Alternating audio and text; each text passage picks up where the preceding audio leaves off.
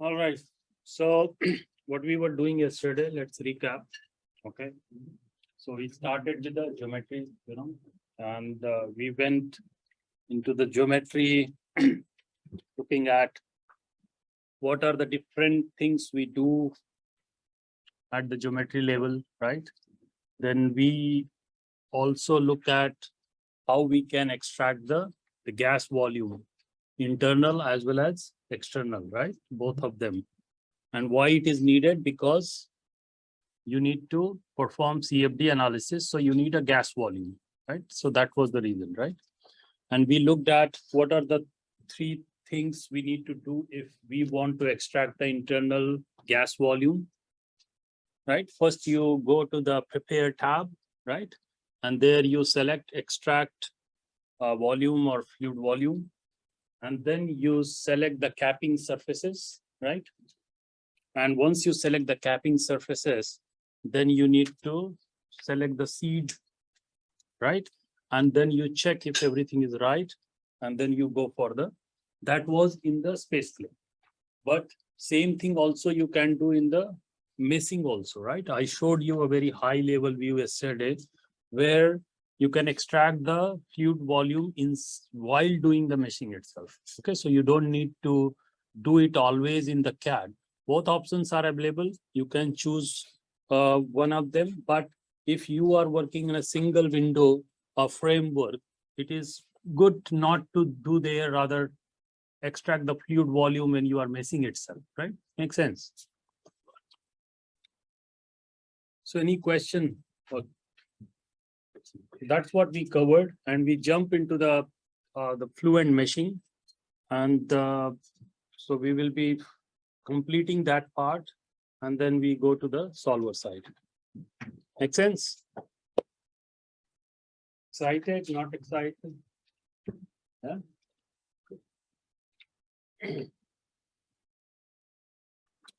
Any questions from online?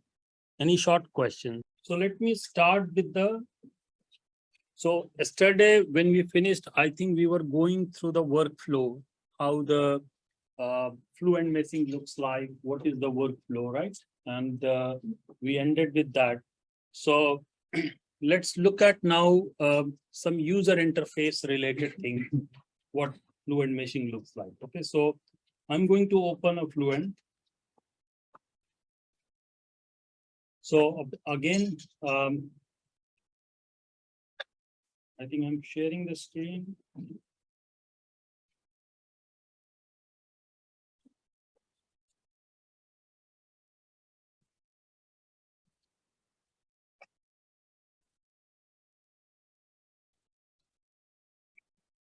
Okay, so there is a question. So Ru has shared the link, I think, for all the files, right? Yes. And in the website it's there. In the website it should be there. And if you open that, and I will ask you to do the workshop. So don't worry right now that which file you need to refer and where are the files. But I think you should have this folder, which has been shared already, and everything is inside there. Okay, so right now we are going through this one, and there is a zip folder, and it has all the files which you require. Okay, so as of now you don't need it.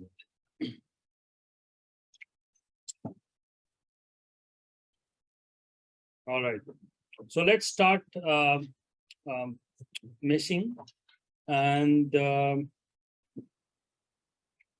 I'm going to just launch it.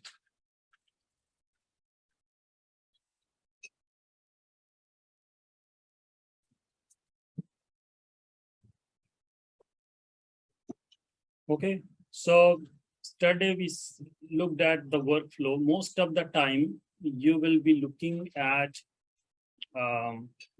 left-hand side. This is the workflow. Okay, and as a beginner, you should focus on, let's say you can choose watertight geometry workflow, right? But there are, if you guys are the advanced user, still you have a lot of outline view. Here you can do the things at the advanced level, but I would not recommend right now to look at here because most of the time you will be able to do the meshing using the on the left hand side. So focus on the left hand side, which is called workflow. There are some predefined workflow we yesterday checked it, watertight geometry, right? Anytime you can save, open, reset the workflow. That's what we covered yesterday. So let me reset it and open already the workflow which is there.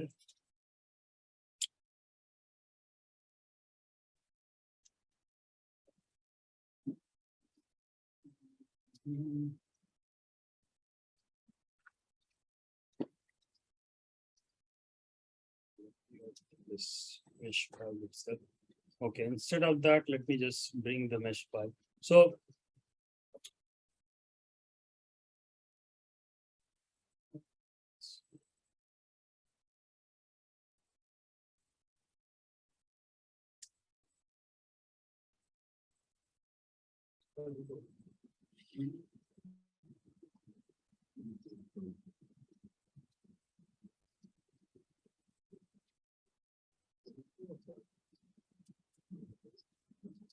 give me a sec. Yeah. Okay. So whenever you are done with the meshing, okay. So if you save the mesh file, you can also open the mesh file and it will have all the steps which you have done.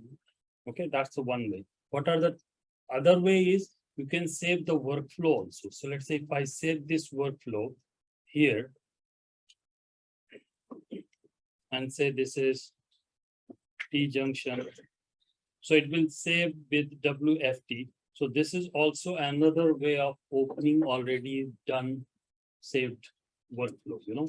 So either you can open a mesh file, it will have all the steps there, or you can open a workflow also. So both ways. So it's and why it is important before you switch to the solution, right? If you want to make some changes, right? So it is always advisable to save the workflow or save the mesh file. Better save the mesh file. When you save the workflow, do you save also the geometry or only the workflow? No, it will save all the data. Okay. Okay, it will save all the data. So next time when you open, everything is there. So which means that workflow is more specific to this particular model or. Exactly. So here, if you look at, if I go to the drop down menu here, so these by default, you will see watertight geometry, which is general workflow. You will see FTM or create, but these are the which are loaded already or saved. Okay. Let's say if I complete this, let's Just 1 second. If I choose the mesh here from the workbench, I'm having different platform interface than this. yeah, because you are doing something else.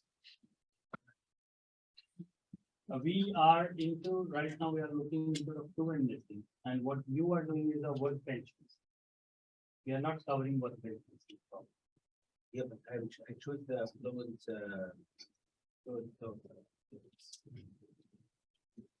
Yeah, so this is a workbench. This mesh is a workbench. I'll come to you. This is right now. Don't use workbench, guys. Right now, I'm working on standalone Fluent. Okay, I'll come to the workbench. Okay, we are not covering a workbench meshing here. I'm trying to. If you do the workbench meshing, okay, there in workbench also you can have a Fluent meshing. So there will be a one component called Fluent meshing. So I'm trying to show you a workflow which inside the Fluent you can do everything. I don't want to open another software and do the meshing. Okay, that's a traditional way of doing it, but this is a new workflow which I'm trying to bring in, which is much more user-friendly, easy to learn, and faster. Okay. That way replace the workbench. hold on your questions on this. I'll just clarify that. Maybe after 1 hour. Okay. Just another short my question. Yesterday, when you open the workflow, as soon as you open it, like it starts all the procedure in the background, because I was seeing like a progress bar, like you open the mesh, then apply your workflow. And every time that you open the workflow, you will do all these kind of steps for you, right? It's not opening directly what you are already aiming as a result, right? So you said that you were saying when I did the right click on it, No, I mean like, let's save this workflow, let's say. you already saved it, and you have these results as the final results, okay? Yeah, this is a mesh. The mesh and the, with applying with already the inlet, the outlet and all the stuff, okay? Yes. When you save the workflow, it doesn't save this final, it starts still from the mesh and then applies all the things on. Yeah. Okay, because I was seeing the thing. No. Progress. So if you save the mesh, then it saved the data also. Okay, But if you saved workflow, then it saved the workflow, but you have to come to the end and do a right click and say update. So it understands where are the files. Okay. So we are doing geometry in, okay. We are doing meshing in Fluent. Okay, right now. So for everybody, Fluent, meshing in Fluent. This is a unified workflow I'm trying to show you. Okay, and that's where we are heading. Instead of like open a meshing tool somewhere else or something like that. Okay, so we are not doing that. So now I'm going to show you a few. You can, this is a user interface. So you start with here, there are, so this is going to remain. If you look at the graphical user interface, even if you switch to Fluent side, this graphical interface, the options, okay, so you will not see much difference. All these options will be available. All these options will be available inside the Fluent. Okay, so if you look at what this, if you want to display the grid, okay, let's say if you reading the mesh in Fluent, right? So this option will be there, and so you can display the mesh. Okay. There are many other options which I have been doing. Let's say if you want to switch off the grid, right? You want to switch off the shadow, all those things are there as per your need and requirement. Do and try. If you like it, use it. Otherwise, just get rid of them. Okay. Here, if you look at, there are clipping planes. Various time you want to see the, you want to cut the mesh and you want to see how it is inside, right? So maybe on X or Y or G. So there you can utilize X, Y directly. So it can just toggle between these three. And not only this, but if you have here a slider, and you can actually slide it. Okay. So you can, these are the just to check your mesh and how the growth is. Sometimes from outside, the mesh looks very nice. Okay. But inside, maybe there are cell jumps. Okay. Or there are from one cell to another cell, right? There is a huge jump. And that will not be advisable to have in CFD solution. Okay, so we will check all those quality, but as of now, you can check your mesh here. That's the one thing. Now, there are few options if you look at here. So let's say if I want to select any node, okay, so then you can select this filter. And you can select any node here. See? Okay, it tells you where is the location and all. If you want to select an edge, it will select the edge also. Okay, now if I select this edge and I select another edge and I want to measure the distance, I can do easily. These are the tips and tricks which will be useful. Somebody asking, what is the diameter of this pipe? Okay, it's better to you can measure it, like you select a point here, select a point here, and say this is the distance. So you right away you can tell. Okay, so these I'm telling you the tips and tricks. Okay. Now, so but you have to be careful. Your selection may be if you are selecting the nodes, the selection should be nodes. Okay, just that's you need to getting my point. Okay. Makes sense, yeah. Here you have an edge, you have elements, you can select elements also. Right?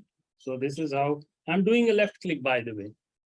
What is the information that we are saying in the terminal? That's the terminal in that window. Which one? Text user interface, text user, yeah, yes. Text user interface. What is the information? Ansys BN 16 something, BN 16. That's a internal numbering it for this elements. Okay. Okay, so wherever it is, so these are the details level. Like if you make it more under the preference that what level of information, what's going on in background you want to see, you can increase the level. Okay, but it may not be required for you. So maybe somebody developing something want to know what's going on, maybe useful. Okay. If you come to you see here a zone selection. The next one is the zone selection. Zone selection means I can select different zones. Okay, I'm clearing this out. So different zones I can select.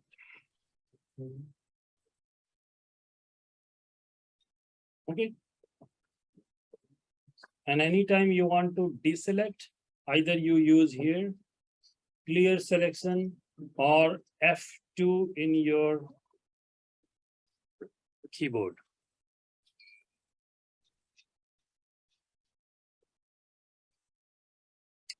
What are other things? Let's say if I selected the zones,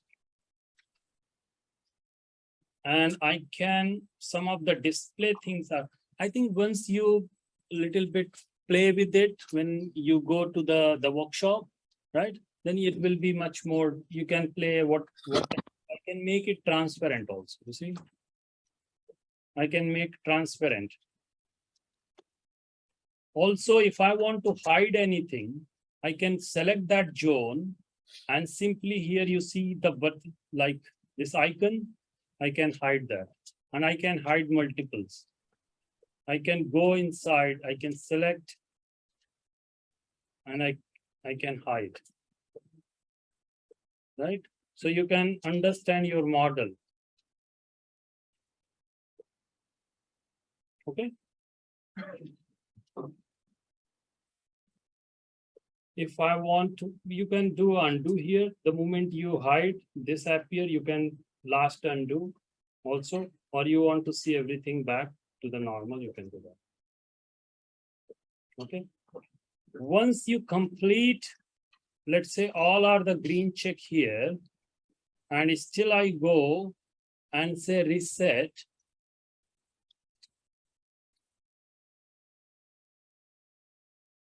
That workflow will remain there in my drop down still. Yes, please.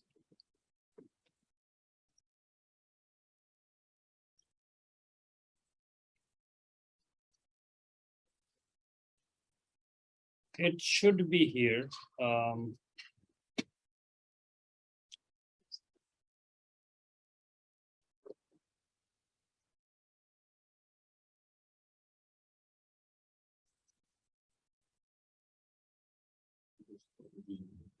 Yeah.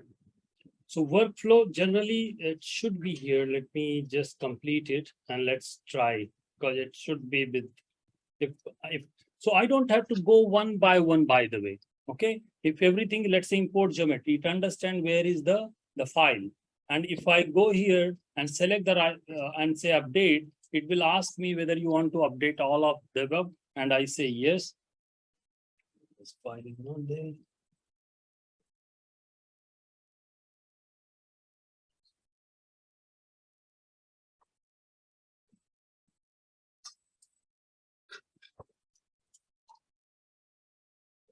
you have to make sure that the file is there. So this file .pmd, it means it is not giving the complete path. Means wherever I'm saving, let's say working directory, it should be there.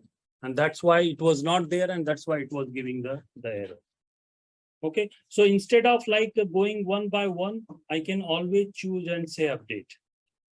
And it will go from top to bottom and execute the.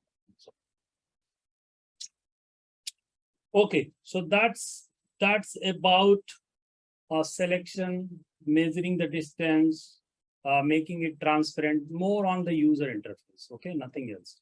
Let's look at something now. I'm not going through the slides, by the way. You can, whatever I'm telling you are there in the slides. Okay.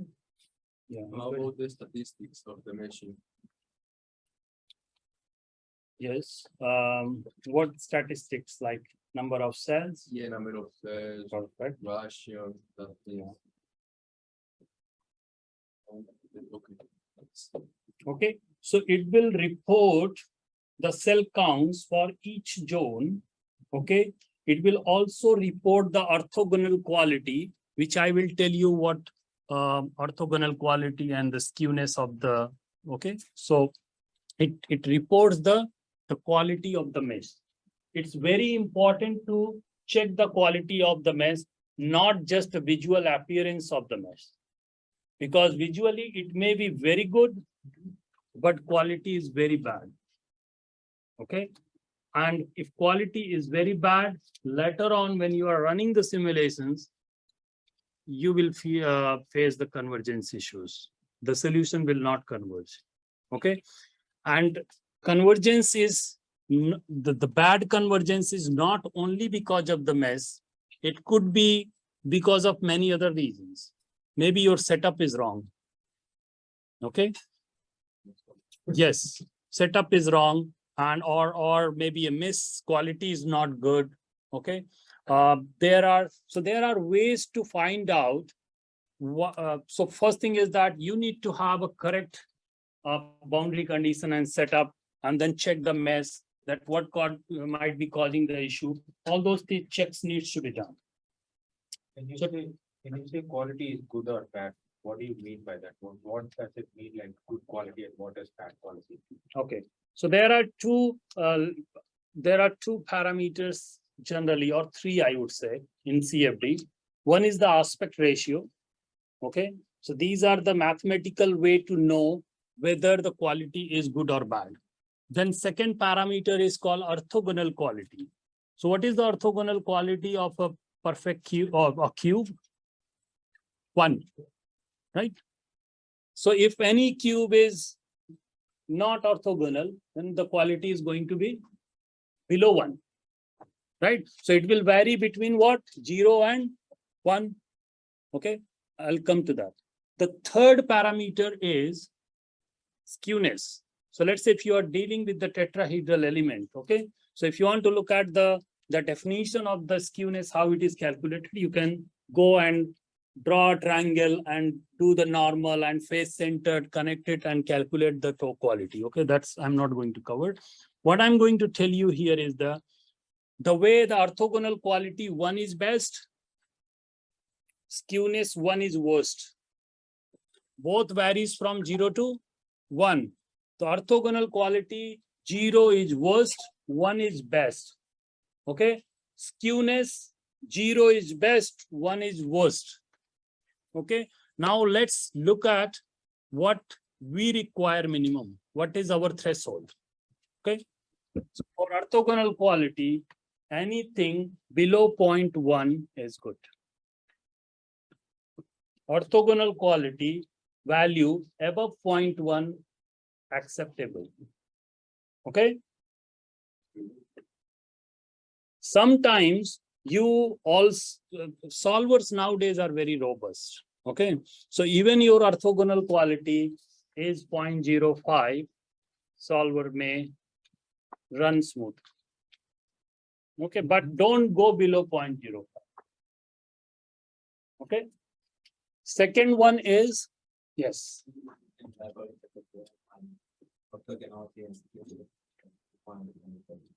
Okay. I think can someone check on the chat messages, please? Yeah, I'm checking. Don't worry. Okay.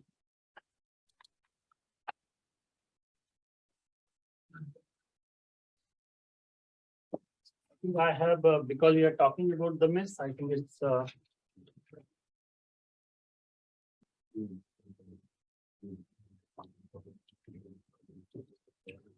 so these are the math. So what is what the cells we talked yesterday? What are the different cells or different type of elements we can have? You remember yesterday we discussed we have a hexahedral element, right? Tetrahedral element, poly, right? Pyramid, prism, right? So these are the different elements you may end up when you are doing the mesh. Okay. So let's say you are doing the hexahedral mesh, okay, or any. So if for a very simple, I'm drawing the quad element, and let's say it's the face of the cube, then this angle would be a 90, right? If anything goes like this, if I draw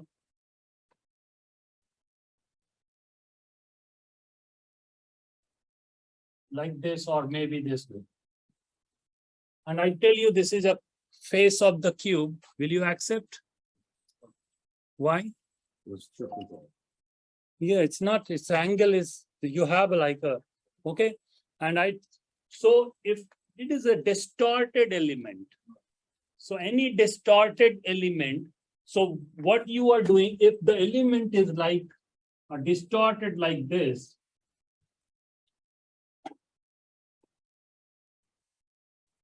so still it has a 1, 2, 3, or draw more.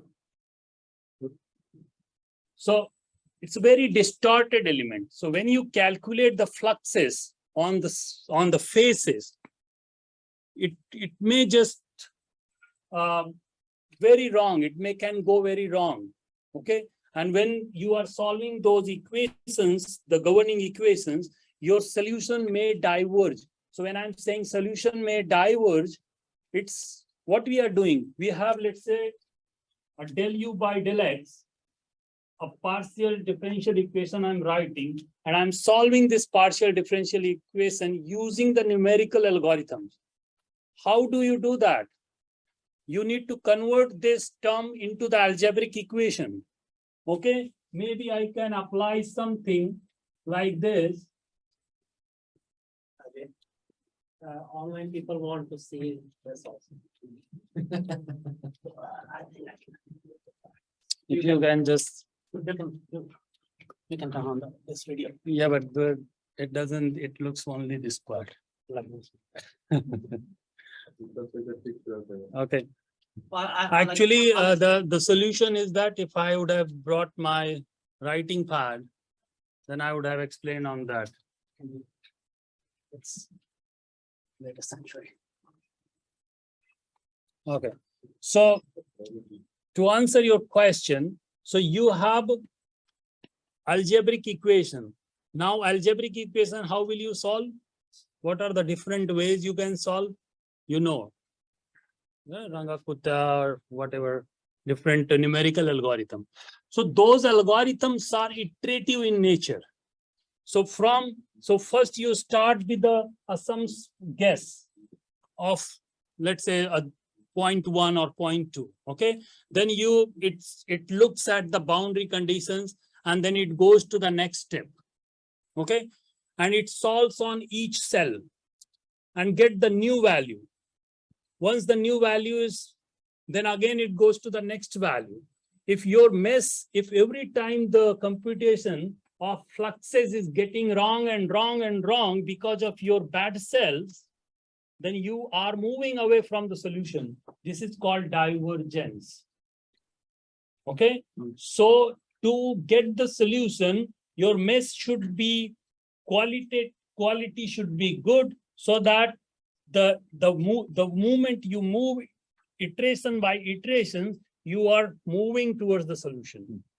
Okay, That's what I think gives little bit answer to your question. Yes. Okay. What is special about the point? That's what is special about 0.1. There is nothing like a 0.1 hard-coded number. It could be a 0.09 also. Okay, but I'm giving you thumb of rule that if your quality is near to 0.1, okay, you can say my mesh is good. So let's say you generated the mesh and give it to your colleague. Okay, so colleague going to check the quality first. And if he sees or she look at the quality and find, it's a 0.15. He or she will not come back to you and so accept it. But if you gave the mesh and the quality was 0.01, well, no, they will not accept it. Because the solvers are tuned like that. Okay, ideal situation is 1 for orthogonal quality because, okay, but you cannot get it. So 0.05, the cell would be like very skewed cell, even with the 0.01, 0.05. So it's not perfect. So is there any tool that we can improve the problem? Good. Any toolbox we can improve the issue if we got a great bad. Yeah, so neat. Yeah.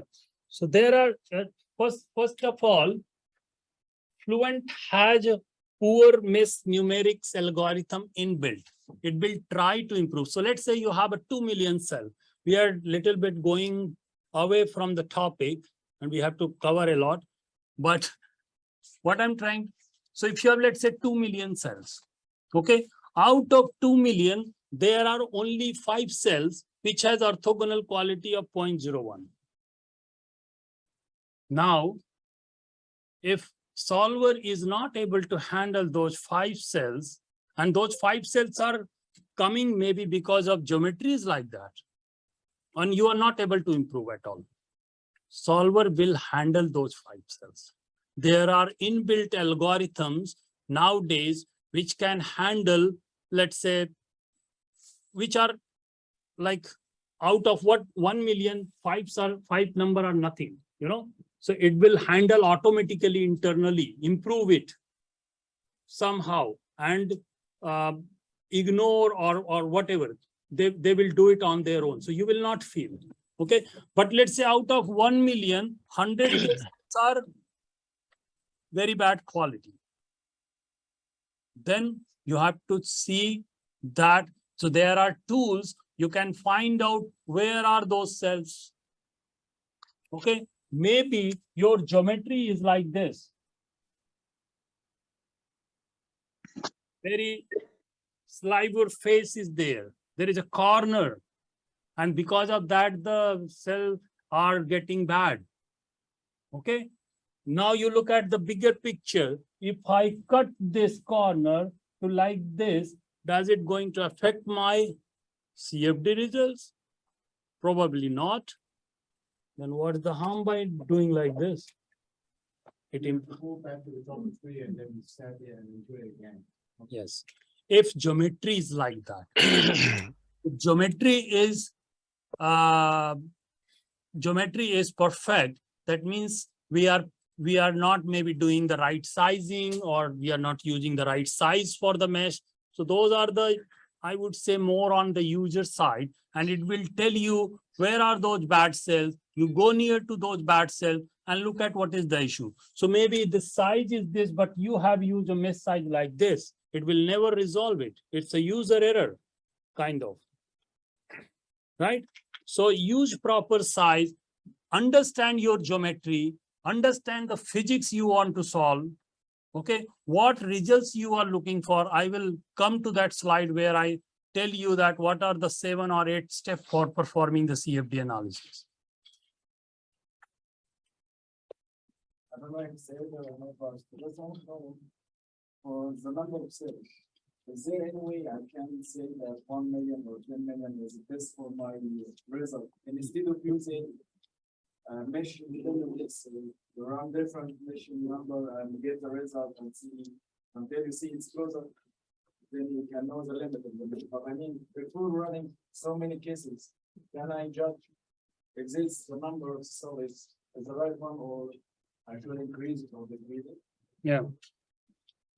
There are ways you can estimate your cell, number of cells, okay?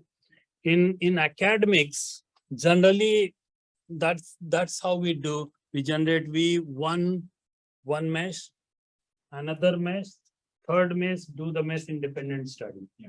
But that much time in industry you will not have, okay? So based on your experience, first thing, the experience matters. Second thing is that if you are trying to resolve, right, the flow mostly will be the turbulent. Okay. So if the flow is turbulent, that means you are going to use some type of a wall function, because all turbulence model will use. Okay. And that's where the concept of first cell height comes into the picture. That for a given turbulence model and kind of a physics you want to resolve, what should be your first cell height of the boundary layer? Okay, so you know your first cell height, you know the growth ratio, okay, you know the overall model size, okay. You will say that you show me you tell me the physics and you show me your model. I'll say, yeah, it would be a 20 million. Just looking at and calculating. So first cell height is a very good indication that what would be your end mesh. Okay, does that answer your question a little bit? But it is covered in the turbulence lecture in much more detail. Yeah. But just let me complete the last.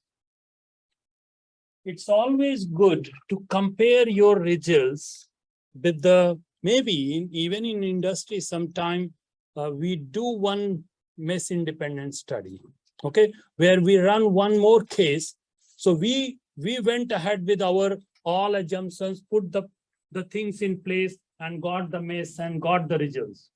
But just to make sure the things are okay, we just maybe double the size or 1.5 times and see how much is the difference. So that also people do sometimes. Okay. Third thing is that you will have some validation results, let's say experimental data or something. You validate it with that, then you don't need to do that because your mesh is fine. I hope. Okay. Yes, it looks good. Thank you. Thank you. All right. So that was about the quality, and that was about the skewness. Nobody asked me what should be the skewness. So orthogonal quality. You said until 0.5 is okay, right? From 0 to 0.5. Is that okay? Okay. No. So orthogonal quality. I mean the skewness above 0.1 should be okay. And what about the skewness? And until 0.5, from 0 to 0.5 will be okay. No, that's a dream mesh you will get, because 0 is best in skewness. Okay. So what is the worst in skewness? 1. So you should not get 1, right? So the cutoff value would be 0.95. So anything above 0.95, there should be you should see that how many cells are above 0.95. If out of 10 million, 10 cells, 20 cells, 100 cells are of that way, still solver can work. Yes. Okay?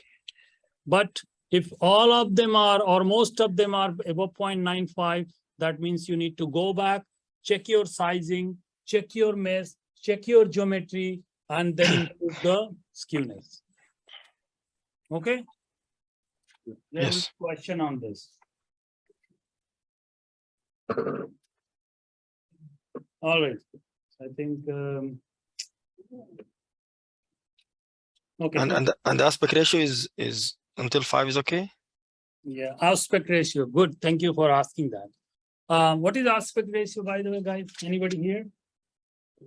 relation between the size of the element. I think so, for example, if you have element is scoring. The relation is height and size. Yeah. Height and this ratio is aspect ratio. So what is best aspect ratio? What should be the best one, right? Both same. But if it is, let's say,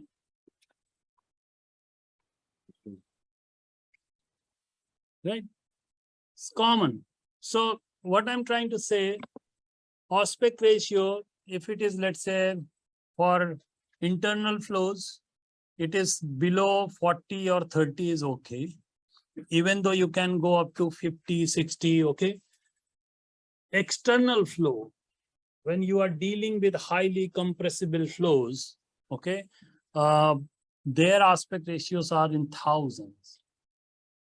Okay, and you should not, and solvers needs to handle that. So high aspect ratio, because if you go for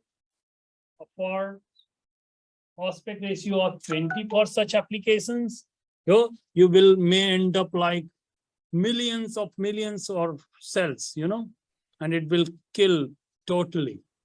Okay, so in external aerodynamics, aspect ratio, even thousands are acceptable. Okay, stressed mesh, and there are algorithms, inbuilt algorithm inside the solver which handles that way. Okay, but again, you cannot keep it like a 5,000. I said thousands, So yeah, maybe near to the. Look at the aerofoil shape.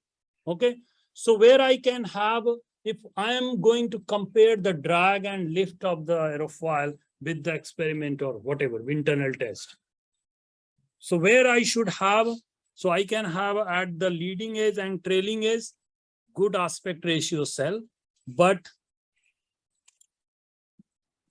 here I can stretch it.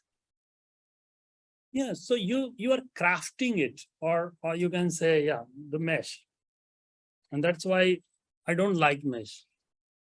And maybe future in 10 years, no meshing. So yeah, let's hope for that. Yeah, why to spend time on meshing? All right, let's move on. Otherwise, this philosophical discussion. You mean in this scenario, with the concentrate meshing along the border of the upper surface and the leading of drilling edges? Yeah, so here you will have aspect ratio almost very nice, close to the ideal situation, but here you can stretch it. Okay, so as long as Okay, guys, so let's look at another one, sizing. I told you about the sizing, right? Mesh size is very important. Now, where to have a sizing, a small size, where to have a big size of the mesh, because if you put the size everywhere uniform, is it good? No. Yes. So I'll tell you, I don't know. I was visiting some institute, and flow over a cylinder. Okay. And the guy said, I generated a very nice mesh, flow over a cylinder, and I'm not able to run the solution. And I'm going to compare the drag and the pressure coefficient over the cylinder with the experimental data. And the experimental data is from the 𝐊𝐀𝐔𝐒 database. Okay. So I said, okay, what's the issue? No, it's not converging. It's something, there is something I'm not able to run also. So I thought, okay, let me just have a look at your model. So when I looked at the model, the flow over a cylinder, okay, with let's say 5D, so diameter of the cylinder, you take the 5D upstream, 15D downstream, so this is your domain size. And the guy has 60 million mesh in that. 60 million. And if I have to get the results, maybe 500,000 or 500K, 300K mesh. Okay. So it depends on, so what he did was like he put everywhere very fine mesh, very fine. Why I need a fine mesh everywhere? That means you don't understand the problem. You don't understand the physics. Imagine the flow over a cylinder where you need a mesh, where the gradients are high, where the gradients are high, near the walls, then there will be a wake region, right? And then as you go away from the cylinder, you can relax your mesh. Okay. So sizing is very important. So to show you that, let me open a space claim. So I'll show you the geometry and I'll show you how to do the sizing inside the Fluent machine. Okay, because that's important. How to apply face sizing, how to apply the body sizing, how to apply the curvature and proximity. What is proximity? Anybody?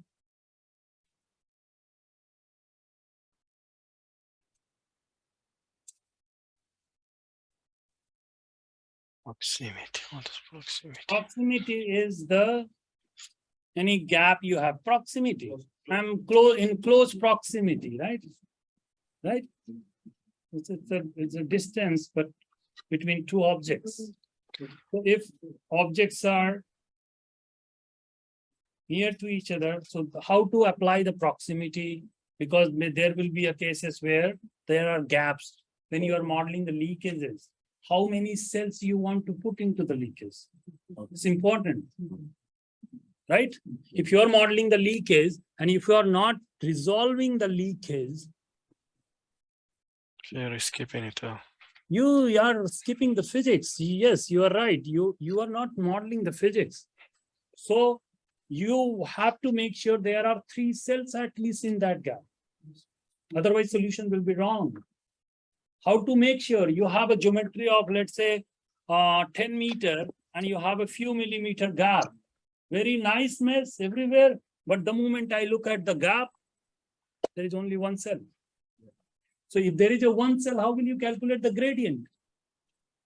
How the solver will calculate the gradients? If gradients are not resolved because both the sides are the walls, 1 cell. Yeah, you can answer yourself. You don't just keep like basic fluid mechanics should be always there in background and heat transfer. Everything will fall in place.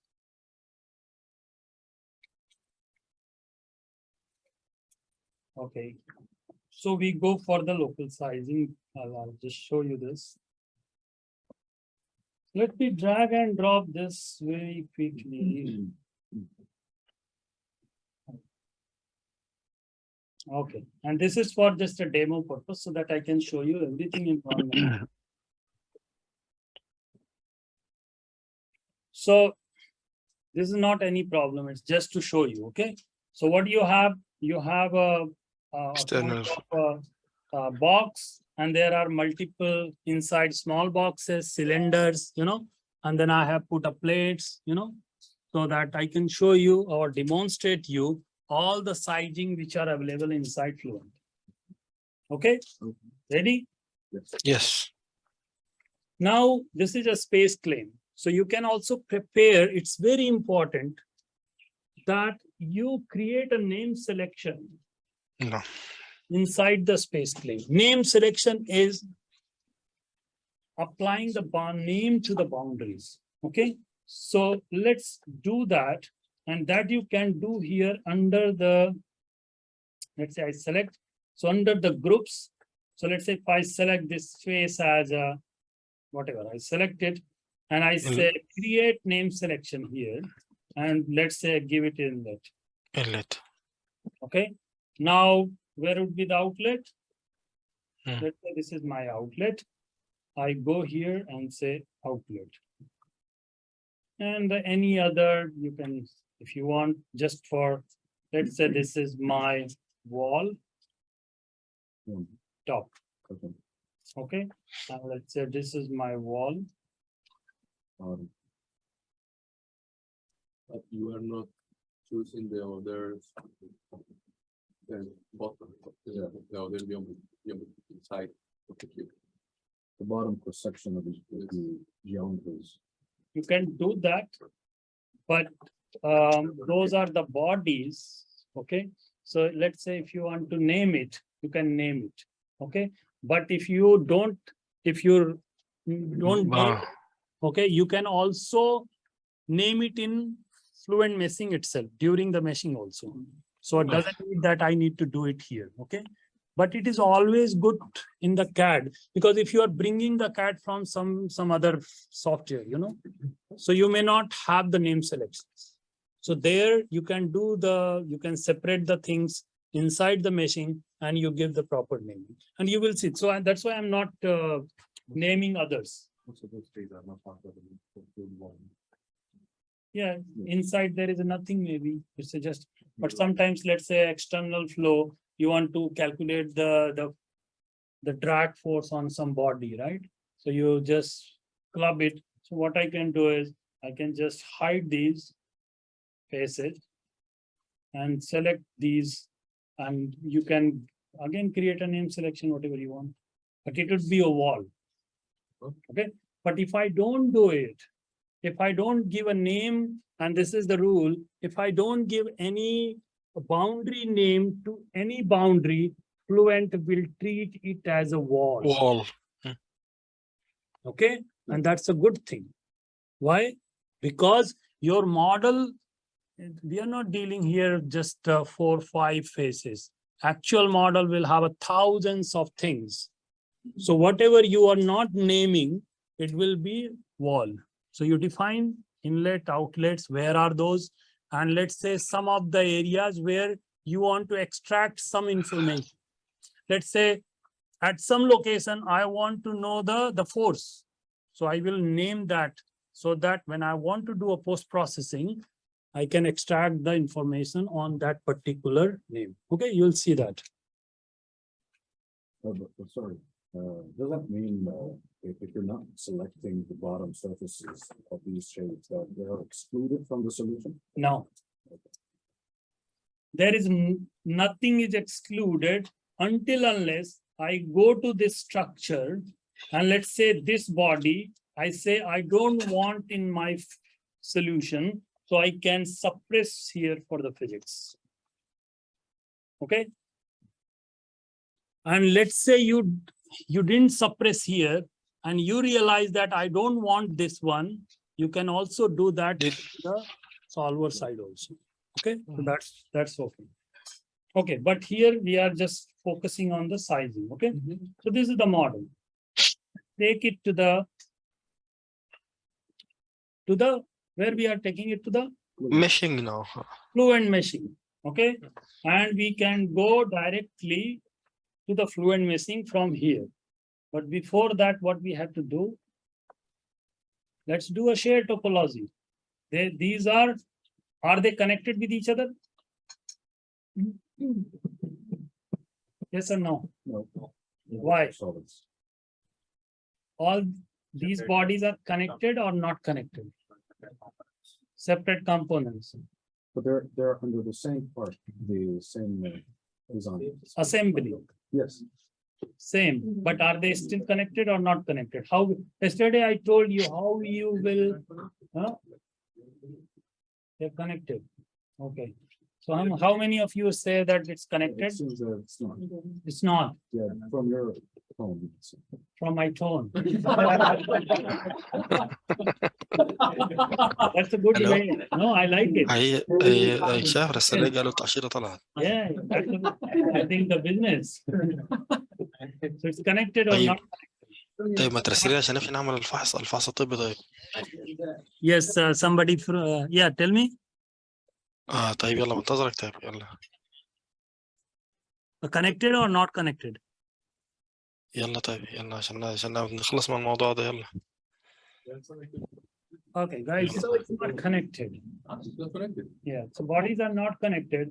And if you remember, and you are 100% right, Okay, yeah, so you are focusing a lot actually, so that's good and thank you. It's not connected. Okay, why? And I told you yesterday, if the bodies are connected, the color will change. It will have some, okay? I told you especially this, that if the bodies are connected, you will come to know whether that bodies are connected or not. So let's go and connect it and say share. It will tell where they needs to be connected. Okay, I don't have to worry. I just simply say yes. And before I hit this, look at the color here. Okay, and now if I do it, okay, so the moment I see that color demo under that, that means under this all bodies are connected to each other. Okay. So you mean that the body inside objects inside the enclosures are connected to the shell? The bottom. It's not shell. There is no shell here. It's a box. So yeah. Volume, maybe this is volume extract. Is that? No, it's not. You can treat it as a fluid volume. Okay. Mm. But right now the idea is not. So it depends on what you are trying to do. Okay. But right now there is a one box, big one, and then I have put so there is if I take them as it is, so there is a box and then I am sitting independently there, or the box is sitting. Yes. That means there is a space for that guy, the outer guy, and the space for this guy. The moment you share it, hey, this is my space, and then you are outside of me. Okay. So there is no duplicacy now. So I removed it. Okay, now if you mesh, remember yesterday what we discussed about the shared topology, connecting mesh, right? So now the mesh will be connected. Otherwise, this is independent body, this is independent body. There is no connection. If you, let's say from this box, if you say this is my inlet and flow go from this inlet to the outlet, okay? And if mesh is not connected, the flow will not see any of the cylinder in the path.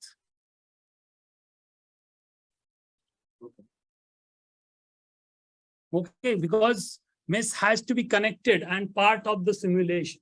Because by meshing itself, those components which are not connected will not be considered in that scenario. No, it will be considered, but if you're not including into the physics, okay, let's say the flow has to, here it is a wall actually, Right, yeah. okay, but if let's say if it is not a wall, let's say there is a hole between that cylinder and flow has to pass through that holes, or maybe there are cooling holes, it will not pass.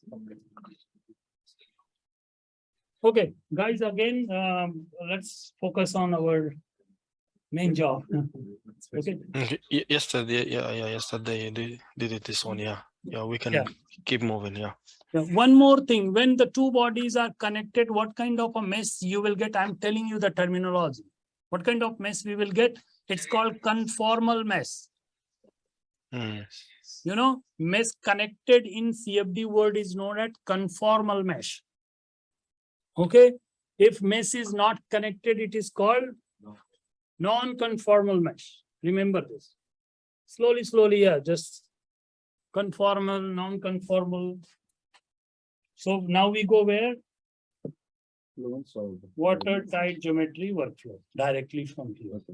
Okay, we don't have to save and import. We can directly go from here. Okay. So this is the workbench menu. Okay, workbench menu, and then yeah, from workbench you can transfer the data directly to the solvers, to the workbench, to the mechanical, to the fluid.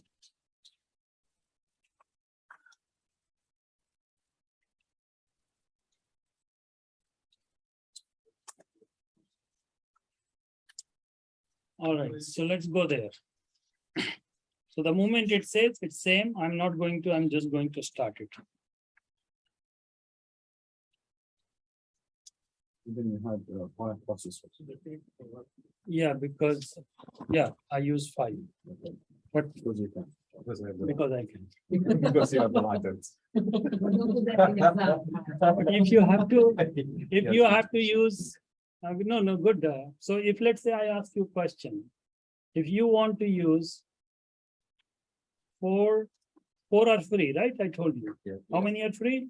Four. So if I want to use, let's say, 6. How many licenses of HPC I will require? You don't know. Right? You don't know. So I'm telling you, so there are, just to give you the idea, there are 3 types of HPC licenses, okay? HPC pack, one HPC pack will come up with the 8 core. Why I'm telling you, it's an exam question, so I have to tell you. That is good. Okay.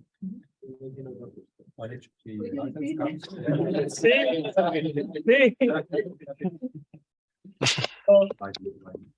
Yeah, one HPC pack means 8 core. You can run, if you have one HPC pack license of Ansys, you can run on 8 core machine. Yes, 8 core, you can utilize 8 core. Now, if you buy one HPC pack license and you have a CFD license already, how many core you can run? No, Well, 12. Why? Because 4 are free. Exam question, that's why I told you.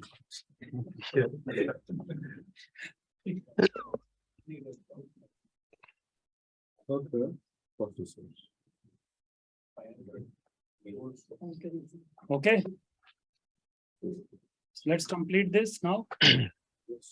So what we are trying to do here is, and this is the last I'm showing. After that, I'll give you one case, you do it, okay? And then take a break and then go to the solver. Again, I'm trying to do this. This is a 4 days introductory training. I'm trying to compress in 2 days. Okay, so, but it's good you ask the questions, you have the whole material, right? I'm giving you the direction. So it will be a good start for you, at least that. Okay, but if you go without information and try to do the things, you will not move. But at least now you can move on your own. Okay, that's my whole purpose. Okay. So this is the box which came. How I can see what is inside?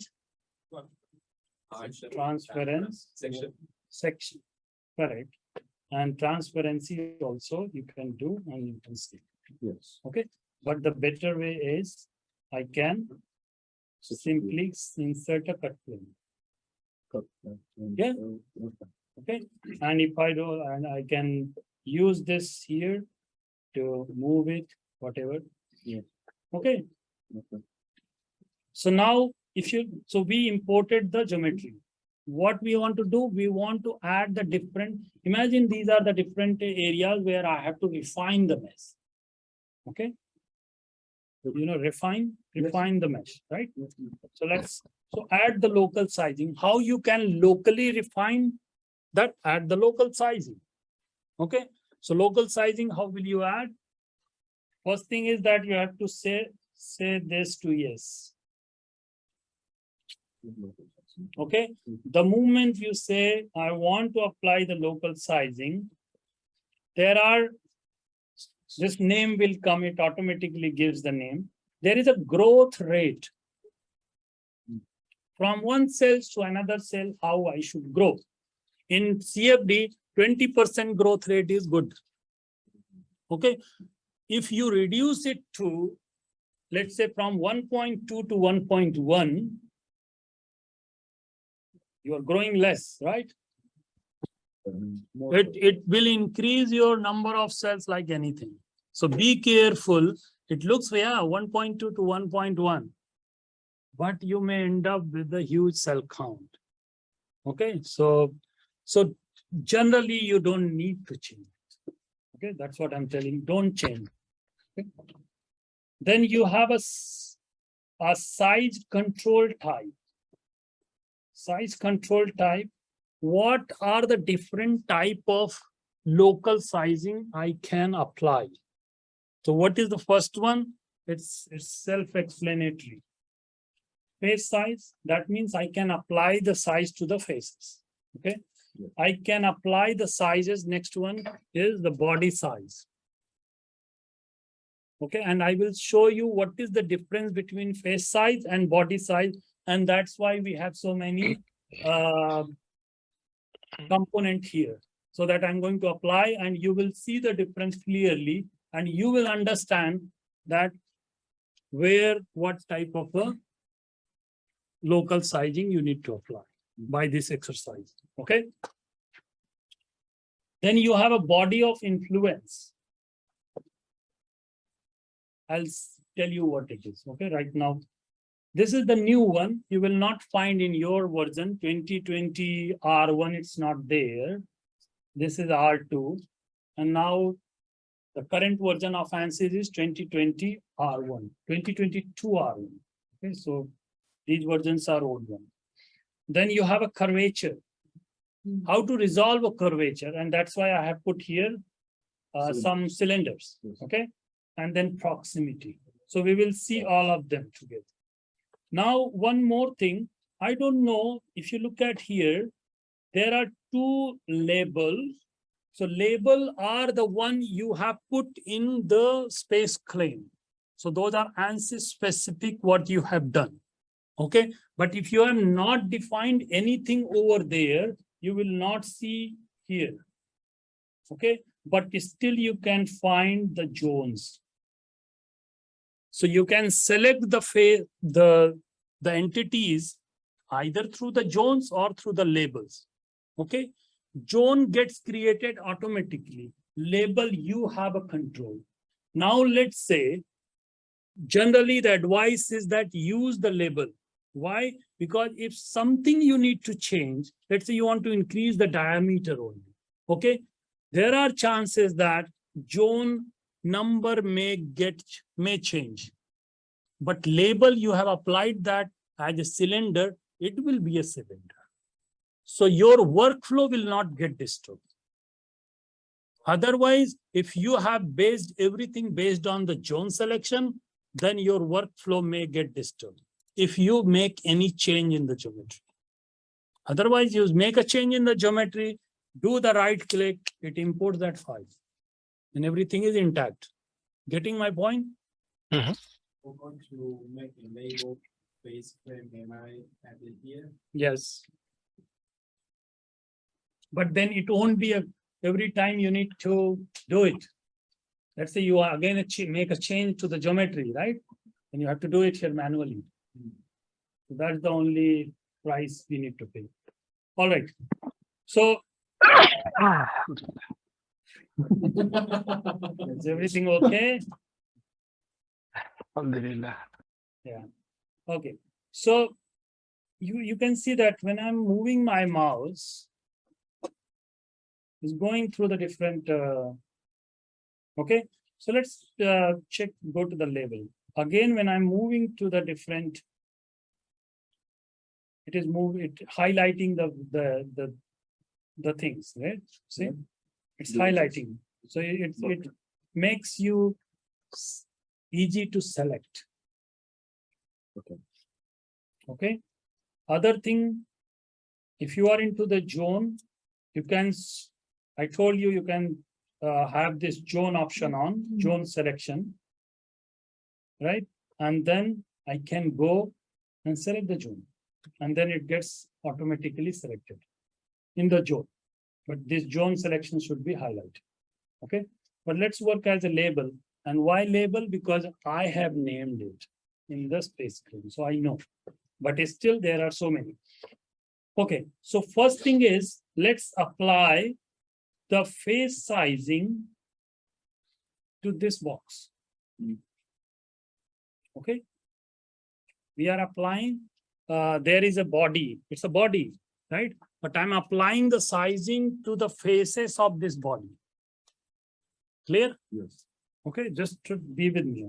Okay. So I select the face local, and the moment I select, you see, I can see the size it has put based on this number here automatically. but I can increase, and it is not only, there are, you can see, right? These are the markers to tell you what would be the size of the mesh. Okay, let's increase it to a little bit because it's small. Let's say 3. Okay. Okay, so it tells you the 3. Okay, now we can give the name if you want.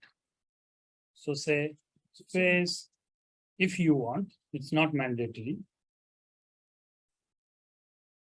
Okay, face sizing 1 or whatever. And once you dot this, just say add local sizing. So it has added 1 face sizing. Okay. Yeah. Now next box. So we applied the local size to this one. The next box is this. We go here and this is the, I will apply. So this is a box. Here I'm not going to apply the face sizes on the face. I'm going to apply to the whole body. Okay. Okay. And so let's say if I apply to the whole body. So what I have to do here is Body size. body size. Yes. Okay, and body size, I will apply the same. So let's say 3. And here I select that box. Yep. So the body. Okay, and say apply, add. Then the third one, let's select the curvature. Okay, so there is a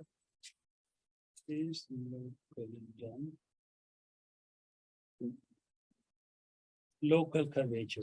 So I will apply a curvature size here. So I go here and say curvature. Body of influence, I will tell you later. Okay, so curvature. Now, So now we need smaller size, right? Compared to the cube. Okay. So curvature is you are going to capture the curvature. So there will be, what are the entry points here? You see, local minimum size. Okay, so local minimum size is this one. Okay, which should be here somewhere very small. You would have seen 4.04.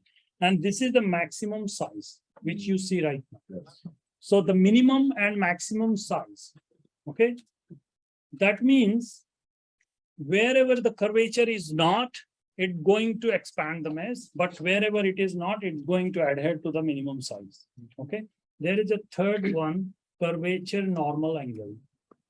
So that means if there is a edge, what is the circle? 360 degree?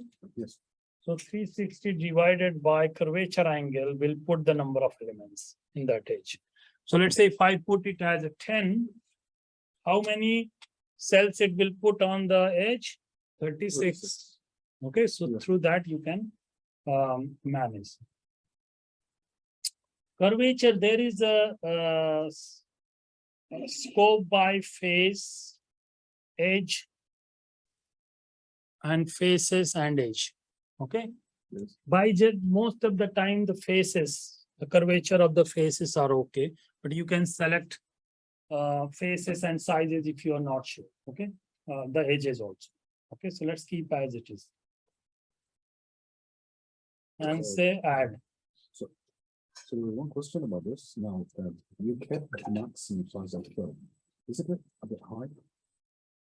I mean, can't you manipulate it to be less than that?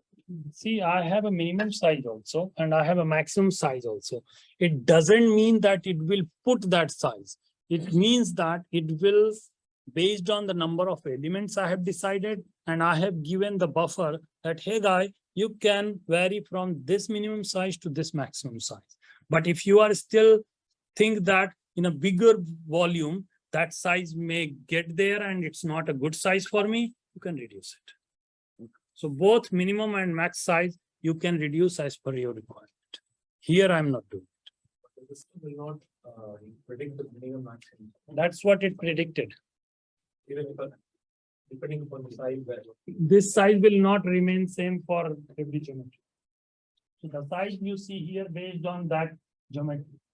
So it will predict minimum and max. And if you are still not happy, you can change. Okay. We'll take a break, huh? I think, but just let's complete this. Yeah. Okay. Okay, so what is remaining one is the proximity. Okay, so this cylinder, I'm not putting anything. I'm just using the global curvature. And let's see what, if I put the local curvature and the global, what is the difference? So I'm not putting anything. Now we have a proximity. So let's look at a local proximity or phase proximity. So you have here a small plate and I have to choose, let's say, a proximity. So it says local minimum size, maximum size, number of cells per gap. Okay, so I'm not going to change everything, this minimum and max. I'm going to say I needed 2 cells in the gap.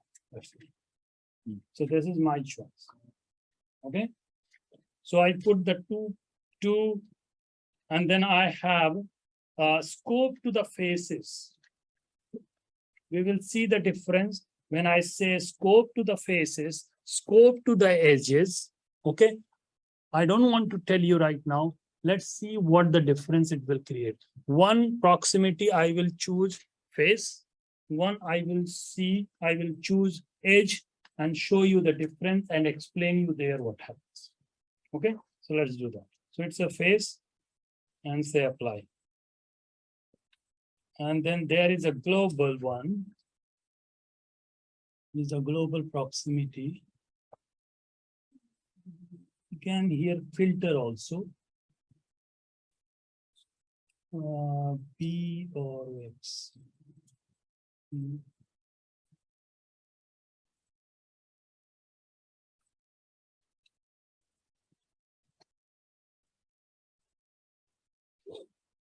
Edge prox. Okay. So face we did, let's say edge prox. So for edge proximity, everything will remain same. I'll say 2 here, and instead of face, I will choose. Okay. Just I want to make sure that we have a face sizing for local, body sizing. So all are done. Okay, let's next. So when I go to create a surface mesh, and if you look at here, minimum size, maximum size, you remember this numbers are same for this geometry, for everything I'm selecting, okay? So it has a minimum size of this, and it has a maximum size of this, okay? So I'm not going to change here. And I'm going to change, say the curvature and proximity. You can choose whether you want to capture the curvature only or proximity or both. So let's do global level this, okay? So I'm not going to change anything and saying generate the surface mesh.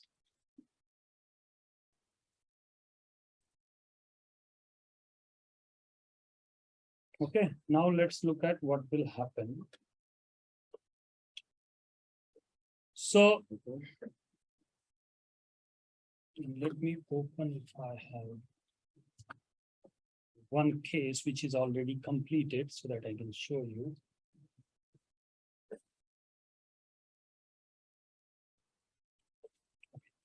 Now look at here. What was we did was the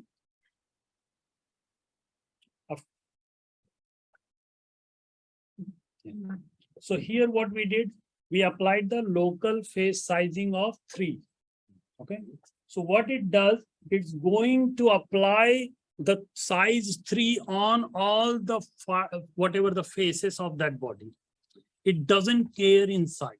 If I generate the volume mesh, okay, you will see the difference between the first one and the second one. See the face, both look same. But inside, when you, right now it's a surface mesh. It's not a volume mesh, right? But when you create a volume mesh, then you will be able to see the mesh inside also, and you will see the difference between the face sizing and the body sizing. body size, everywhere it will be a 3, but in the first one, in the faces, it will be 3, inside it will grow. Okay, so I will load that and show you. Now let's go to the another one. So this is where we applied the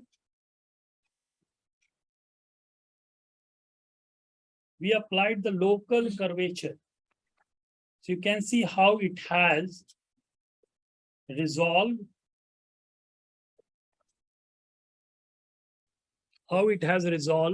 Local curvature, and this is a global where I haven't put anything.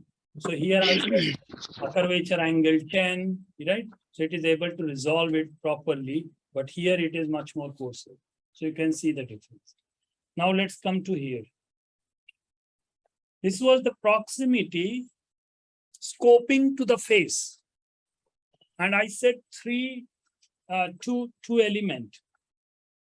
Okay, so let me just see if okay. So it's going to, it has put the 2 elements. Any question?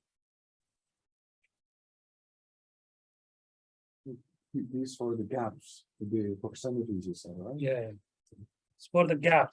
So here you see the 2 element, but I scope to the faces. That means you don't see everywhere it's uniformly faced. The second I applied the same proximity, but I scope to the edges. So what it does, you see the difference between these 2. It adhered to the edge. If I, yes, so it start edge and then it's grow. But if I say scope it to the face, both of them have 2 elements. 2, but this is how you can differentiate where you want. Now, in some cases where the gradients are high, you may require one of them, and where you want to resolve everything, where you need to. So you need to understand how this can be different. Make sense? And if I don't do anything, then this is a global. That's what I'm thinking. Why people are looking backside, not looking at me? Because I was little bit, So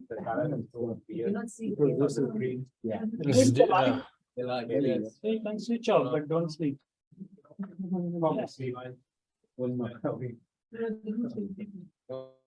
turn off the lights. Yeah, you can turn off because there is no video. Or maybe one of them we can turn off and see. You know, one of my professor. So we were in the class, and the professor came, and we were. So some people did some, trick. There was a fan. So, and the girls were sitting on the first row.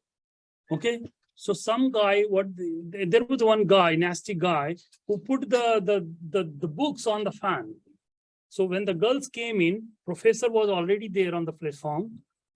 And then the girls didn't find the books, So they were looking at the guy, and we were smiling, and professor was writing. And when professor looked back, everybody is smiling and then silent. And professor there is something wrong in my dressing sense or whatever. He said, no class today. Yeah. And then, yeah, so he thought because when he start writing, everybody's laughing, So when I saw everybody looking backside, is there anything wrong? Yeah. So you understand the difference between this just before the break? To the options, because I forgot the difference. I mean, what we assign for different plates. Okay. So here we assign the local site proximity.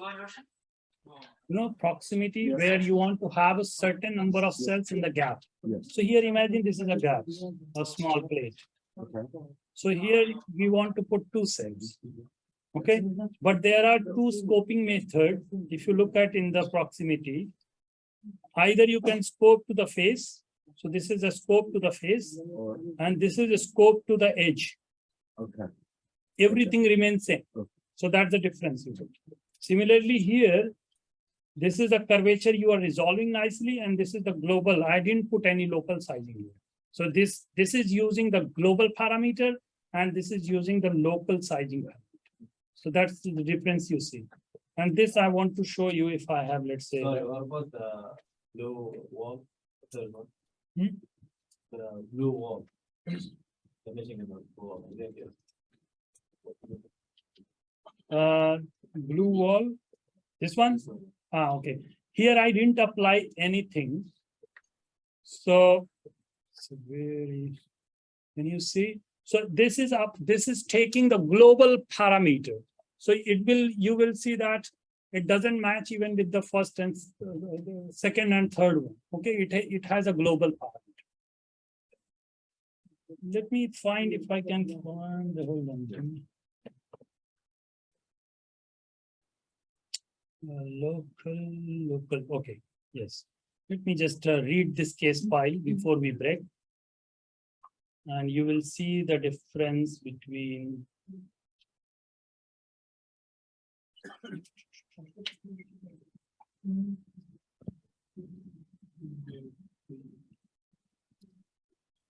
It's the case file, is that right? It is, I think, already a completed case. Okay, so now let's look at the clipping plane. No, it is not the one. Good surface.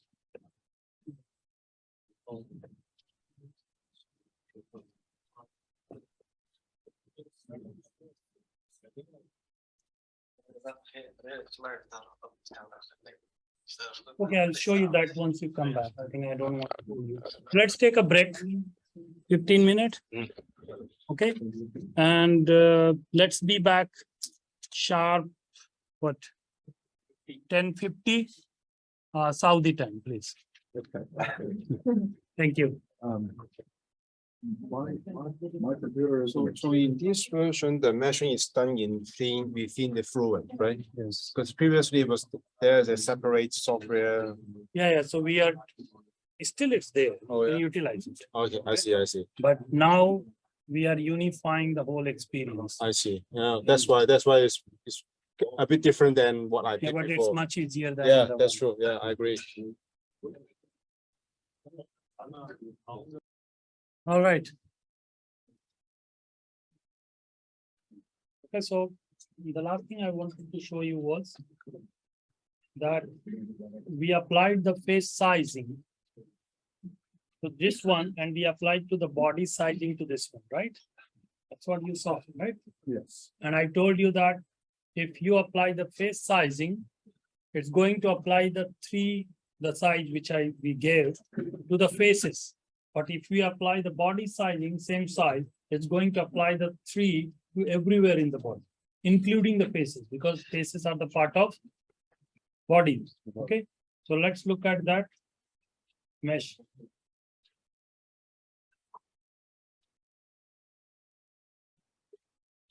So, you're not switch off the somewhere.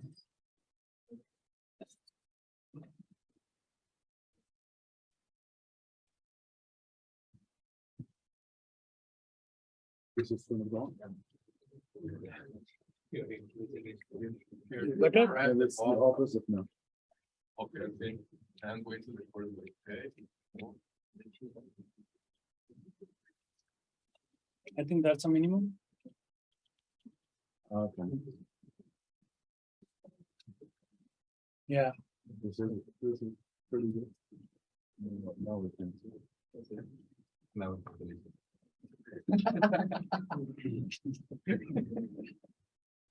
Yeah, just let me know. I can also sleep. Let's sleep together. It's like only the online people we have to tell. Okay, don't sleep, guys. Okay. Okay, so you see the difference between the face size here on the left hand side. We applied the size 3 on the faces. So it is trying to adhere to the size of 3. But on the next one, we applied the body size. So everywhere it has 3. So that's what I wanted to show you because if I don't draw the volume mesh, then it both looks fine, same. Both look same, right? Yeah, so that's the difference between local. How do you turn the volume? The volume, yeah, please. Okay. Draw cell layer. Draw cell layer, okay. From the clipping planes. Yes, on the clipping planes. All right. So that means now I give you a 30-minute to do a one workshop. Okay, We have the same geometry, yeah. and the workshop would be, let's choose one of them and then let's do it.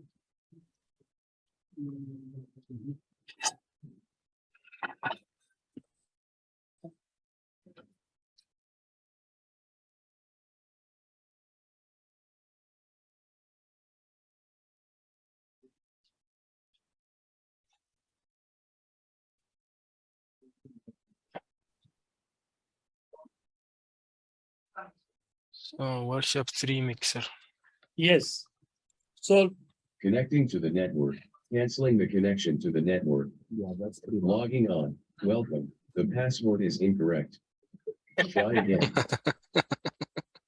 I thought welcome to the future, huh? It wasn't, yeah, I thought it's a time travel machine, huh? so So- there is a problem. So guys, do this tutorial, Start Fluent. Okay. and whoever on the online side, if you guys have access, please do that too.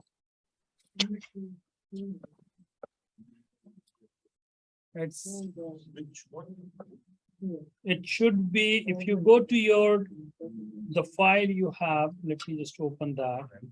Go to the M03 Fluent machine. 𝐀𝐿 Windows will try to connect to the network.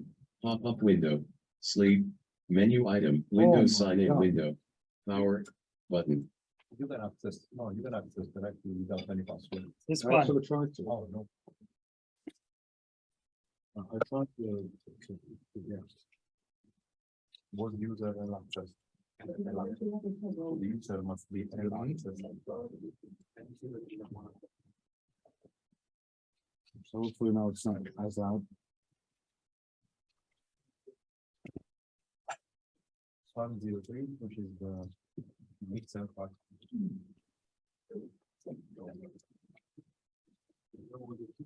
11:30 will hard stop. Okay, we'll no more than 30 minutes. I tried to do my best here. You don't, you can change if you want. There are other machines.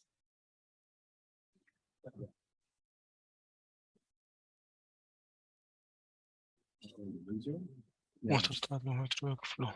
Access. So, now, the password.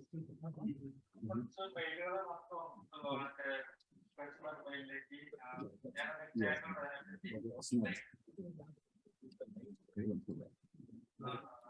I think there is.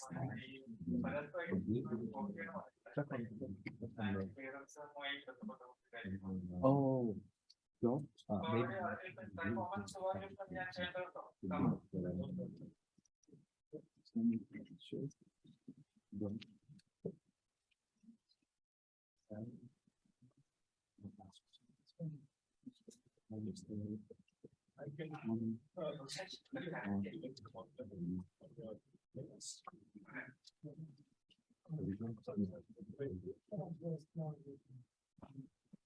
You can just write. Yeah, well.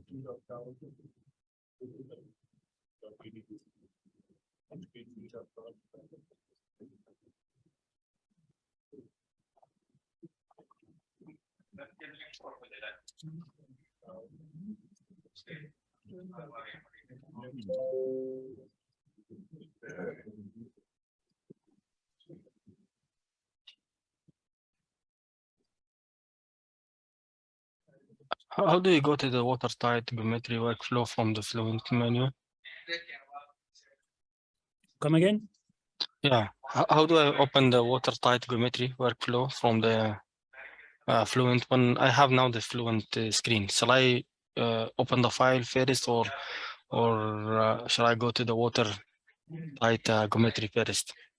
You see the slide right now? The slide. Okay, Okay. Fluent. Let me. Yes, I see the slide. Yeah. I mean, this is step on the right side. Yeah. Mhm. So, So. the watertight workflow. So if you go to the Fluent, here are the workflows. Okay, I will try the one second. Watertight. So you got I don't see this one as you see it.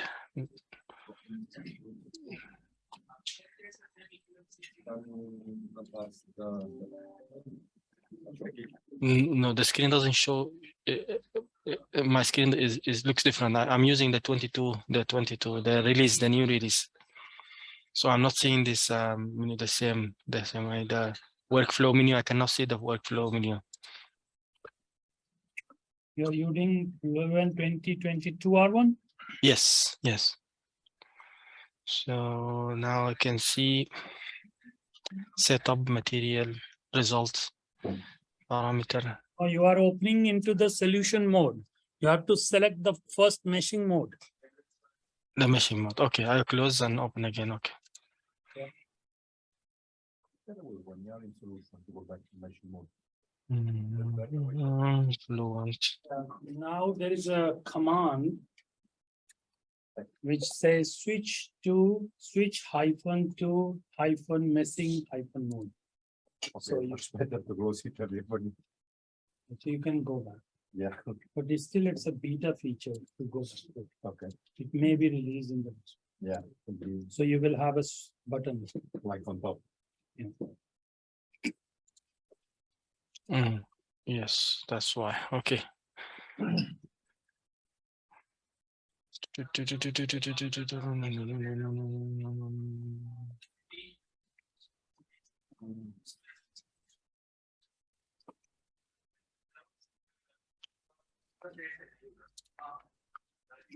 Yes, I can see the watertight geometry now.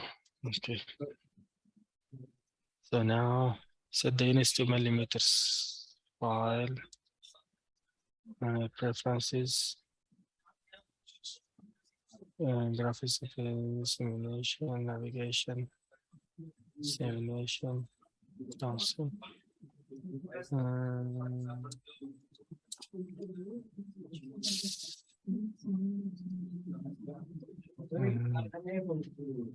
Units to millimeter.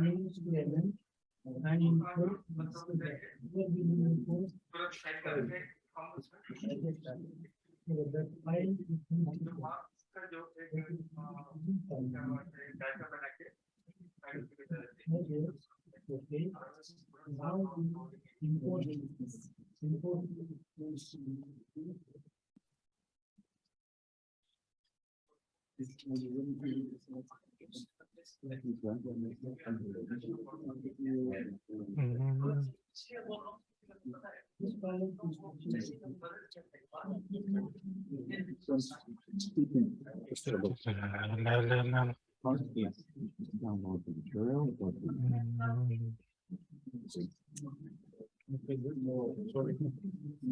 Let me ask you. Can you all group tell that the link to download the material is filed in module.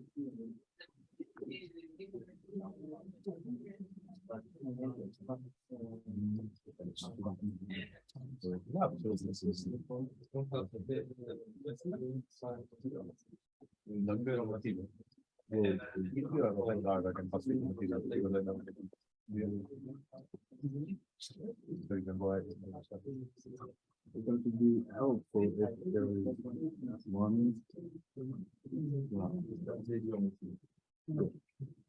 There is no one right now this machine, so that's. Yeah. So Mixer. I'm generating the mesh. No, that's fine. You can even and then transplant following the instructions. Just generating the mesh. The completion of the mesh. The structure. So it's the wall is already take that down. Mesh with the pieces.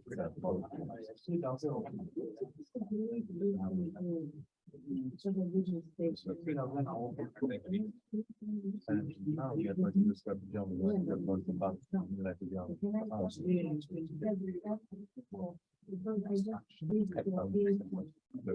We will go to yes. Change the button.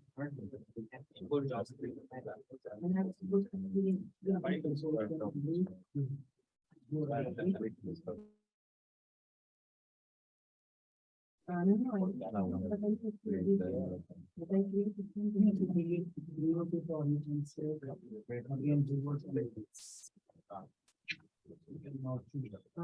need to finish, so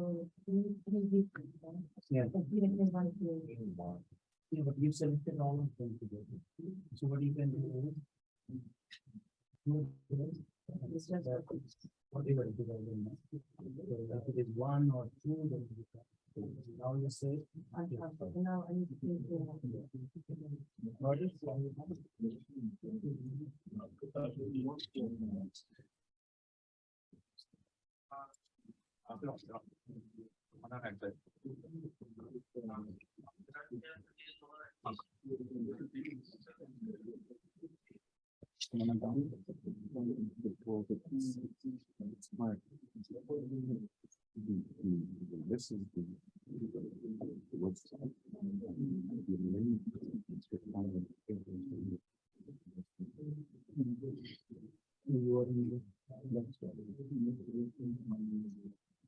This is the website. This is last so this is the same.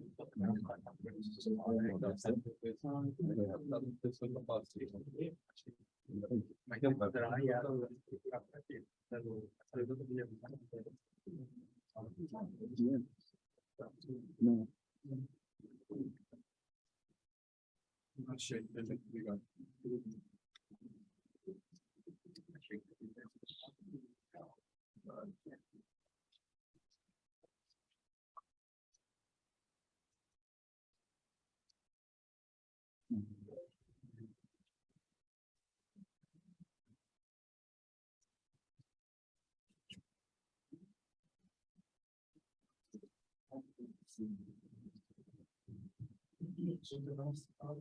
No.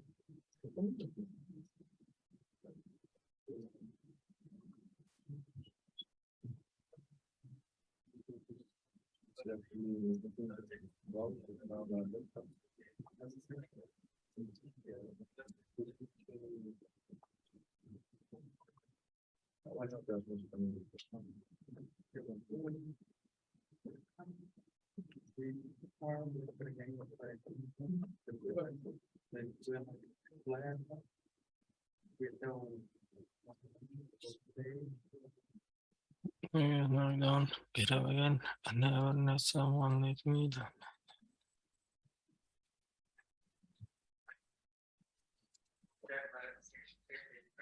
I have not done. You know what I mean? So one of the one of the sizing I said I will tell you later, and that was the body of influence. So in this case, you will see the body of influence. You can, so here if you look at, you can just here, if I'm adding a local sizing, there is a body here, which is called mixture WS02BOI. That's a body of influence. That means upfront, wherever, let's say there are no geometries in certain region, and still you want to have a fine mesh there. How will you? There is no face, there is no body there, you know. So you can create a body, and you can say that this body is a body of influence. So it will not be included in your, that body is not included in your simulation, just it being used for the meshing. Okay, so that Right. so that needs to be, so let's say, and I can just show you here.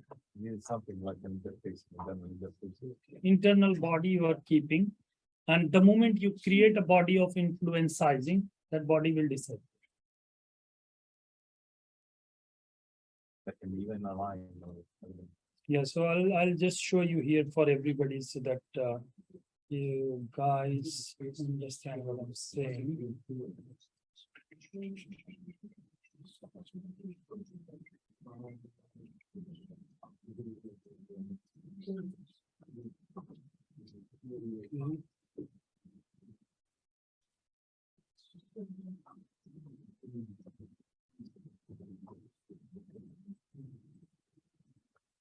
So on a very simple example, this is what we did. Body of influence, okay? So I can create a body here. If you look at here, there are only one solid, okay? But I can create let's say, another body, and I want to refine in this location. How I am going to do it? There is no phase there. If I want to refine the mesh in this is hypothetical. I'm not, but I want to refine the region in this one. How I will do? There is no phase, okay? Or I have to separate it out. That's okay. But what I can do is I can create a body there, which I will utilize as a body of influence. So let me just do that. So I create a body there, or I can create a body like this. Okay, and create this surface, pull it in both direction, and I said don't merge it. This is the body. Okay, so this place I want to refine my mesh. So I created this body, and this body is I can say that this is BOI, body of influence body. You don't need to rename by it, but just for my, okay. Now I have this, and this is different. You have to keep this body in space trimmed, not in the same assembly, not in the same assembly, different assembly, as I'm keeping here. You see, this is one assembly. And under this assembly, I have this body. So I can have a multiple body here. Okay. But the body of influence should be separate. That's the only requirement. Now, if I go to the watertight geometry workflow, and I will assign this as a body of influence. Oh, I have to, I think, rename it. So same concept is there in the tutorial. Okay, there is a BOI, you're assigning the body and influence. So there are the holes, right? Cooling holes. And in the central region, you want to refine the mesh. So they have put one body, and you have to assign the body of influence sizing to that body. So continue with that. Or you want me to show it here? If you don't understand, let me know. First you complete.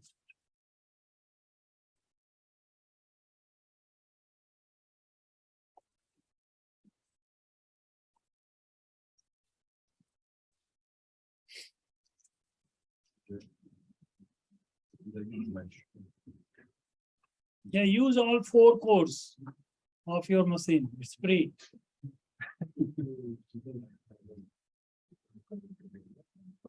You can account for Fluid Codes.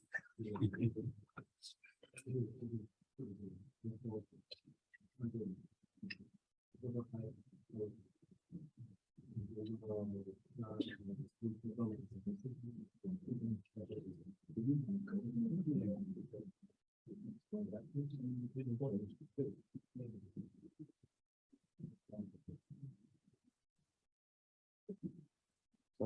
there was one problem. Let's see.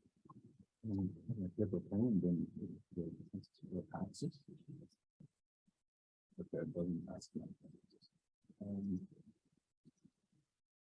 Okay, so how can you get something? Yes. Could I say that it's a mission? This is not a mesh. It's geometry. So you have to mesh. You have to select the first one. Yeah. And then save it, and then.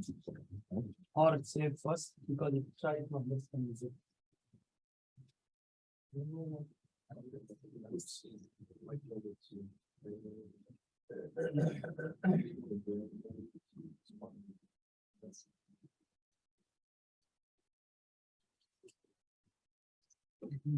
Something so you can. So here there are options you can use. Or you have to select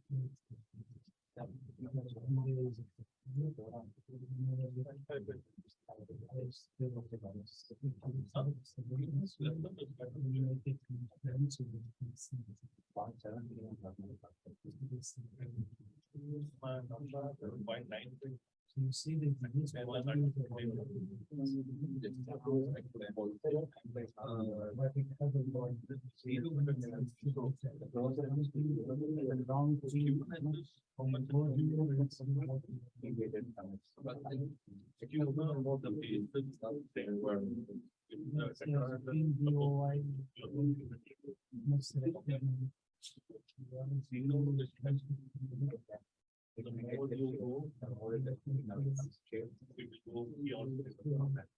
no, this is wrong. You are applying to the test. You not go here and say, that's what it is. We want to get the body of the document. Now that's the body.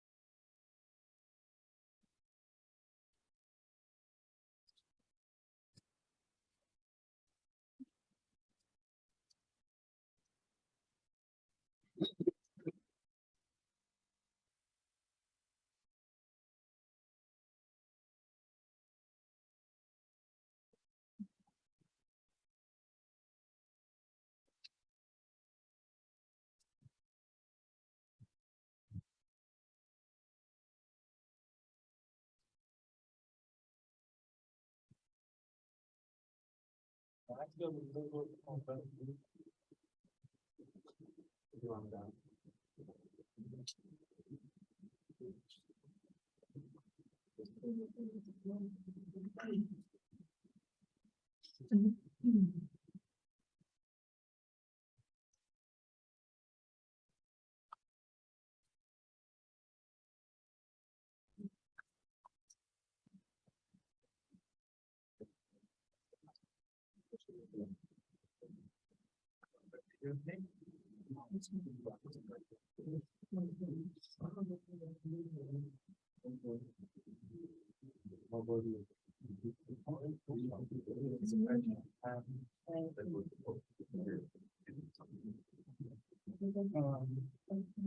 are not doing. I just. Yeah. Now, when it's done, then you can push the solution, so it will take the formulas which we will cover. Done? Correct, the quality which I told you, you can check the quality. Yeah, I will take it. Yeah.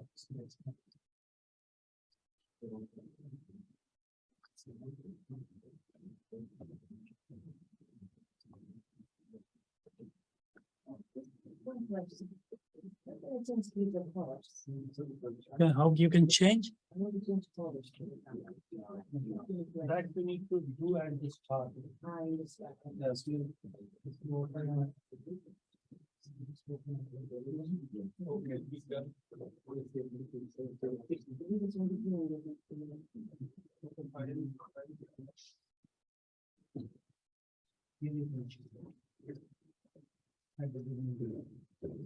you cannot change the value.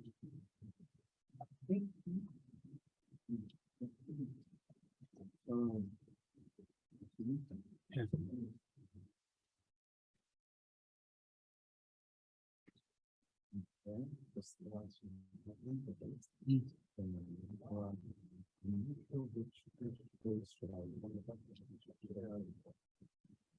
Which tutorial you call it?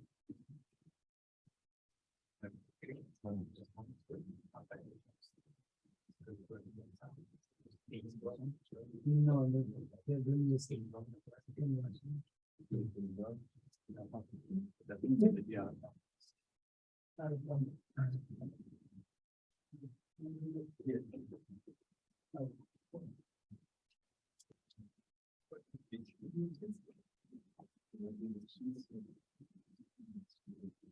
So, when is it?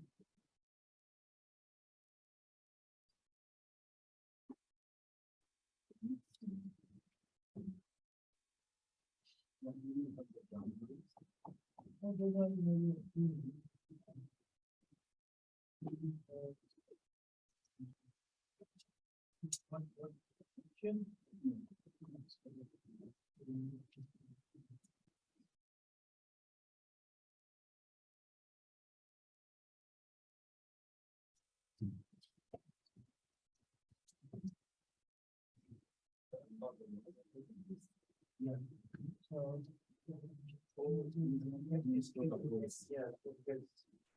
coming to the north is not. So that's how it goes. And then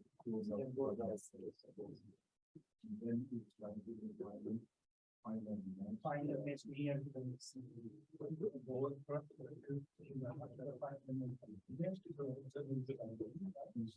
and then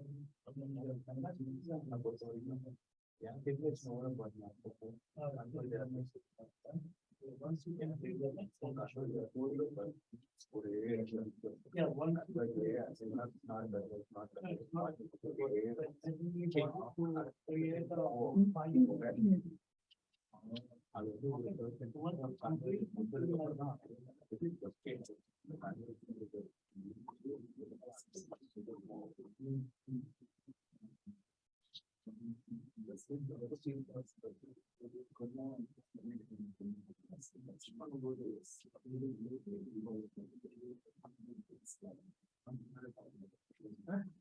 So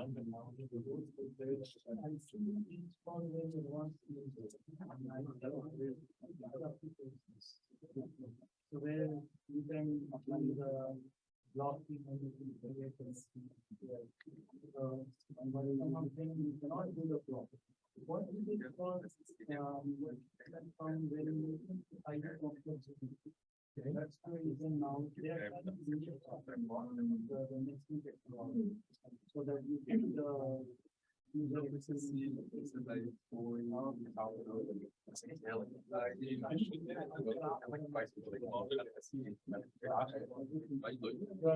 trying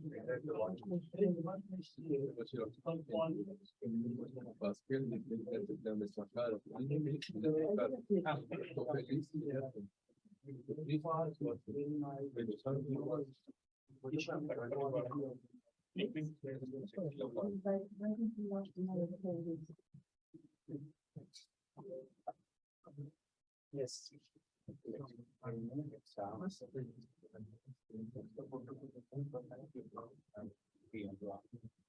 Enable parallel matching means when you are starting the fluid, you will see that you need to select the number of cores for solver and for machine. Okay, so some of the algorithms, some of the algorithm here, if you look at.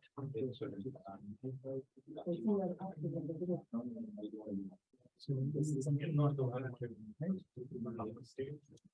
No, I think it's one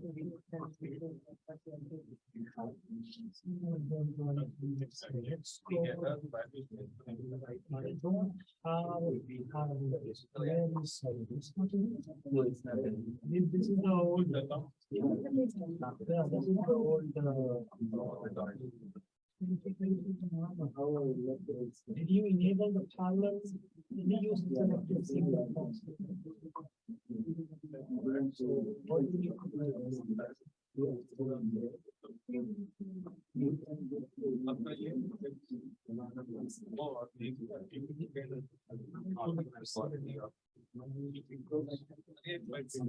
You do that because you can select, that's why it's not. Right now, whatever you are doing, you are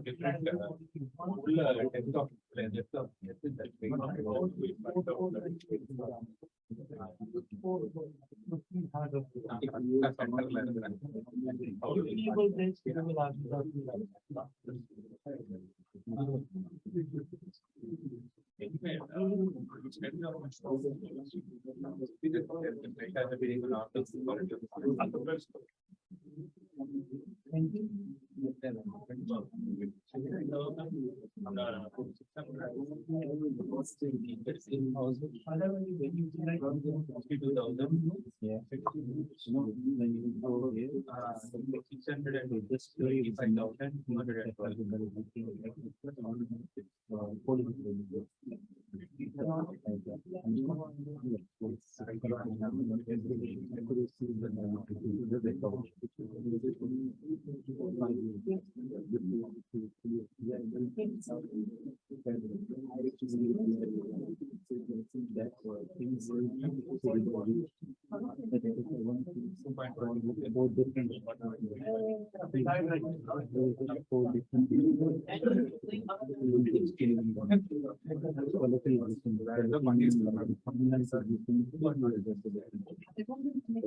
Yes.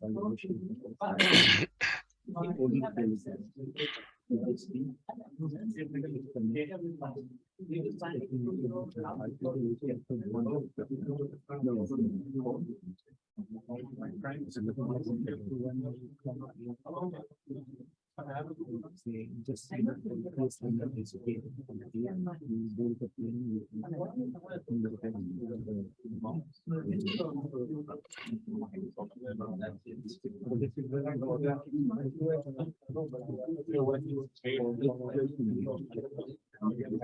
I don't know.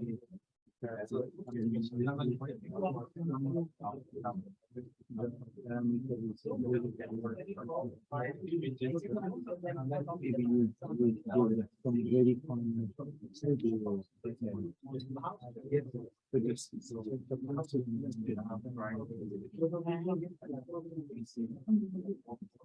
is something that.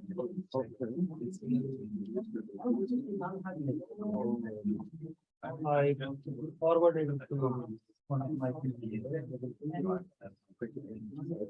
Okay. Yes. Oh, you are here.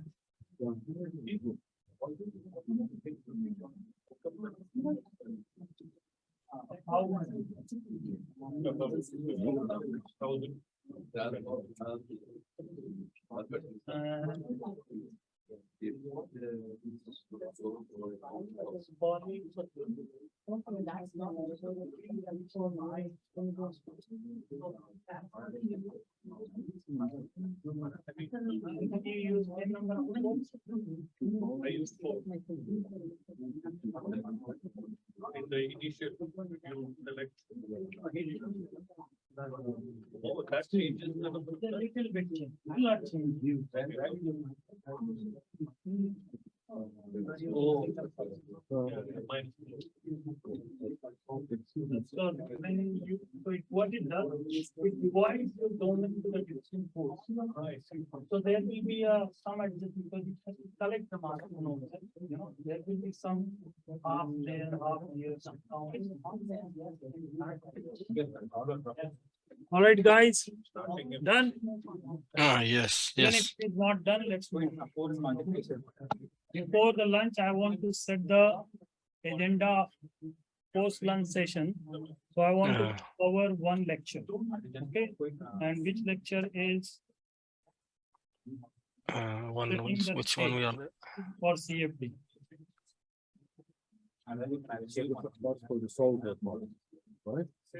Solver part, yes. Now you are familiar with the mesh. Any question on the mesh?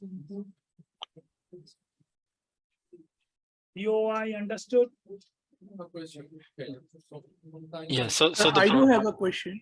yes. Just hold on. I'm taking the question from the class and then I'll come back to you. Okay, sir.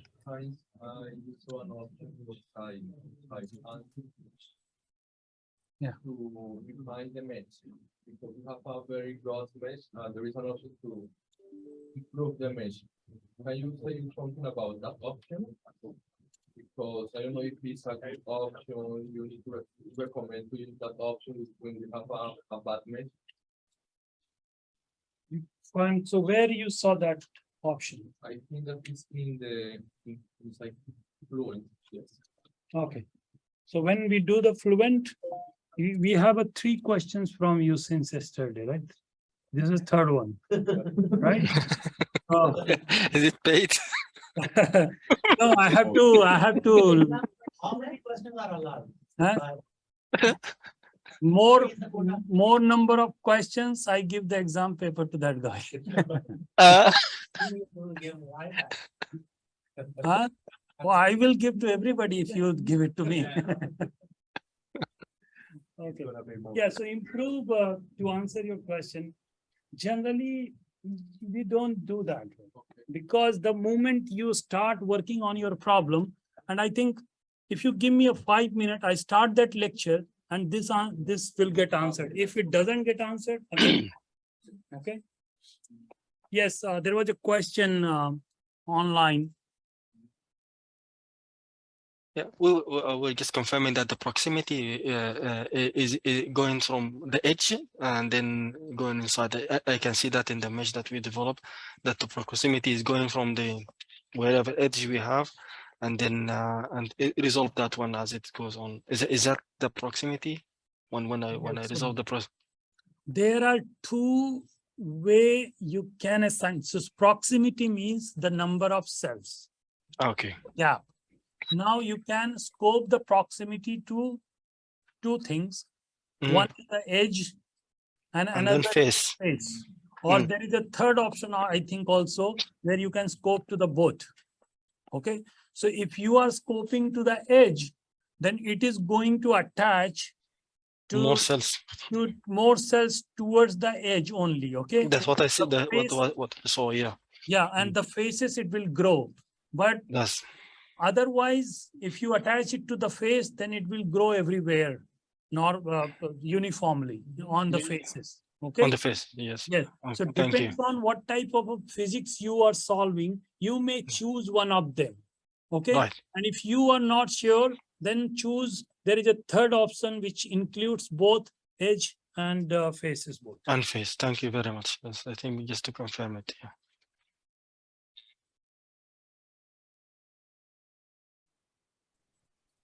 So may I know what is buffer layers? Okay. So when you are doing the, let me just bring up it's there. I didn't want to because it was little bit advanced. Can I take that question?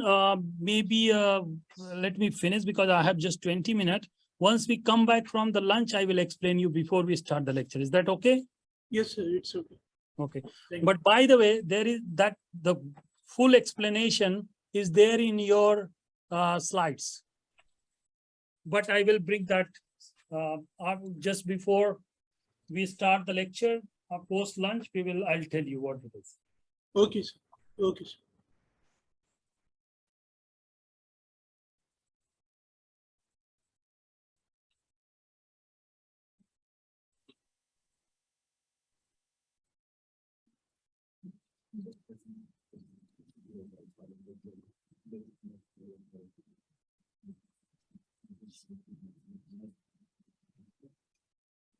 You see, I need you.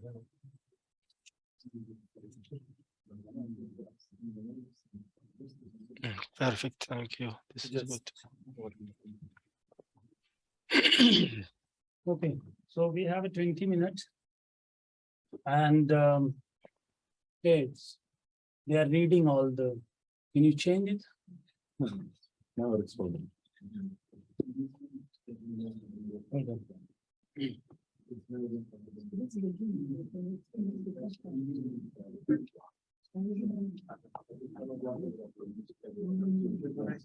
Yeah, but then that's the problem.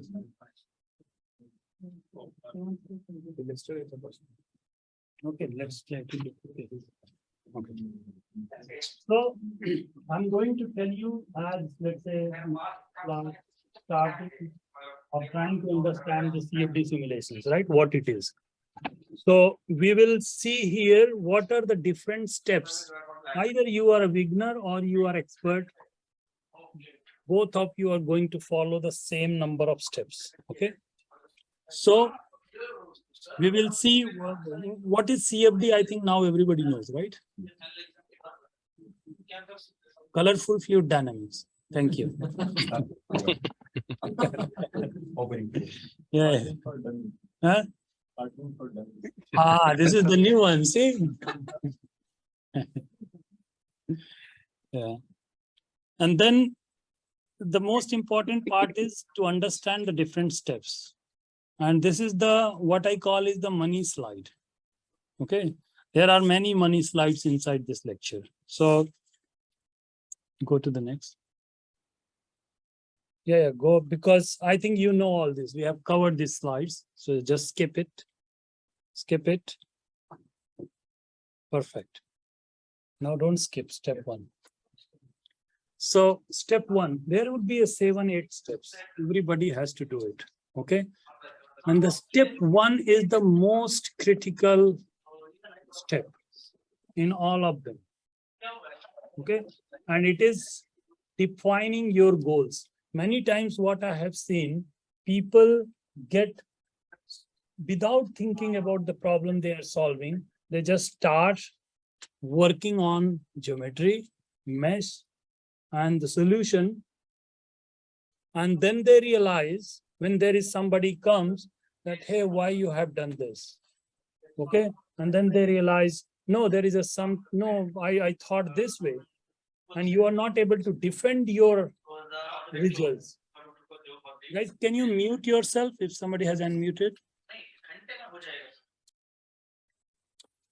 All right, thank you. So then you realize that I'm not able to defend my results, and then some person who has a insight, he or she will ask you a lot of questions. right? So it's very important that you need to understand what would be the objective of your simulation. Very important.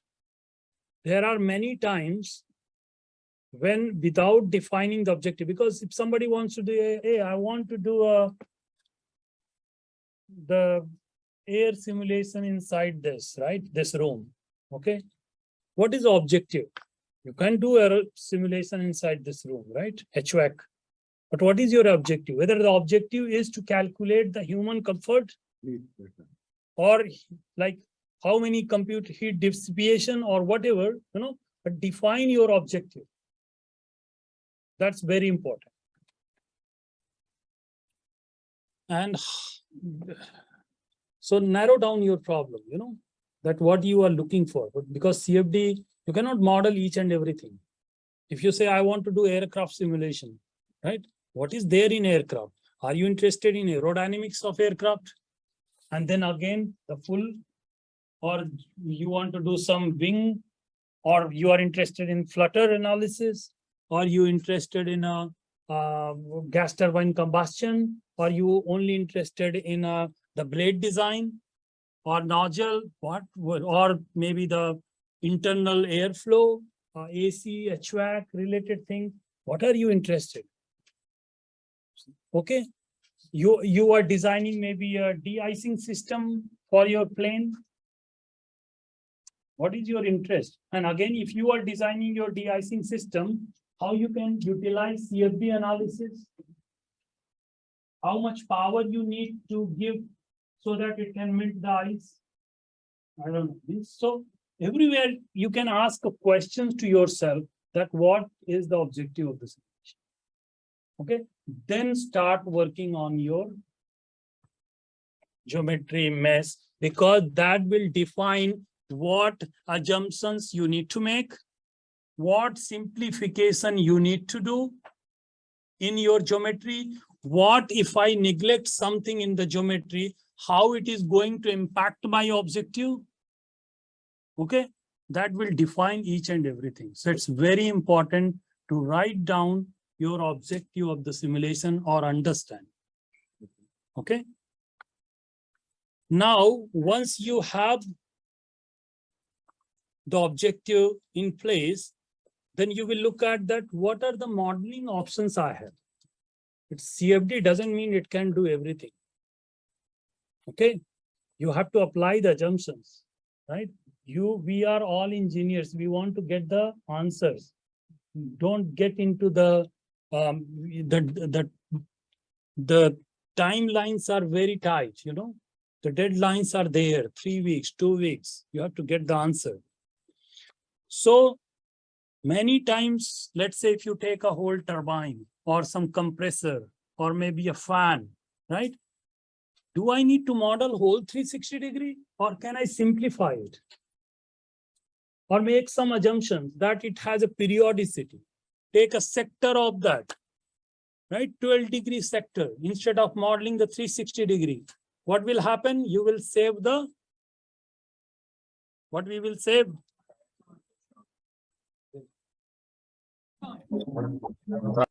And why the time is there? Yeah, even on the meshing, guys, you completed the meshing, right? You will save the huge cell count. Because you are modeling only a part of it. Yeah. So if you have a 2 million cell right now, but if you model 360-degree, right? So how many fold it will get increased if you model 360? So first thing is that you will save the mesh. If you are saving the mesh, that means computational cost will come down. Yeah. Time will come down. So can you make symmetry, periodicity, okay? And there are assumptions you have to make. The second point in the slide. Have to make turbulence models, right? Yes. There is no universal turbulence model which can do each and everything. Okay? So there are inherent assumptions when the model was developed, all right? Yes. So you have to live with it. You have to choose a turbulence model which fit to your problem. And then what kind of a physical model you will use for your analysis. Again, you will see there are many turbulence models, right?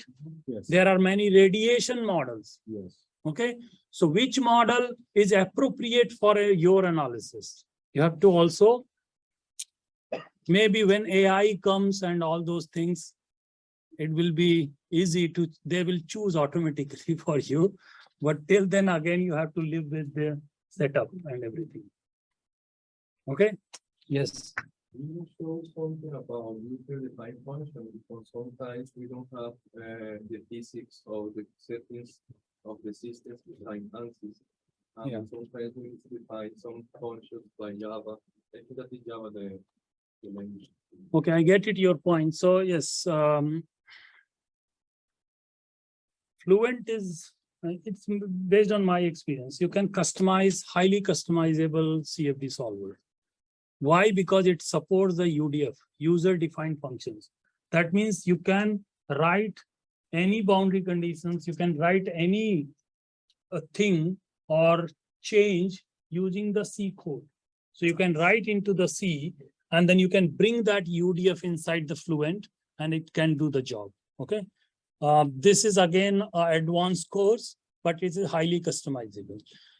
To make the life easy for the users, now they have implemented the expression language, which was used in CFX earlier, inside the Fluent. So let's say if I want to apply a boundary condition, which is inlet boundary condition as a parabolic profile, it is not constant 2 meters per second, it's a parabolic profile which changes in the space, that either you can write a C code, parabolic profile, bring that C code inside, attach it, or you can go directly to the where you put 3 meters per second, you can directly write expression for the parabolic profile. Okay, so that's now implemented. Okay. Excuse me, I got a question here. Yes. Good morning. Actually, while we were making the mission, since we are using the student version, there is a limitation in the sales file. So unfortunately, we couldn't save the file. We couldn't write the file mesh. Can you repeat your question? Your voice is. Yes. Do you hear me? Yes. Yeah. Since we are using a student version, there is a limitation in the sizing of the mesh. On the number of cells. Yes. Yes. So we couldn't really save that one. We couldn't really write the mesh. So is that due to the limitation, we couldn't really solve the geometry? Okay, so you are saying that the workshop you were doing, you were not able to complete because there is a number cell limitation, right? Yes, that's what I'm saying. Ah, okay. So, okay, anybody who has done the workshop, what was the number of cells you got? 600K? I got over 600,000. Yeah. These people are using unlimited license. So he's using so yeah, with the student version, that's the limitation. But if you go for the research license rule on academic side, yeah, but he's not cast. So, no, not for the cost. In general, I'm giving the answer.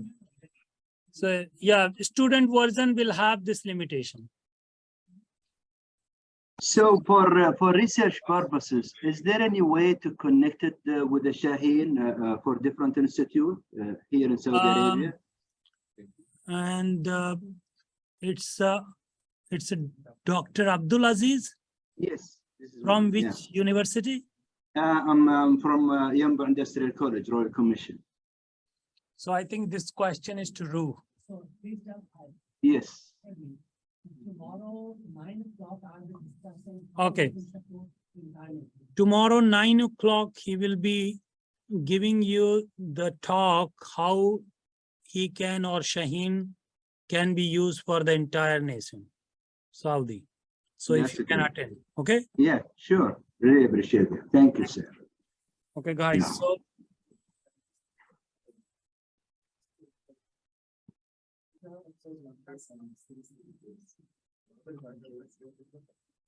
Yeah. And the work is stage 3, just initial stage, set right, and then all these questions will be answered. Let's go to the, you are asking these questions because you are asking about the turbulence and unsteadiness and initial conditions, right? Yeah, we will come to that. Okay. right. Let's finish this. Now, no question. Ask, please. So the one point you made about the different profiles for the turbulent flows, the different setups, right? So is there a way for Fluent to know which one is suitable? We will come to that. Okay. Okay, so the third point is accuracy. Yeah, any person who getting into the simulation will ask, yeah, but tell me about the accuracy of the solver. Tell me the accuracy of your solver or CFD software. It's important to have a solver should have accuracy. And if you look at the Ansys, it goes through, there are hundreds of validation which are available if you want to look at it. So it's validated. So accuracy and Fluent has been, I mean, I have been using for last 20 years, and they have validated like anything. Okay. So it's the most accurate, robust solver available in the market. But this point is not about the solver accuracy. Now we can be relaxed and don't worry about the solver accuracy. They are doing their job. Let's focus on what I'm trying to do. What accuracy I'm looking for. Very important. Okay. You can never always target that I want within 1%, within 0.1%. No. Okay. Your manager asks you, here are the 5 designs. Can you please give me the best, which is the best design? Okay. You are not going to run a very serious simulation for all 5 designs. What you can do is you create a very okay type of mesh, apply the same model settings. And let's say you got the answer 15 to 10% off from the reality. Apply the same settings on the rest 4 models and see how they are comparing. One of them will be 20% off. One of them will be 9% off. Okay. Your objective is to know which one is best out of 5. But if you don't understand the objective of the simulation, one person will spend another 5 months to complete 5 runs. And when manager asks, what are you doing? I asked you to give me which one design is best. Yes, sir, I'm working on the 3rd model still. Why? Yeah, I have to simulate all 5 models accurately and tell you where the smarter person went, and then within 1 day tells that, yeah, the design number 4 is best out of 5. Then manager says, okay, now can you validate this design? Then you go and then you solve that problem, create a very nice, fine mesh, apply the best-in-class model. That's how we should work. Understand the difference? So you can know the accuracy before you solve the problem. How we can know the accuracy depends on you. Yeah. Okay. So that's what, so how you are making your assumptions. What is the objective? What accuracy you are looking for? So let's say I'm looking for accuracy. I'm doing a conjugate heat transfer problem and I'm looking for accuracy within 1% or something, errors. Then I have to choose the models appropriately. So accuracy depends on you. I think the trick is just within the least amount percentage of accuracy you can accept. That's the trick. Yeah, so we see in academia, if you go, you cannot if anything is more than 2%, 3%, People, no, you don't want. But in industry, it's relative, like what is objective again.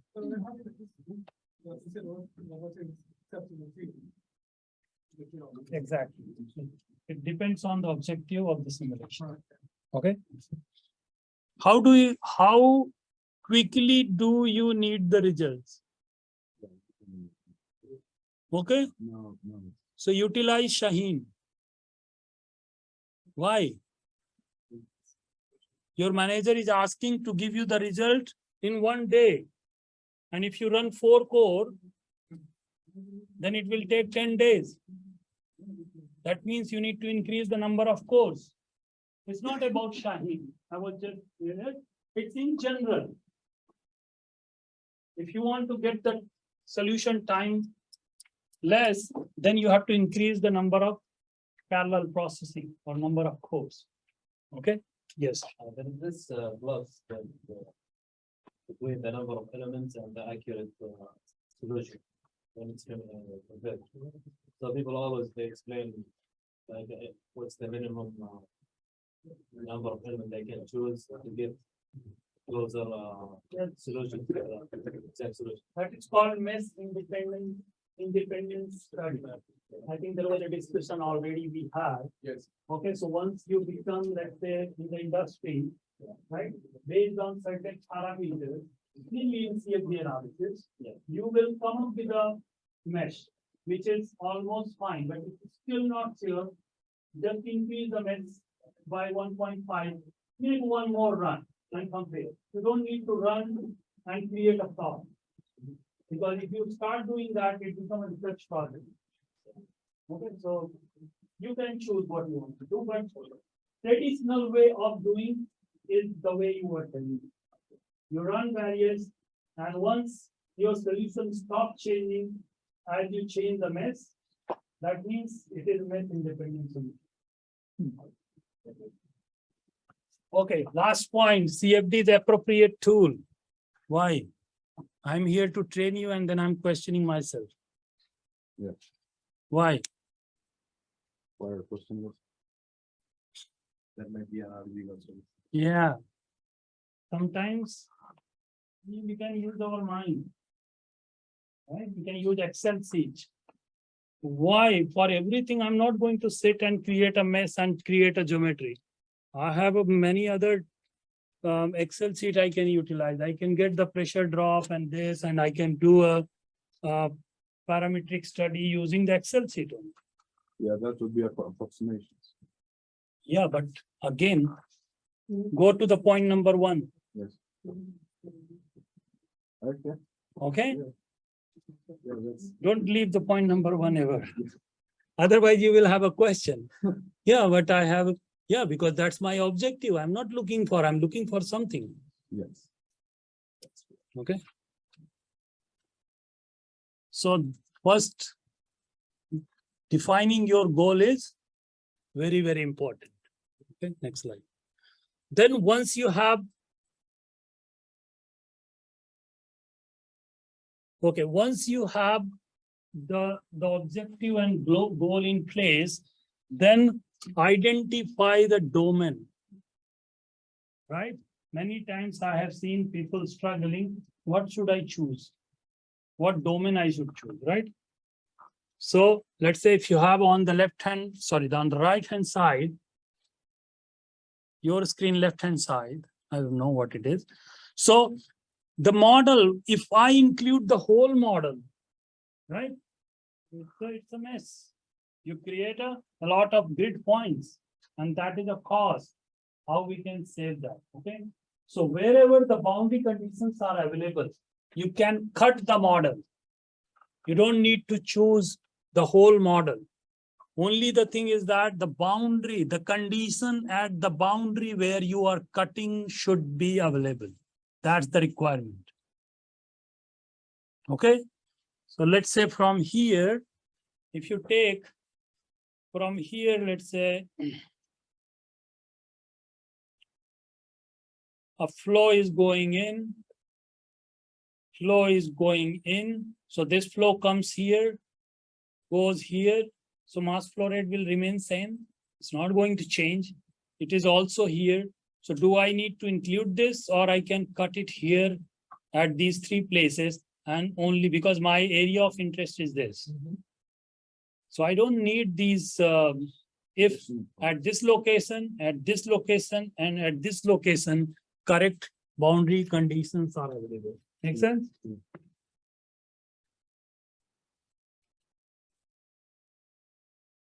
Then you will create a solid model, or you will get I think this is familiar now to you guys, right?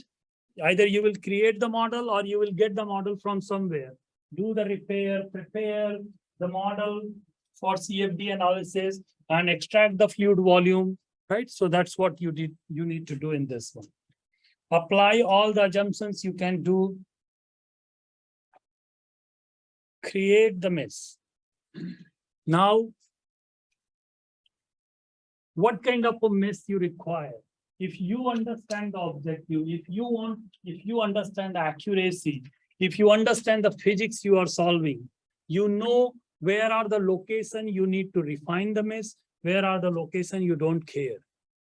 Okay, so and then some, I think I was talking to you, right, where you are using ICM CFD for hexahedral mesh. So hex mesh is preferred mesh, but you cannot create a hex mesh on this, let's say, car under hood. Right? You cannot. So to create a hex mesh, maybe you need to do a lot of splitting of the geometry, right? Because you need to make them sweepable.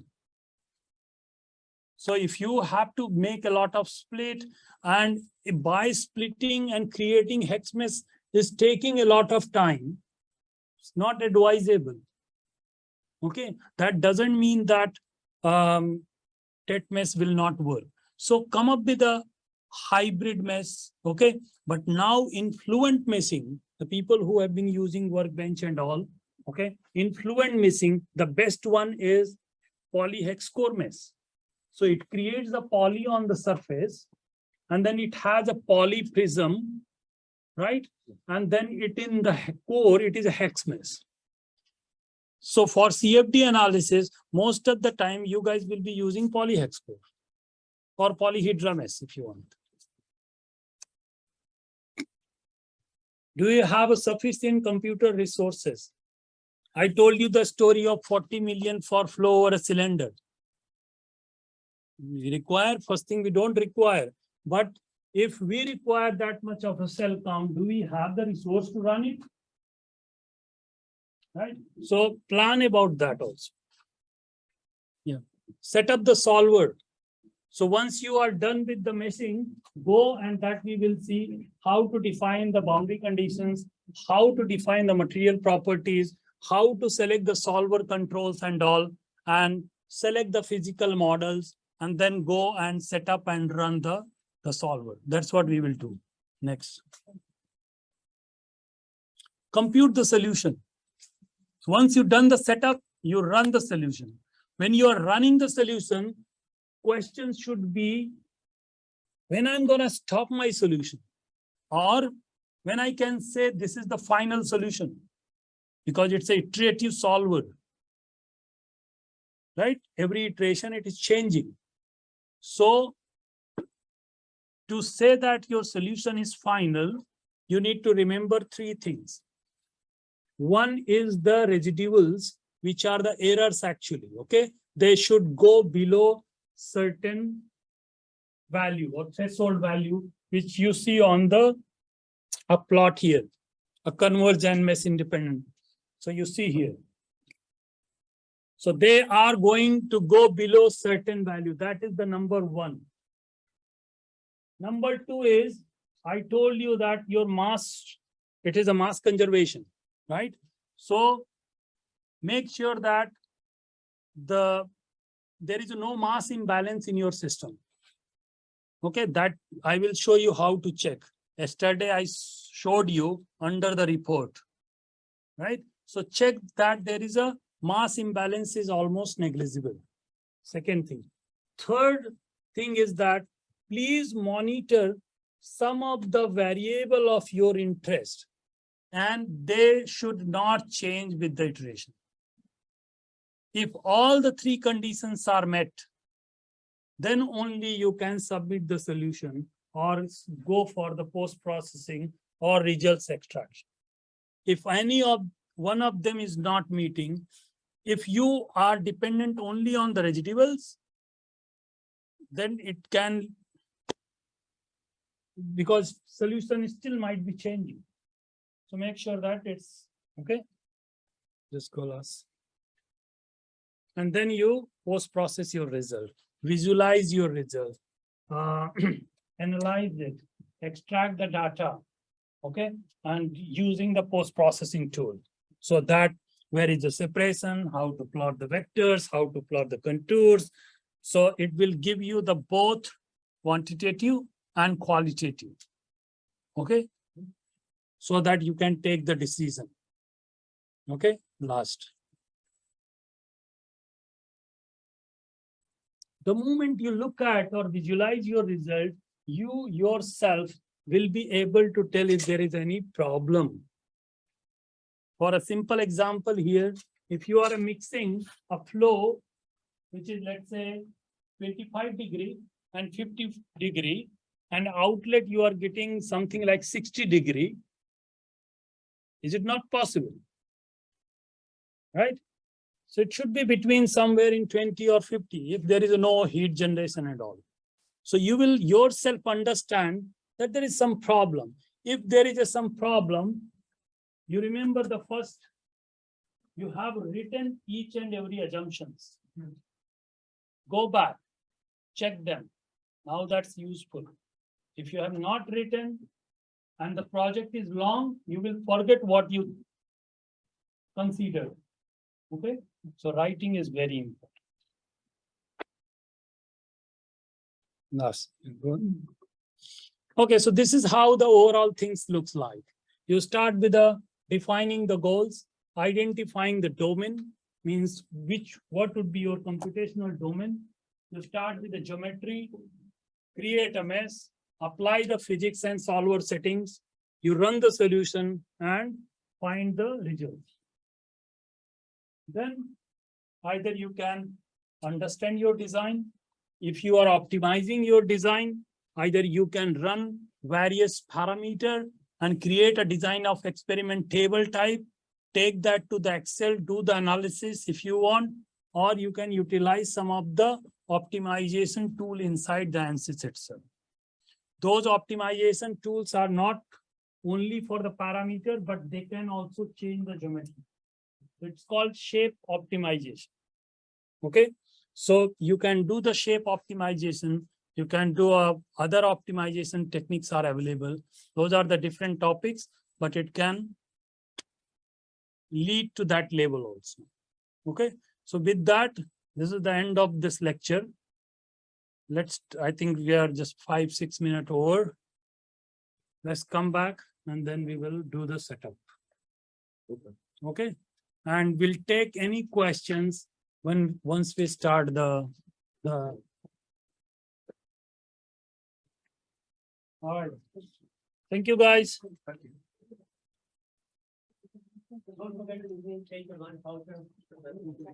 Thank you, sir. Thank you. Yeah, let's try help me and also help yourself. Let's be awake, and whenever we want to end the session, we will end it. Let's not drag it. So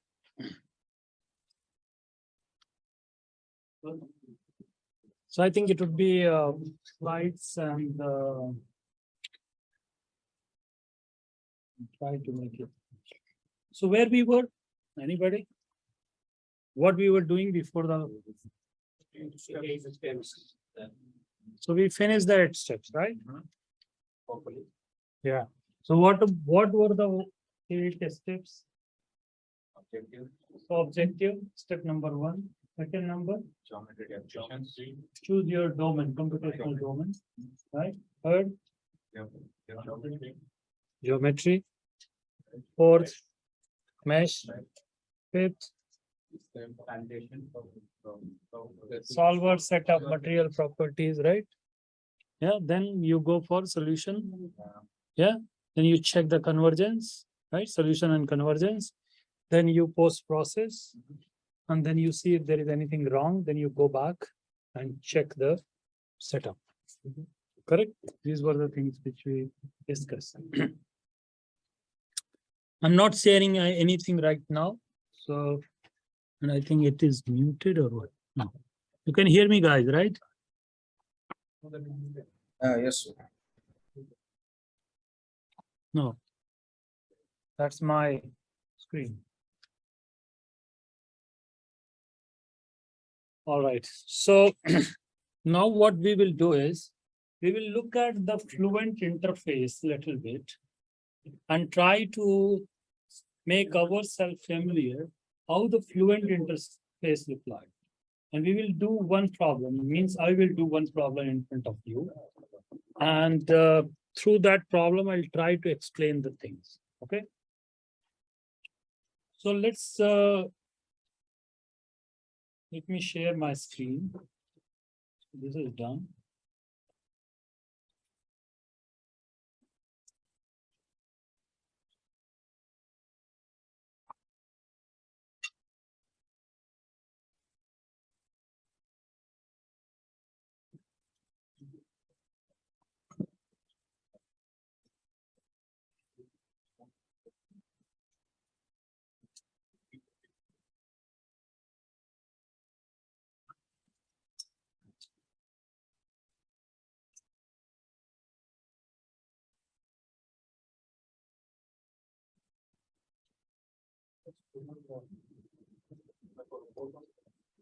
All right. So once we finish this lecture, then all of you should get familiar with the Fluent workspace. How the Fluent, okay? How to use the ribbon to guide your workflow, okay? And then some of the basic operations I will show you. But before we jump into that, I want to clarify how you can launch the Fluent, okay? So I told you, I think yesterday that there is a workbench, which is a platform. Yeah, I took the name that time, right? So workbench, so you can open Fluent in two ways. One is in standalone mode, right? Simple, you can, the way you are doing right now, okay? And you can also open the, Fluent through the workbench. So what is a workbench? Let me open it.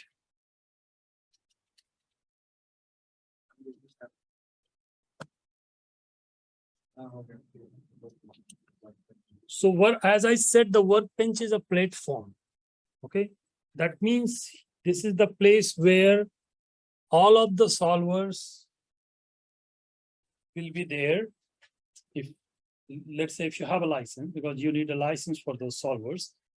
So here, if you look at, I have all of them here, whatever I have installed in my machine. Okay. And so there are, let me just, so there are some predefined analysis system here, if you look at. Okay. Then you have a component system. So what is analysis system? These are the predefined analysis. So let's say if you want to perform the CFD analysis, you will go here, okay, and you can use a fluid flow with Fluent meshing.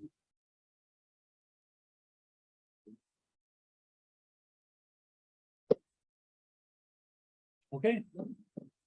So what it shows you is geometry, mesh, setup, solution, and results. Okay.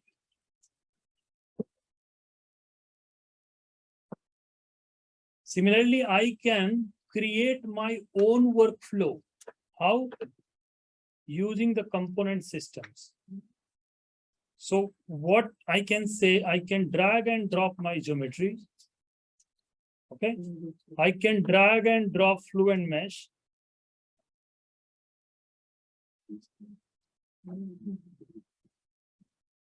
And then solution, it's their full component. And then I can drag and drop the results for the post-processing. And it tells me where I can drag it. I can drag it somewhere else also. And then I can connect the solution to here. Not only that, I can have a multiple, if I want to do, let's say, create a different type of results. I don't know what it is because you can compare everything, but I can bring it this at 3 places or any number of places I want. Now I can have a for same geometry, I can have a, let's say, Fluent. Okay, so Fluent meshing, I can have a, you can use Fluent meshing here. I'm using that. So I can have a for same geometry, different mesh. I can do whatever way I can create the workflow. So this is more like a project where I define. Yes. different, Yes, and the steps or like- yes, and the data transfer, you don't need to worry. Okay. Now, the beauty of Workbench is this, that if I create any parameters, let me open a space claim. Okay, and let's define one geometry input parameter. Okay, so as I said, you can parameterize the whole your project. Okay, be it a geometry parameter, could be a mesh parameter too, by the way. Okay, or it could be any flow parameters, and then you can define your output and you can create a whole design space, you know. So here, if I, let's say,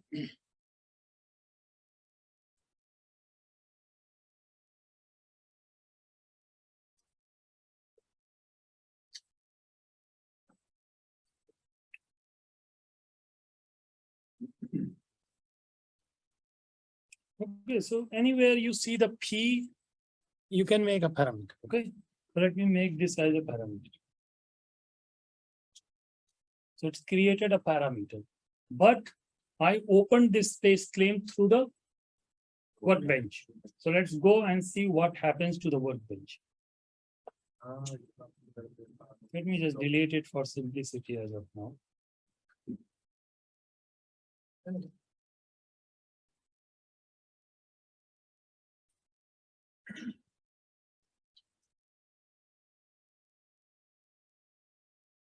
Okay, so you have a parameter set. Now I can have as many parameter I want on the geometry side. It is going to here. Now let's open this. Okay, if I, let's say, rename this parameter here on my, this is name is group 1. I can say this is my pipe dia. Okay. So here it gets updated pipe dia. And now I can have a various parameter. I can 12, 10, whatever you want. Okay. And then you can have a multiple, let's say the length of the pipe, dia of the pipe, right? Those are my input parameters. Then another input parameter can be, let's see. So let's go here to our space claim. And let me just make this little bit.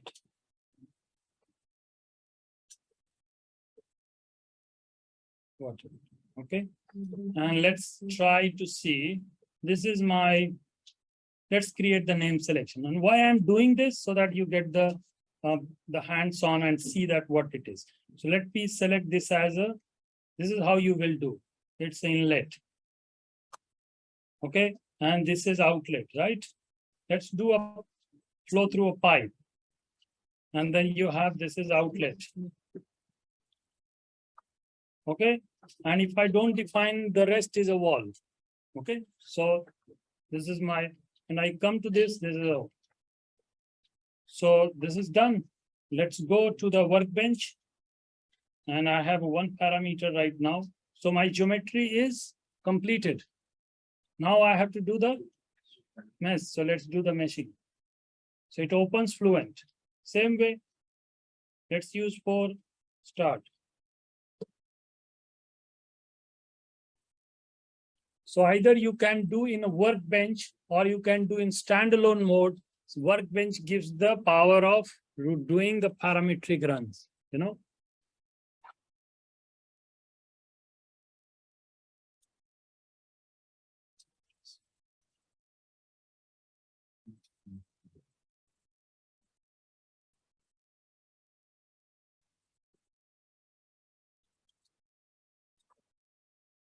I'm just closing. Maybe I'm having consuming so many licenses.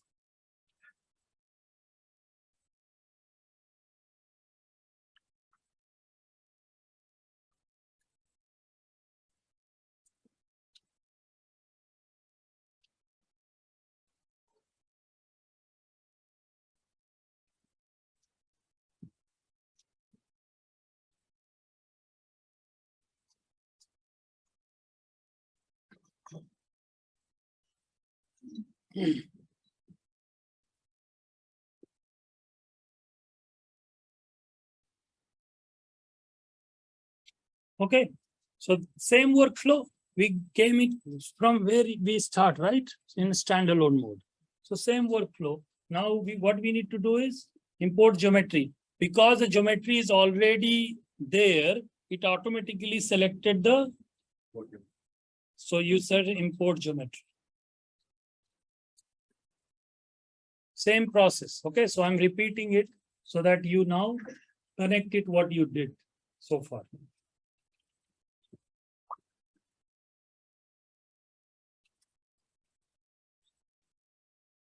Okay, so this geometry is here.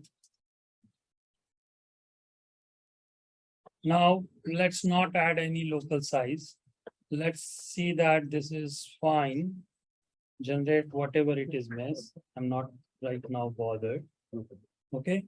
And describe the geometry. This is a fluid region I directly created. So it's not a solid model. I just created the gas volume directly. So I selected geometry consists of only fluid regions, right? No. Do you need shared topology? No. This is my geometry. This is an inlet I defined there. And this is the outlet automatically selected. Okay, so I don't need to do anything. Only one fluid region is there. If you want to change the name, you can do that. Otherwise, it's not needed. And say update. Add a boundary layer. Yeah, let's add a boundary layer. Let's add 5 layers. Update. And then just simply create a polyhex core mesh. So mesh is done. We added 5 layer. Okay. I have not added any local sizing or anything, just to demonstrate.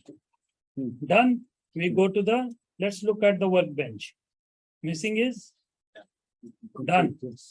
So now we go to the switch to solution.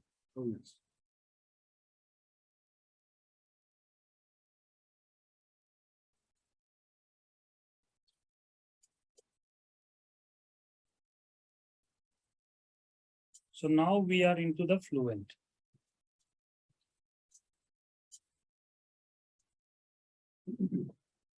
How I can hide this? Close it. Close it, yeah. There is actually why. Where? More. Yes. Thank you. So No, you will not be able to respond. so you have a, so now this is a Fluent. Now I want to take this opportunity. So now you understand, now I connected some of you, I think those guys are not here, who was asking about the workbench. Okay. So now I connected the workbench and what I was teaching so far. Okay, because there were many questions were coming. It's a Fluent and all workbench.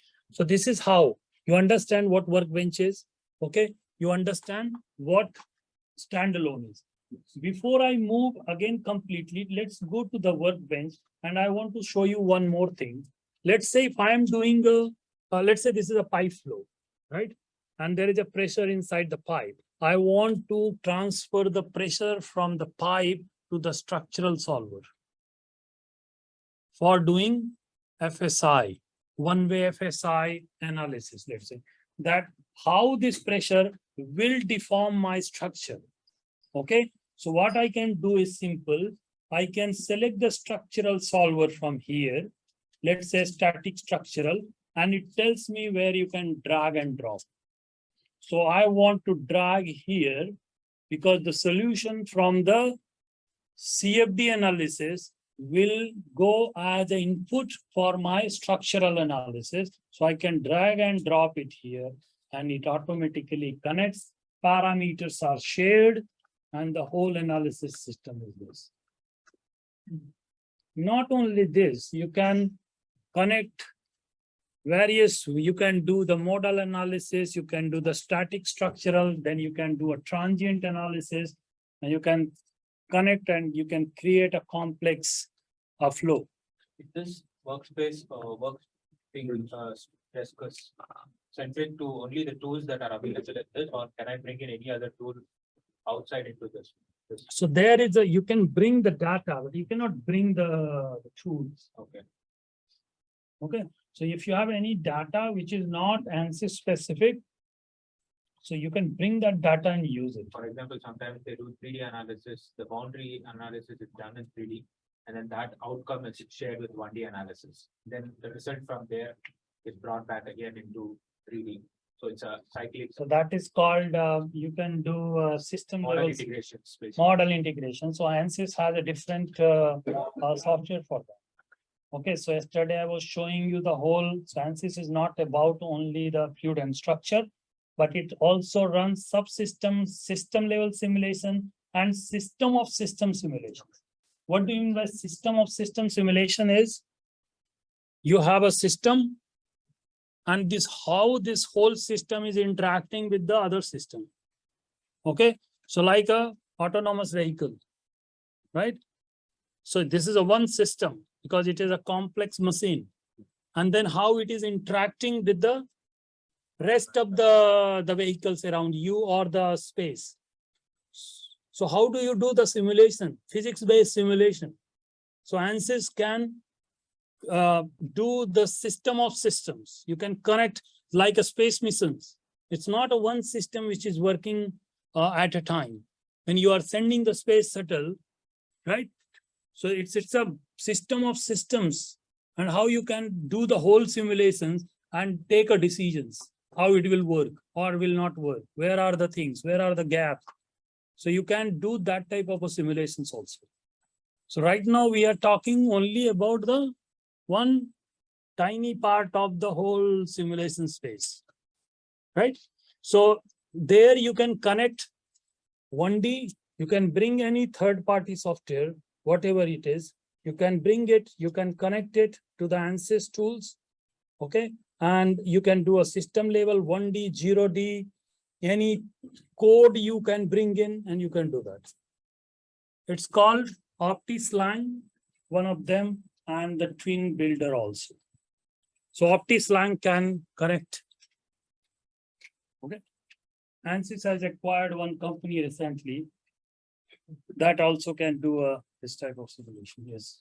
Yeah, sometimes when I knit two modules together, it's difficult to duplicate single one. Like sometimes difficult to play with by these links. Like for example, duplication to duplicate the whole three modules that connected together. So like this one and this one. Yeah. So try to duplicate E. So see, became like. Yeah, duplicated both.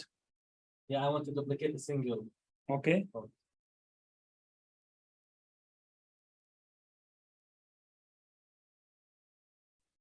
you want to duplicate this one? Yeah. So should upstream connection for the rest of the project be kept for the created system? Yes or no? I don't want no because it's a It's still connected. no, it's not connected. It's just parameter. You want to use it or you don't want to use it. System is disconnected now. Yeah, I was struggling with it. What you were doing, I know you were saying yes to that question. So that's why it always gets connected. Try it again, maybe, okay? So when you save this, all the other mesh and everything gets saved or? Yeah, if you save it here, this project with the files will be saved. The moment you are saving, it will ask you, do you want to save the results also? Because it will increase the size. So it will ask you, give you the various options. Okay, Can you just show me again from where to access the structure? which one? The structure of the workbench from A, for example. From the, Yeah, from this square, you can open the structure, into which each of these elements would open. Different software. Yes. yes, So how then can you do that? how I can do that?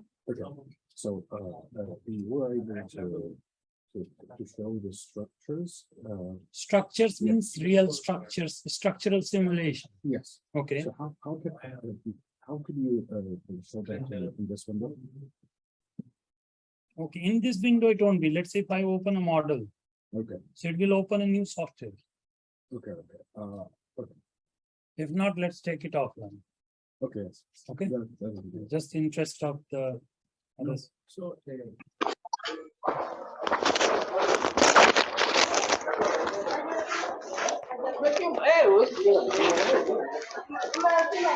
Guys, can you mute if you are not talking? Okay, thank you.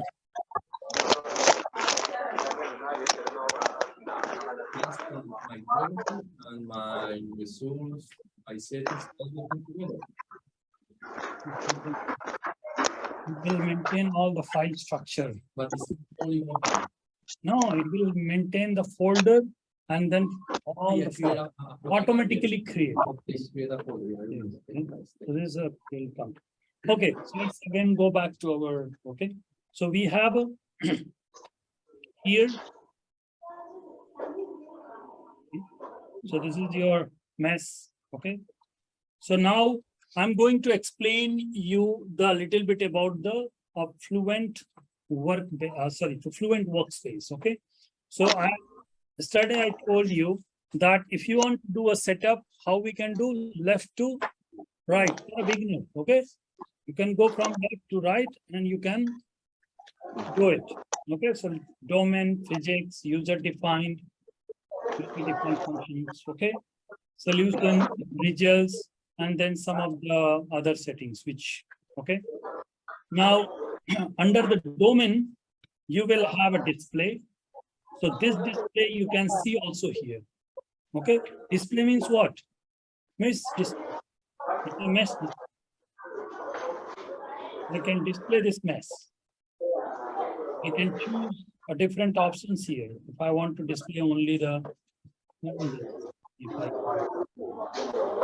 There is a background sound if someone can mute, please.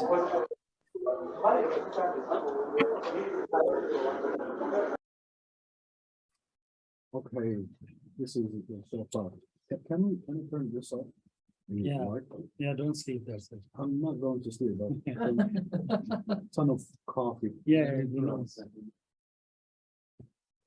I was just kidding. Huh? Yeah.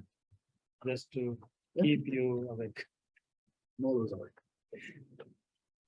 Okay, so so let's look at the, now it's visible, still same. The problem is with the part. Any large size of No, it's somehow,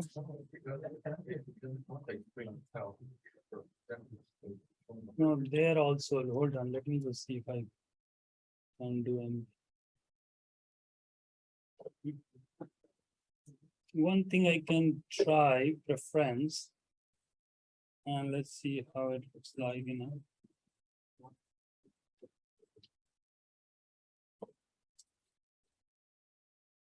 Wow, yeah. Better? Yes. Yes. Good.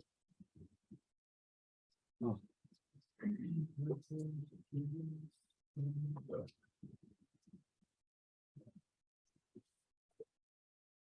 Okay. So now you can see. Okay. So, yeah, this is better. So on the top, if you look at, this is the ribbon. Okay. So you can use it from going from left to right, and you can do the second. Always remember. Okay. So let's look at the first one. We will go each and every tab so that and make you familiar with whatever is needed at the introductory level. Okay.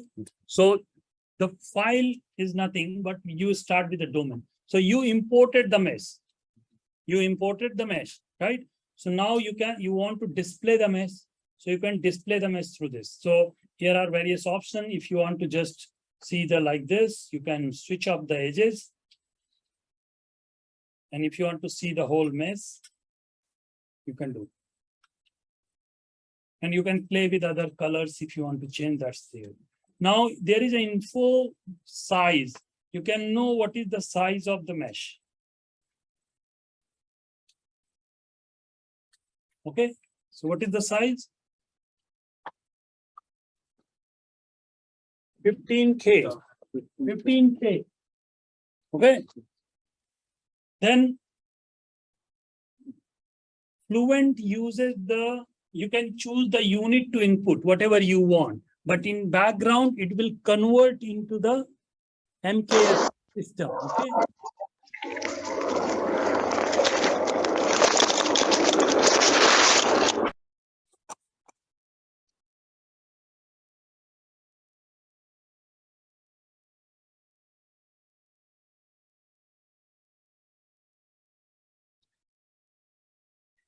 Yeah, so guys, if you don't have a question or you're not speaking, I would be very happy if you mute yourself. Okay, so what else you want to check? Let's say this mesh was generated by somebody else. So first thing is that you check the mesh. Okay, so there is a button here called check the mesh. And you can say perform mesh check. Now look at these numbers here. If there is no error or warning, it's okay. So what it will do, it will report a minimum volume, and so minimum volume sometimes can be a negative. Okay, if volume is negative, that means some elements are inverted. Okay, so your mesh is invalid. You cannot proceed. So it will give you the warning here. Please correct the mesh. It's not valid mesh. Okay. Now, because somebody else created this mesh, you want to verify the mesh quality. So it will report minimum orthogonal quality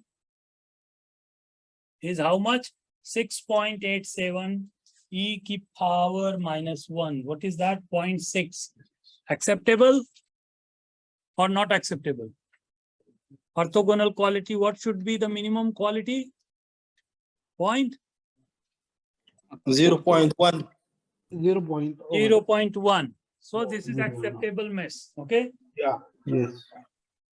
And then the aspect ratio of the cell is around 10. Around 10. It's also acceptable. Okay. So you can check the mesh quality and all, because if you have created the mesh, then you don't need to check the quality, because before coming to here, you would have already checked it, right? But let's say somebody else has worked on and you are now going for the simulation, then you need to make sure that the quality is good. Okay. Okay. One question here. One question here. There is some common features for the successful CFD simulation. like the Y plus criteria. So how to manage the good quality for the grid and for example going into very much dense grid near to the wall. Yeah, that we will cover in turbulence lecture. Okay, I'll come back to that. Okay. Yeah. So the monitoring is check for the quality. For the quality. You said it should be 0.105, right? Yeah. From where can I see it? Which line? Because then it could be. Okay. Yes. And 0.1 is, no, this is a 1. This is a 10. The orthogonal, you were saying that where it is written that it should be above 0.1? No. Where is it, the number? Where is the number written? Okay, it's here. Okay. Oh, yeah. Okay, now let's say a scale also. If you think that the scale is not good, or maybe somebody worked on the geometry and scale was wrong, you can scale it here also. Okay, you can scale the mesh. Okay, so let's say if I want to say that this is in meter, you can choose, you can specify the scaling factor. So let's say you want to scale by 10, 10, 10, and say scale. Okay, so it got scaled. Now your geometry is of that scale. So you can do a scaling here also. Okay, and there are many other operations. Okay, so domain is covered. So what is next in the domain? There are various options here, which are not right now needed for you guys. Okay, so only the thing what I want you to focus on is the domain and the mesh under this. Okay, there was a question about the mesh adoption. Who asked me? Automatic. Yes. So you see here adopt. Okay, so there is a manual adoption, there is an automatic adoption. So you can do that. So you can define based on the gradients, if the gradient of what, gradient of velocity, gradient of temperature, or gradient of your predefined quantity. Okay, and based on that gradient, you can say whether you need to refine or portion. Okay, so and whenever solution, during the solution, if solution solver finds that here the gradients are high, okay, and then it will refine the mesh. So like a shock formation, right? You don't know where is the location of the shock. So you cannot create the fine mesh on those locations. So in that case, automatic adoption is the way to go. So it keep on refining the mesh wherever it needs. Okay, so that you can do. All right. So once you are done with this, then you can go to the physics. Okay, physics, again, any tab I'm going from left to right, and then I'm looking the here, and again I'm going left to right. So first one is some of the settings. Most of the time under the physics, you may not like what kind of a solver being used. Okay, that we will come. I'm right now showing you the little bit. Okay, so operating conditions, what is the reference values? Then you have a models available here. So like whether we want to do a heat transfer or not. Okay, whether we need to do a multi-phase model, whether we need to do a species and combustion. Okay, a turbulence model, radiation models, and all those things with what you want to include, and many more. Okay, so those models will be available. Now you go to the materials. Okay, under the materials, you can create your own material. You can choose from the database, and any of the material properties can be a constant or function of function. If those functions are not available, you can write your own C code and bring those functions attached to that. Okay, so that also you can do. So like for a density, it can be a constant, or it could be ideal gas law, It could be incompressible ideal gas law. It could be any real gas model, right? But if you have your equation of state, you can write and you can bring it.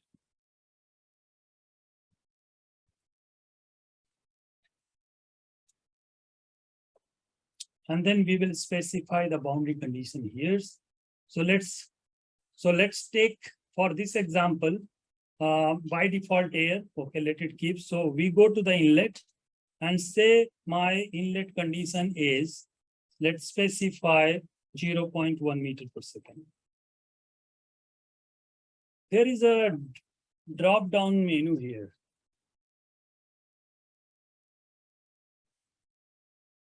Expression. You see there? That means I can write my expression for the velocity. Okay. Yes. Okay.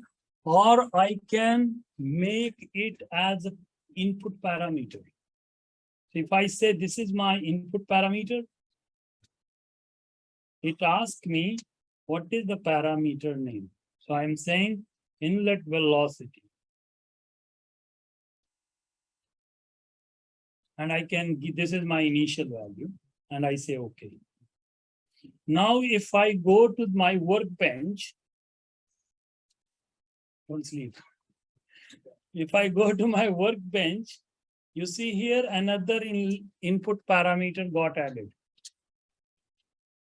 Let me add one thing. For example, during the process to solve the system, I have some variables. For example, flux of some species that Ansys create in the middle of the process. How can I see the name of that variable inside Ansys? I don't know if you understand. Intermediate species, how they get created and named. For example, I am solving my system with two ions, for example, sodium and chloride. Okay, let me make it simple. If I say I'm mixing A plus B and final product are D and E, but C gets created somewhere in between. Yes. So you want to know the C. What's the name of? How can I see that names in sciences? Okay, so I think it's altogether advanced topic. Okay, so and let's say in the interest of I'll discuss with you later on. Okay.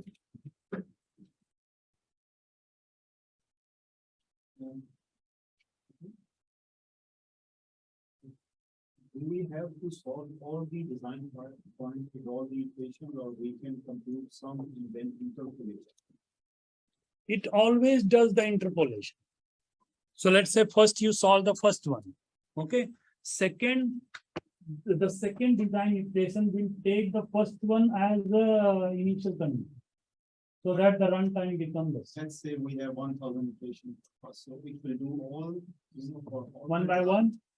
All the design points, it will do 1,000 equations. If it's No. No. As it goes to the next one, it takes less because it is taking the interpolated values.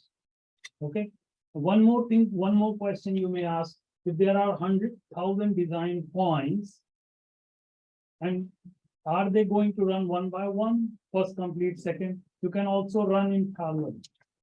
Okay, so you can run parameters in parallel so that it can be. Okay, so idea why I'm keep opening the workbench so that I can show you how the parameters are getting changed. So I have a geometry parameter, I have a velocity parameter, right? And I can change it. So this one is, let's say I can say 0.5 meter per second. This one I can say 1 meter per second. Okay.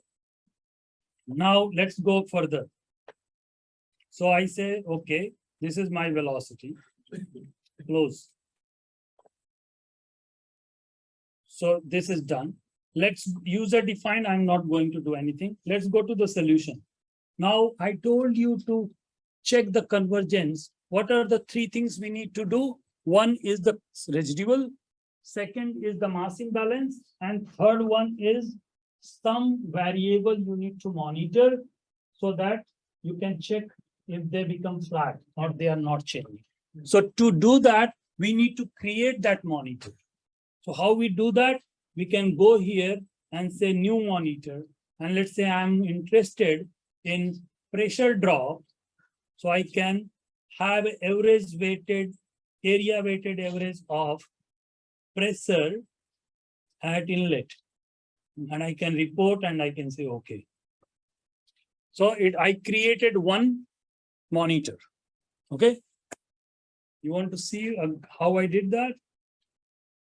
It was a quick actually. Yes. That's why so you go to there are different type of reports available here. Surface report, volume report, force report, fluxes report. Okay. And then some of the user defined report also. Okay. So if I go to the surface report, there are various surface weighted or whatever, area weighted, mass weighted, you know, vertex weighted, maximum, minimum. There are different type of surface reports available and you can utilize to get the value. Could you assign just a definition at a point prior or after the surface? I mean, if I want in the middle, if I want to analyze in the middle. Analyze what? Any a property, for example, with Okay. velocity, pressure drop, temperature, or whatever. Pressure drop is always between two. Okay. Yes. So let's say you want to know the velocity at certain point. Yes, or the Okay. temperature. Or temperature. Yes. Okay. So right now, let's say here we are not solving the velocity, we are solving the temperature. Yes. So you can always create any surface. Let me just do it.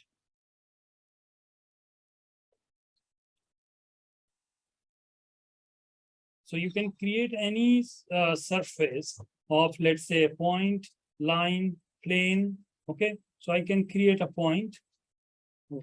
Okay. And then at that point, I can monitor whatever I want. Okay. Okay.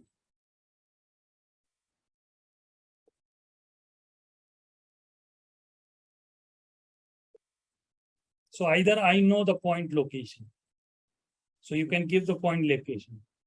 Or you can say center, or you can drag and drop the location to the wherever you want.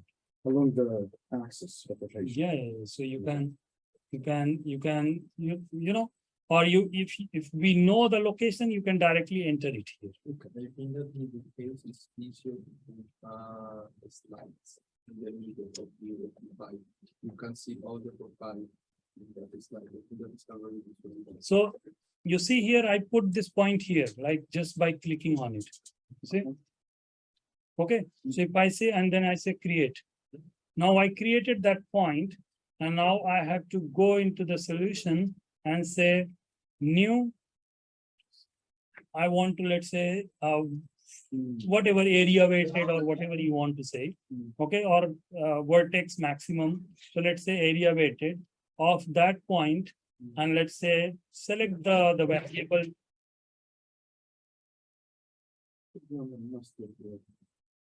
Select the variable you interested. And that's it.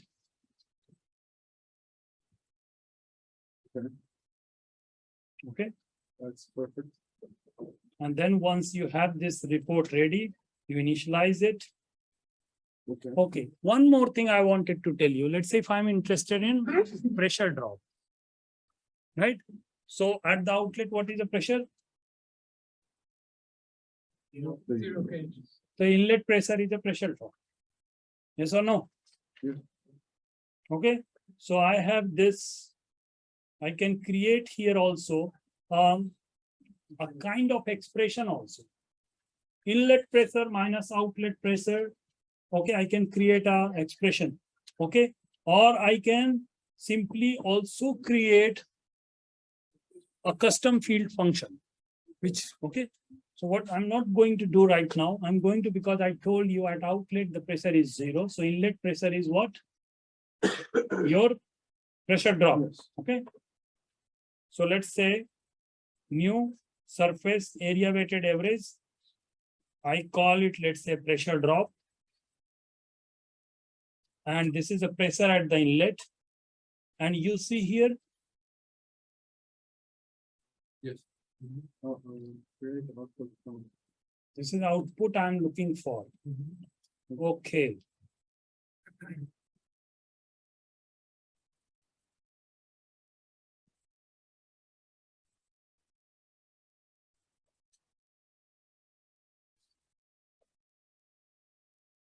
Oh, it's taking some time.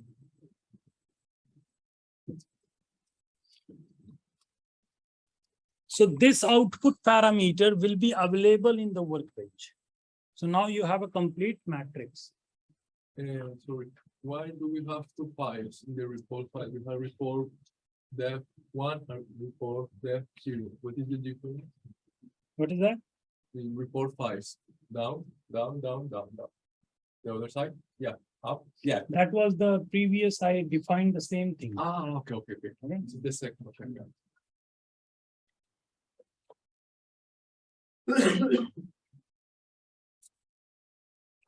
What time was using?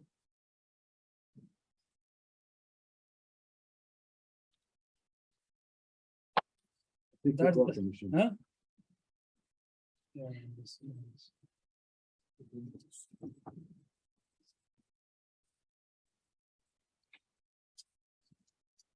Maybe the machine, right?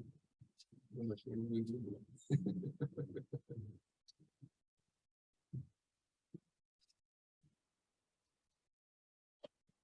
Okay, so anyway, so that output parameter you see here, output parameter will appear there. Okay, so you have now input parameters and you have output. So you can give the range and then you can input the, you can create in one shot. You can come here and you see here, update all design points. So it will run all the design parameters automatically and populate the, what is not known here? Pressure drop. That's the output parameter we did. Okay. So that it will populate. Okay. Let's say, let me just close this. Is it read? Yes.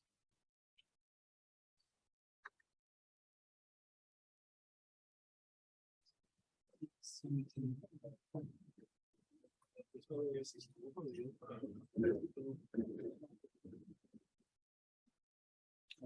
Something got wrong here. Okay, so let's take this one. You want to do it? Everybody do it with me. But let's define the problem. But I'll give you 15 minutes only for this. 15 minutes. Yeah, and I will do with you. Okay, So, but let's follow the things which we discussed. A problem description. which module first? Huh? Or which module? Okay, good question. So this should be Right? yes, under 5th Fluent workspace. Okay. And at the end, go to that folder, student 05, and there will be this file here, manifold.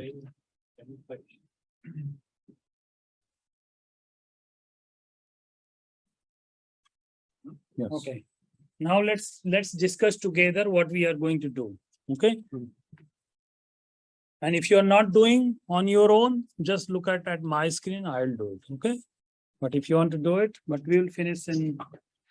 So this said, this is a manifold which is connected to an air supply pumping 30 liters per minute. Okay.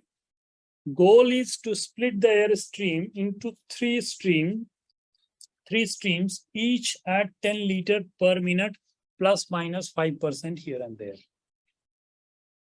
That means all the three outlets which you see will have how much flow rate?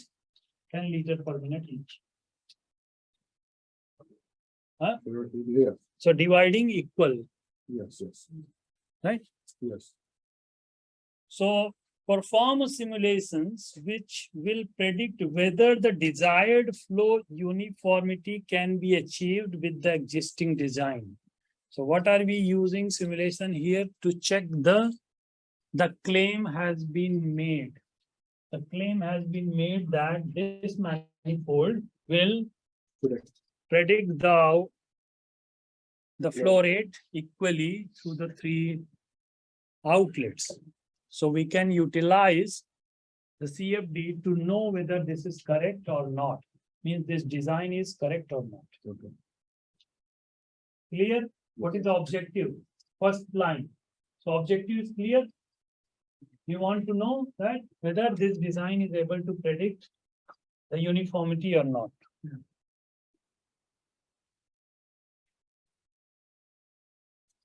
Next, this is the geometry.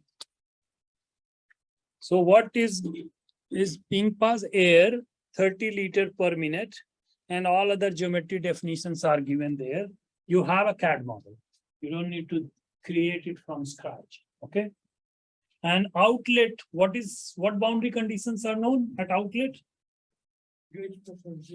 Zero. All three are at the same pressure, right? Yes.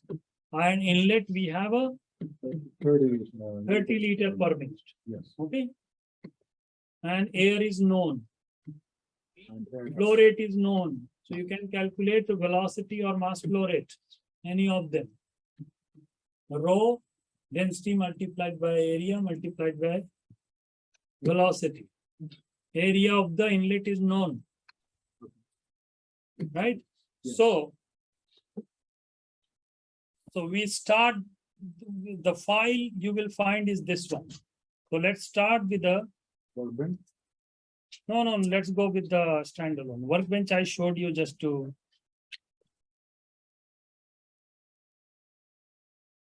We want to use the workbench. No, standalone. Everybody use the standalone Fluent. Okay. So we will miss it first. Then we will do it. Yes, There was a- the instructions are given in the PDF file. And I will also do it in front of you. Okay. Okay, so if you want to follow me, it's okay.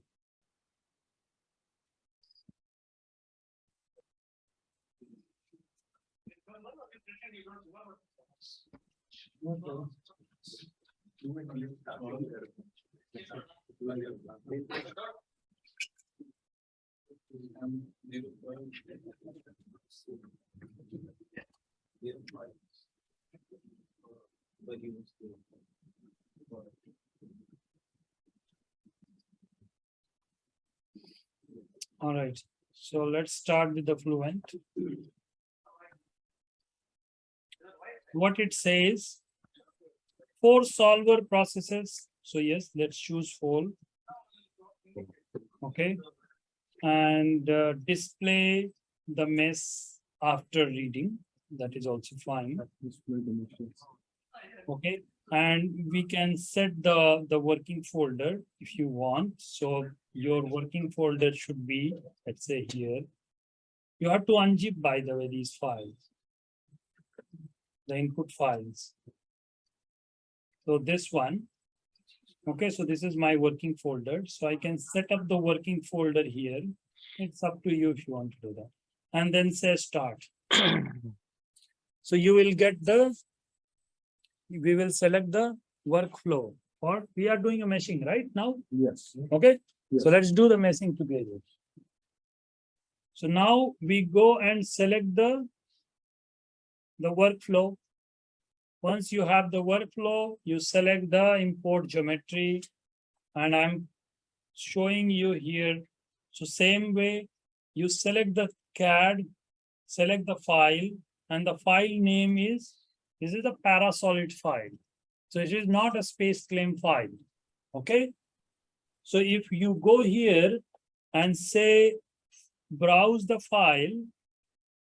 So by default, these are Ansys CAD format. So you have to change the file type to general CAD format, and you will see the .xt file.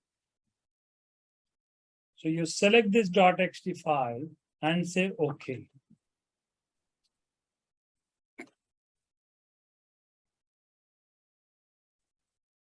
Okay.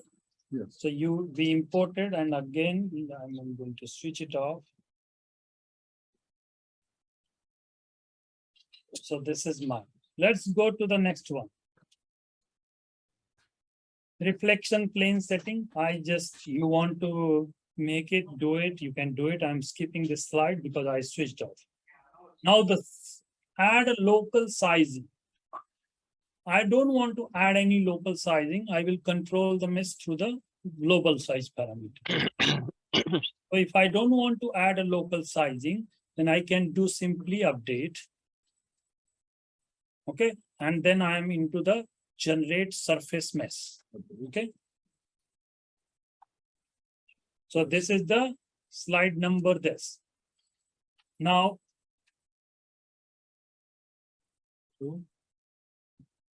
so you need to use 2 mm. Okay, the size, the maximum size 2 mm. The rest of the things we will keep same. Yes. Okay, so let's do that. So I go here and maximum size instead of a 5, I'm saying 2, and that will change the, you see, this become the size. Okay.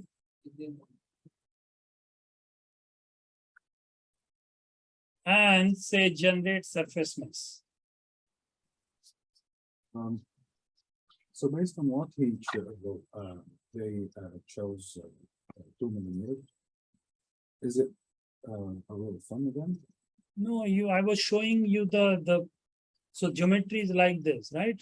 If geometry is like this, okay, how many point I need to, yes. so I was showing you the size. So from that you can know whether 2 is fine, 3 is fine, 4 is fine.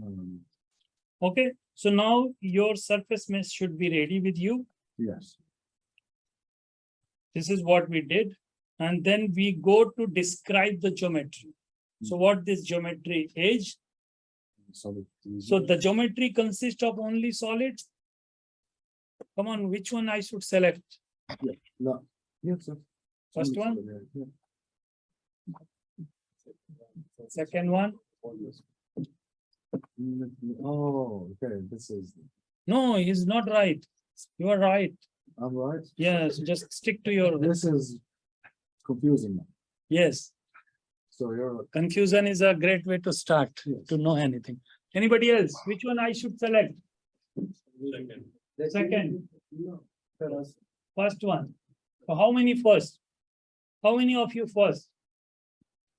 Okay, so majority wins. So second. So okay. So this is a gas volume, guys. There is no solid here. But this is talking about geometry, not about. Geometry can be solid, geometry can be fluid also. Geometry. You remember our fluid extraction? What we extracted yesterday? It was that also geometry, right? Okay, so this is what we need to choose is the second option, right?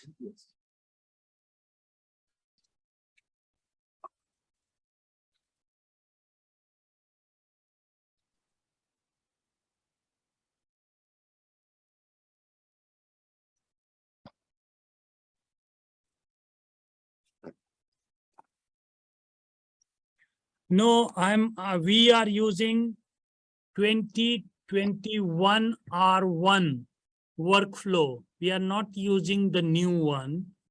The current Ansys workflow is 2022 R1.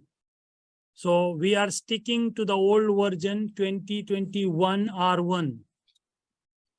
So I'm not sure, this question is from Nawaf, which version of Ansys are you using? And we are not here doing the workbench meshing. We are using the new workflow, which utilizes the Fluent meshing, not the workbench meshing. You can sit here and look at those questions. Yeah, maybe. So everybody is understood. Let's say so. Second one, right? Change all fluid boundary types from wall to internal, automatically selected no, because it's a one fluid, right? Do you want to apply the shear topology? There are multiple bodies here. So no. So say describe my geometry. The moment you describe from where we got this model, Parasolid model. It's not ANSYS model, right? So if I go to the label, there is nothing. If I go to the label, there is nothing, right? But under the zone, there are so many. Okay, so where is our inlet? I told you how to select a zone. You can do a right click on it, and that zone get, because you don't know which one is which. This one is, Okay, so you know this is your inlet. yes.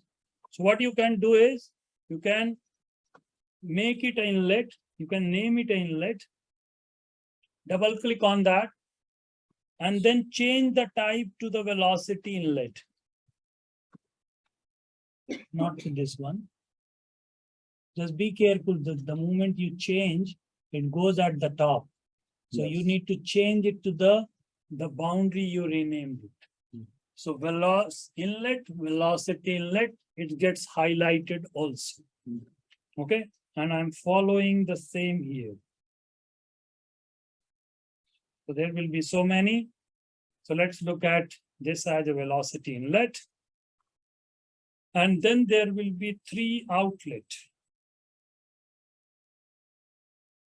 So outlet 1, outlet 2, and outlet 3. So let's do that. Why we are trying to create 3 outlets? Because we will measure the flow rate from each of them. Okay. So do a right click on it. It highlights this. Change it to the pressure outlet and change the name to outlet 1. Okay. Similarly, go to the second one. Change it to the pressure outlet and change it to the outlet 2.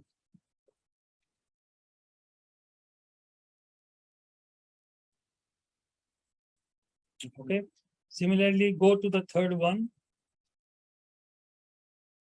and change it to the pressure outlet.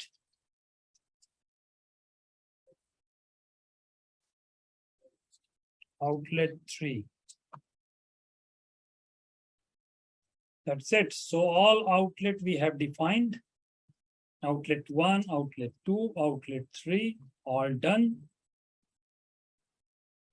And then we can say update the region. Let's go to the updating the region.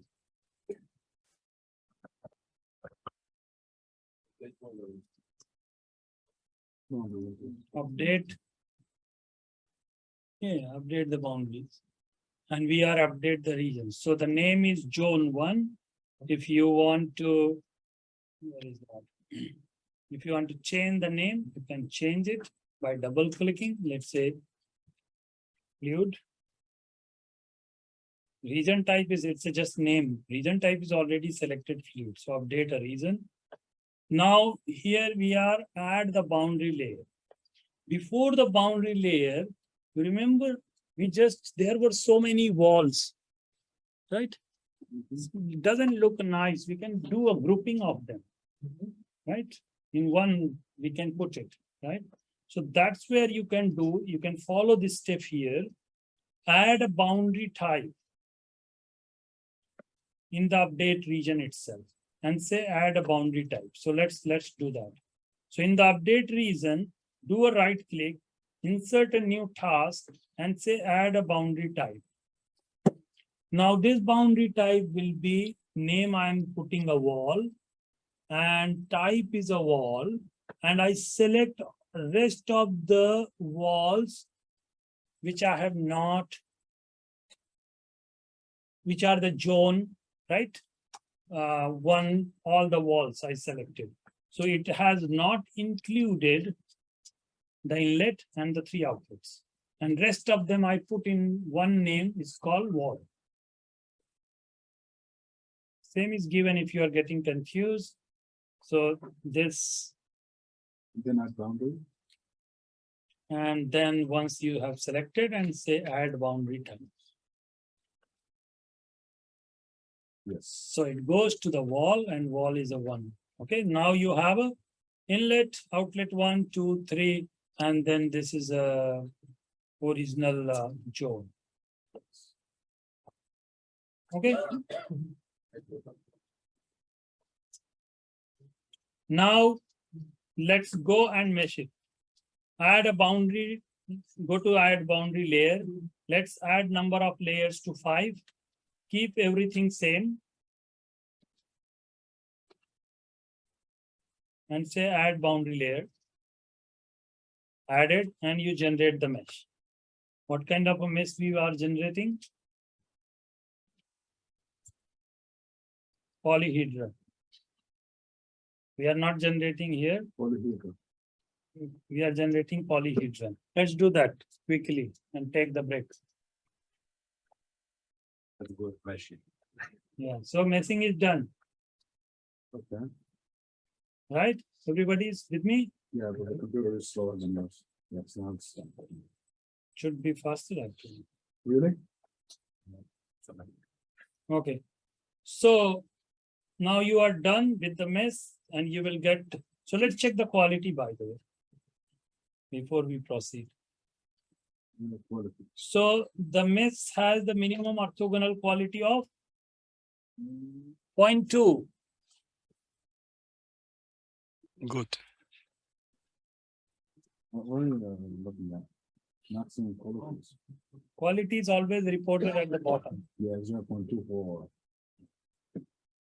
This one. Yes. We don't have the same value. You are 0.2, I'm 24. So is there a difference? Although the maximum cell size is different. Yours has 2.6. The maximum cell length, sorry, mine was 2.7. So that's the only difference. Is there any problem with that? Can we go with it? Or should we do the same? You decide. I mean, so there is a change because you haven't put the size same, right? No, well, the maximum cell length you didn't assign, and it appeared that way. Where maximum cell length? The second to last, well, no, down, in the box, the black box, down. Down? Yes. Yes. Here. Yeah. This one, I didn't assign it, you didn't. Yeah. Mine came different than yours. How much it came? Just a minute, 2.71. So what is this one? 2.7. This is also 2.7. Yes. But now the quality is different. What is the quality? 0.24. Okay. So is there- Acceptable or not? No, you It decide. is acceptable. So then, what should we do? We should continue. Perfect. You answered. So I wanted you to answer the question. So yes, quality of anything below 0.05, or 0.1, then you should be worried. Otherwise, your computer precision is different. Okay. My computer precision is different. Maybe I'm running on what is written here? Can you tell me at this what is written in your case? 3D, then Yeah, it's the same. 3DP for DP for processor. Yeah. So precision might be different. Sometimes people are running in single, so they are not choosing double precision, single precision. So it could be. Right now, we saw that. Yeah, so it's computers, right? So there will be some. But quality is fine. Doesn't matter that in one case the quality is good and in another computer quality is bad, cannot have. Close the symbol is 0.2. Okay, so we are ready with the mess. We go to the solution. Okay, let's go to. Won't we do a grid independent study? Pardon? So won't we do grid independent study? A grid independent study we are not doing here, but you can do it if you want. Okay. Okay, sir. So go to switch to the solution. Yes, okay. Yes.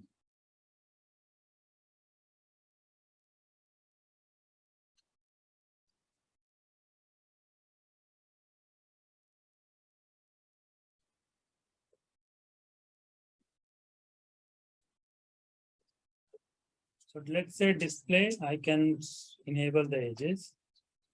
And these are the boundaries get highlighted. You can switch it off if it is annoying. Okay. So you have an inlet and 3 outlet. So again, we will start with the left to right. Okay. Yes. Domain. Let's check the mesh.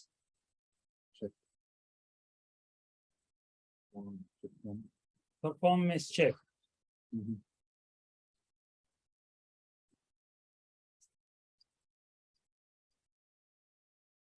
Okay, so you can, if you want, you can keep on following this.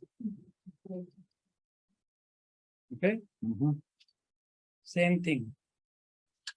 Check mesh. Then we go to the 4 tabs: domain, physics, solution, results. Domain, physics, solution, result. This is how we will move. Most of the things are automatically set for you. Fluent, you don't need to. Let's say the solver already selected everything. You don't need to change anything. Materials, what it was? Air. By default in Fluent, material is air.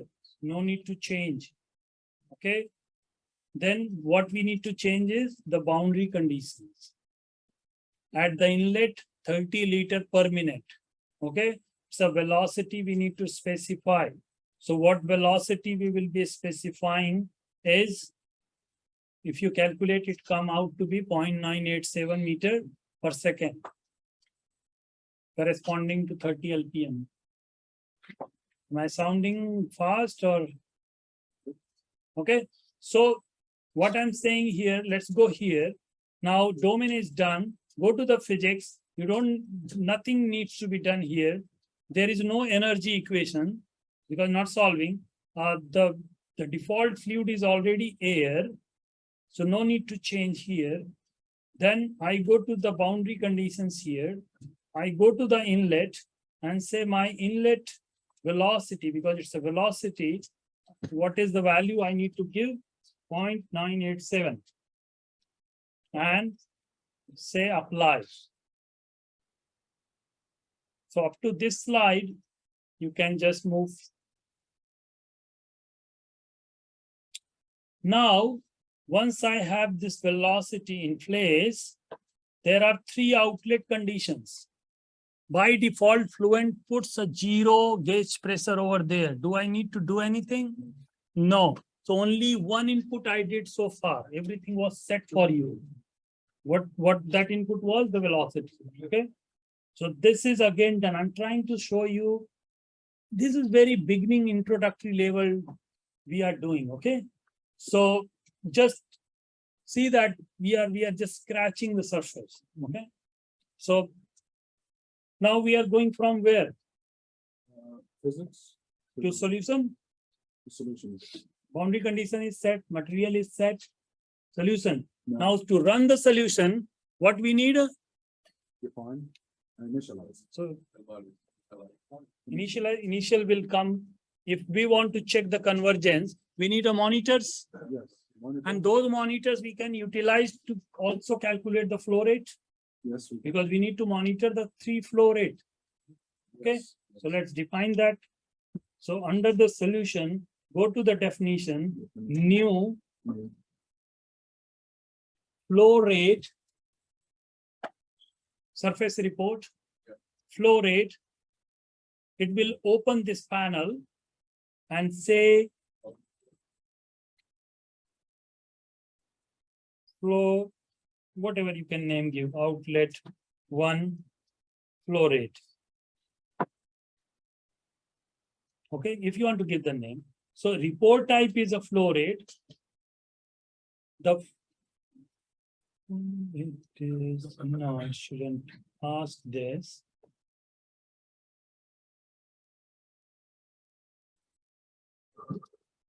Volume flow rate, sorry. That's what I'm saying. This, it is asking for the averaging and I don't want to do the averaging.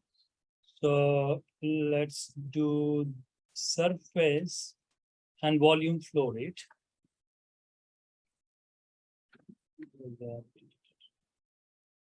Okay, so volume flow rate, add where we want outlet 1, 2, and 3, right? Yes. Yeah. So you can give this is outlet 1.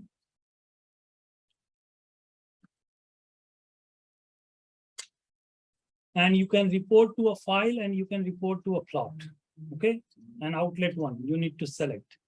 But do I need to create a 3 plots, 3 reports? No, Why?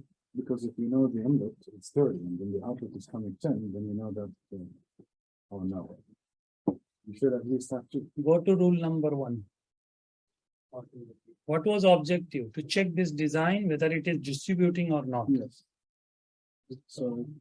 So you cannot assume that it is distributed. Yeah. You need to check that. So we need from each outlet, how much volumetric flow rate is there, right? Or mass flow rate is there. Yes.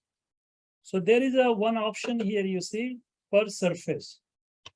So I can, if I select all 3 together, it will give me the cumulative report. But if I select here per surface, then it will give me the for each surface I selected. So I don't need to do this 3 times.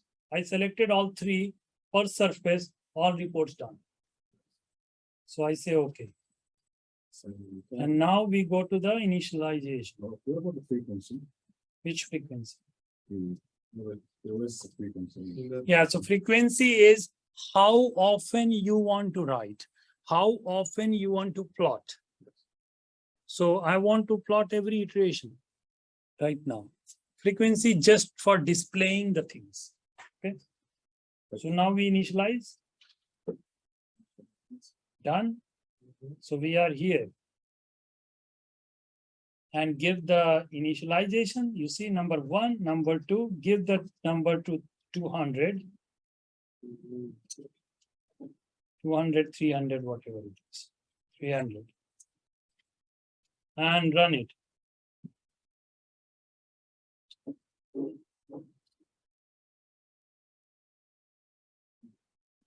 So what are these plots?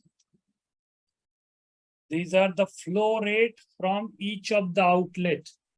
You see here, outlet 1, outlet 2, outlet 3.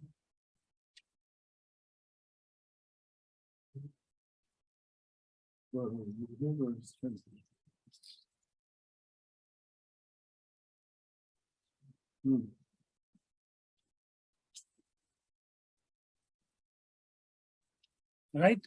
Yeah.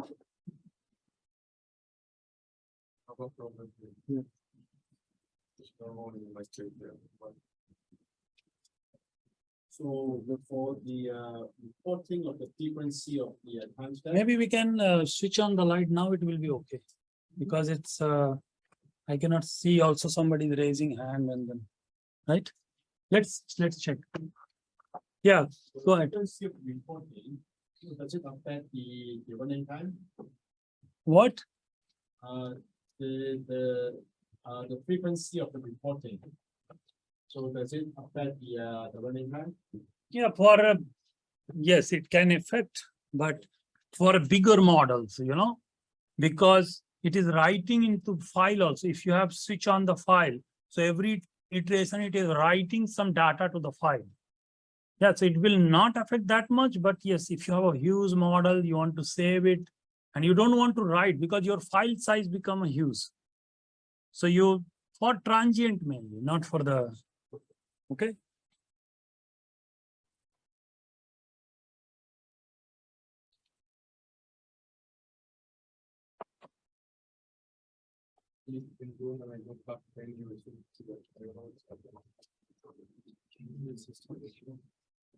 Okay. Because it's not. Okay. This is what the plot?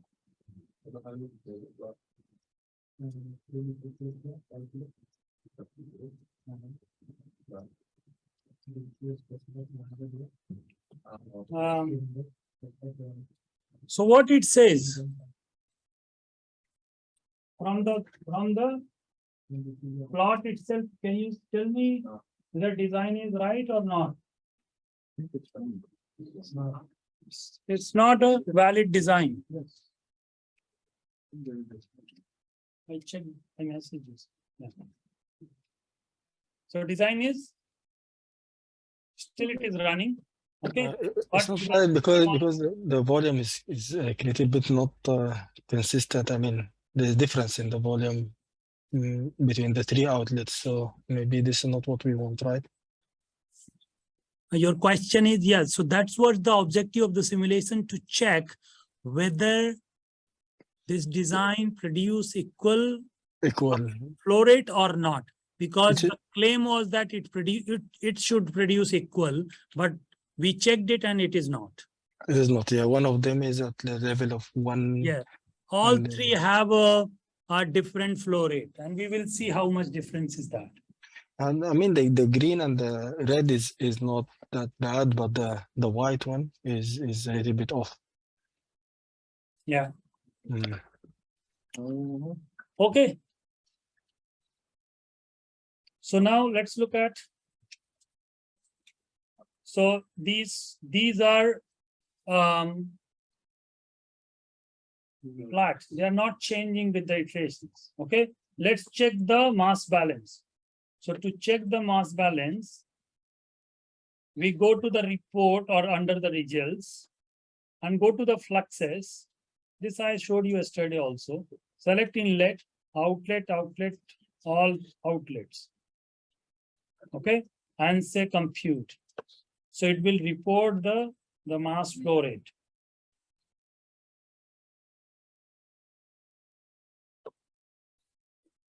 So what is coming from the inlet?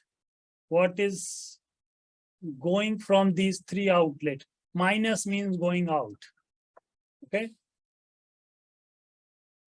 So you can also know the quantity of the mass which is going out.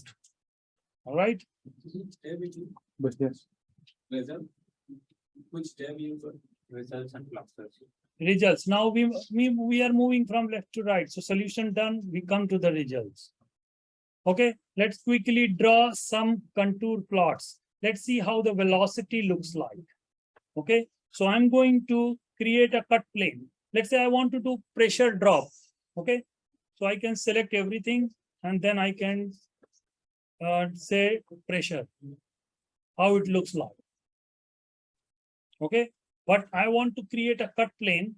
I don't have to go there, and I can say here, you see, new surface in the same window, or I can use a right click on anywhere here and say create a new surface, and let's say a plane. So this is the plane. You can you can drag anywhere this plane, and then you can, so I can say that, okay, this plane is fine to me, create it. Now I can display on this plane, how is this, or I can change it to the velocity and display it. How did you create the plane? So plane can be created, either you can go to the domain, yes, and there is a surface, you can create a plane, or you can do a right click on anywhere in the window, create surface plane. Okay, or you can do from here also. Yeah. So now this explains, this was the outlet number 1. Okay, this was outlet number 2 and outlet number 3. And if you look at our outlet number 1 is, if I ignore these zeros, just to compare, 1, 5, outlet number is 21, and outlet number 2 is 22. So outlet number 1 is very far. Okay, so with the CFD, what we were able to do it, tell that design is not performing as it was expected. Right? Now you can see why it is not. Most of the flow is going where? From the first. No, first one is this. The second and third. And that's why you saw the mass flow rate. So these are the insight you are getting. Yes. Right? Second. Okay. Now I can make it, if you want to present this to your, so I can make it, let's say I go to the results. I'm just showing you, you can create a different way. I can display the mesh. Display the mesh, but don't display it with the edges. Okay, and now maybe the plane was, I don't know where the plane is with respect to the whole geometry, right? So it would be better if I see the plane and the overall geometry. How we can do that? We can create a scene. Always do a right click, a lot of things are available. So I say create a scene. So I want to create a scene, which I can say contour plot, which I created earlier, and this mesh plot, and say save and display. What happened? Mesh is still, you need to make it transparent. So I go here and change the transparency. This dark theme, this is a problem I face. It's very intensive. Okay. So now you see the cut plane and you see the geometry also. If you want to save it, you can say save display.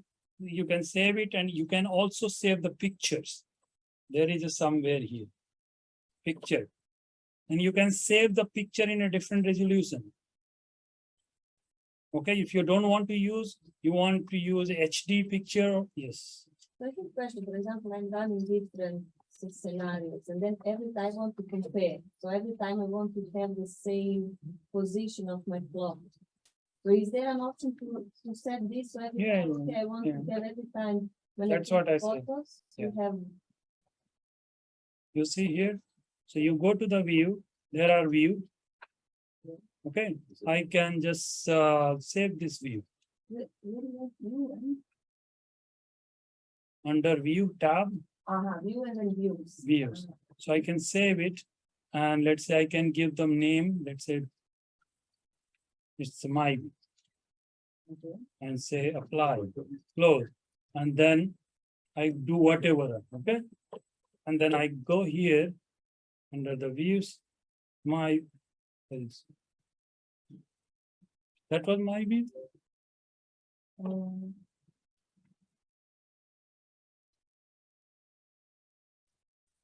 No, that was, yeah, so something got, okay, so let's do that way again. So let's say my view is this one, okay? And I save it to new view, name is correct, and say save it, okay? And now it's saved new view, and if I change it, okay, let's say new view.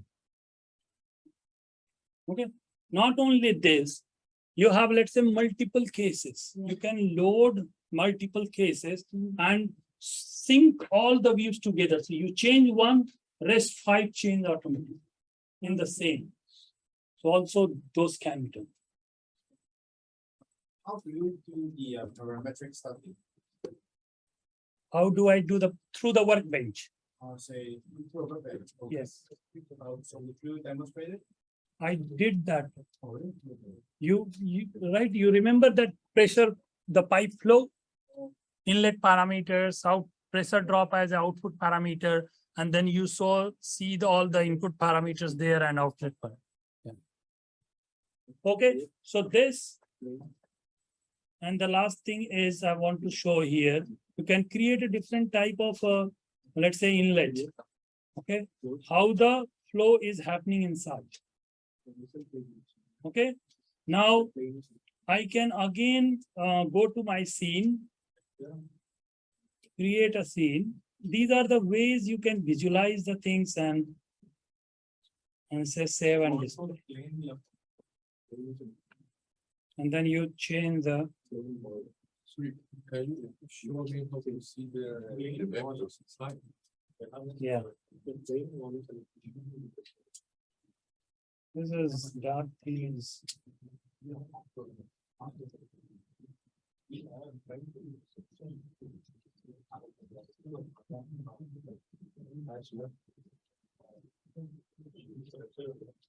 Okay. So let's say I want to your question is how I can, so you see here, there are different graphics. So you can go to the vectors and say new, select the plane where I want to create the vectors. Okay, so it creates the vector here, and then I can scale it different. There are different type of vectors. 0.1 I say, and display. Okay, and there are different type of vectors you can say. Let's say only arrows, you can do that. Okay, let's take a break. So let's take a break. 2:55. More technical now. Pretty good stuff. I like it. Pretty big stuff. I like it. This work is fantastic. So I would like to thank you and for your effort. No, yeah, just I think we are scratching the surface. That's good, yeah, scratching the surface. So it's a good, but it's a good start, yeah. If you want to learn, then yeah. This is the first step. I'm not disappointing you. No, it's not disappointing. Yeah. Yeah. Once you call it. And I know that it's pretty tough to. You did the CFD course work? It was not complete dedicated for CFD course, but it was partially CFD. I mean, you must have too, but I don't know anything. When you were a student, how long did it take to write your own code? How long? Yeah. Okay. So it took for me almost time to go. It took me almost 8-9 months, you know. But it was not simple. So I was doing LES. Okay. So that means you need to write a laminar flow code. Yeah. Then add the LES. So we tested before going to the LES. I tested it for the two laminar plus 2 equation models also. And I mean, like starting literally from scratch. Yes, from the scratch. Yes. Even deciding the other structure or whatever. Oh, there was some small routines before. Okay. So I took the help of that. Let's say there was some. Because 9 months is very impressive. Yeah. Usually it takes It's yeah. 3 years. So it's you are working like Yeah, like a like a hell. neither day. No, you go to the hostel. I'll tell you. So I'm closing the lab. Let's say at maybe 2 a.m. going to the hostel, and it's like I'm from IIT Bombay in Mumbai. So it's the Indian Institute of Technology. So they have also a campus like this. So everything nice campus separate from this. Fluent was written. So. Fluent was written by an Indian guy. Yeah. But Patel. It was Tempest. Yeah, campus. Tempest. Yeah. So I'm going back home, the hostel, and the code is going on in your mind because it is diverging. Yeah, it's running in your mind. And then you go to the bed, and then you say that, oh, maybe that parameter is causing the problem. You can take your bicycle and go to the lab, change it. I can imagine the IIT Bombay like that, yeah. Yeah, so IIT Bombay and IIT Kanpur actually both have it there. So this is how the life was. And this was during your Masters. I'm not PhD, by the way. I'm MBA. So moving from technical marketing to not marketing, not overall. So business. yeah. So yeah. So PhD I always wanted to do because my professor forced me. Now in IITs actually, they say, still for the PhD now. And then I said, no, I like the research a lot. I think I wrote one chapter also in a book in fluid mechanics book. It's fluid mechanics book. Actually, it's in McGraw-Hill publication from Penn State University. Cool. So it's like a heat transfer book John and Simbala, actually, John Simbala, yeah, so that book, so CFD. So I used to have a lot of interest in research actually. So, but then that time I ran away. That no, I don't want to do a PhD. Okay, so but it's good. You made the right choice. Now I'm thinking you guys are making the right You really made choice. the right choice. Now I'm thinking, Trust me. yeah. It was an error. I think online people will kill me.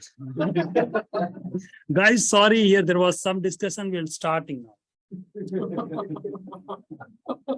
All right, so we are going to discuss about the physics, okay? Little bit go in more detail, all right? So what you are going to learn from this panel is how to set up the case which involves the turbulent flow, right? What is a laminar flow? What is a turbulent flow? How do you define the material properties? Okay, let's look at little bit deeper, okay? Sorry. And then what are the different boundary conditions? What boundary condition you use right now? Wall.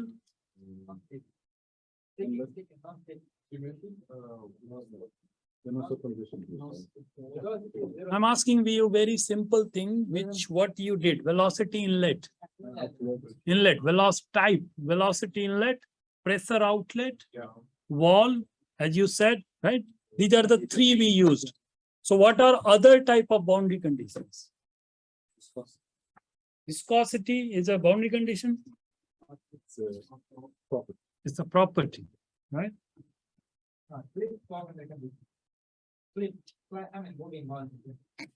Yeah, slip, no slip, free slip, right? So these are the wall type of periodic and symmetry boundary condition. Yes. Mass flow rate at the inlet. Mass flow rate at the inlet. Even in periodic boundary, you can keep mass flow rate that we are trying. Yes, periodic boundary conditions. Heat flux. Heat flux. Constant temperature. Yeah. Good. So all of you know. So we can skip this. Okay. Okay. But how to specify the well-posed boundary condition is important. Okay. We know all these boundary conditions, but where to apply? Whether it's a well-posed boundary condition or not. Because your solution is based on your. Okay. Most of the time, if boundary conditions are wrong or wrongly chosen, will impact your solution. Okay. So we are here on the second tab, physics. Okay. Solver, there are two types of a solver. And as a beginner, as introductory training material, you don't need to touch anything here. Okay. But so, and you have been seeing we did 2 or 3 things there, but I didn't touch anything here, right? And I didn't ask you to do anything. So continue with that. You don't need to. Okay. But I'll tell you, there are 2 types of solver, the physics-based solver and density-based solver. Okay. Most of the time you will be dealing with the physics-based solver for your application unless you are doing, let's say, high compressible flow kind of so that's where you need to go for the density-based solver. Even though physics-based solver will be able to handle up to Mach number 1.5 or 2. Okay, but anything density-based solver will be applicable where for anything more than 1.5 or something. Okay. There are different models available, which are, let's say, energy equation. Why we need energy? To solve the heat transfer, right? So heat transfer is important. Then there are models related to the radiation. Somebody was asking me question yesterday. Is there a radiation model? Yes, there are radiation model. Okay. Then you have a multi-phase model. Then you have a turbulence models. Okay. There are many advanced. So each of these, let's say if somebody wants to get trained on multi-phase modeling, it is 2 days full day coursework. Okay, from Ansys. If somebody wants to do turbulence, it is again 2 days coursework. Okay. And what we are trying to do is, here is a very introduction. So I will touch about the turbulence, what it is, but I will not go into it. Okay. Many of the models we will not even touch here, being it as introduction training. So if you want to set up, right now you was dealing with the only flow. So if you want to do heat transfer, first thing is enable the energy equation, right? You enable the energy equation. The moment you enable the energy equation, then what are the things where you may need to apply the thermal condition? Inlet, inflow conditions, and at the wall. These are the two things. Okay. So at inlet, we did a mixing T problem yesterday. You specified 25 degrees Celsius and 55 degrees Celsius. So you go to the thermal tab of the velocity boundary condition panel and specify the temperature. Now, so instead of going to the slide, let me just show you actually. So let's enable the energy here. Okay, so the moment I enable the energy and I go to the inlet condition and edit, the thermal tab is on. But other tabs are not on.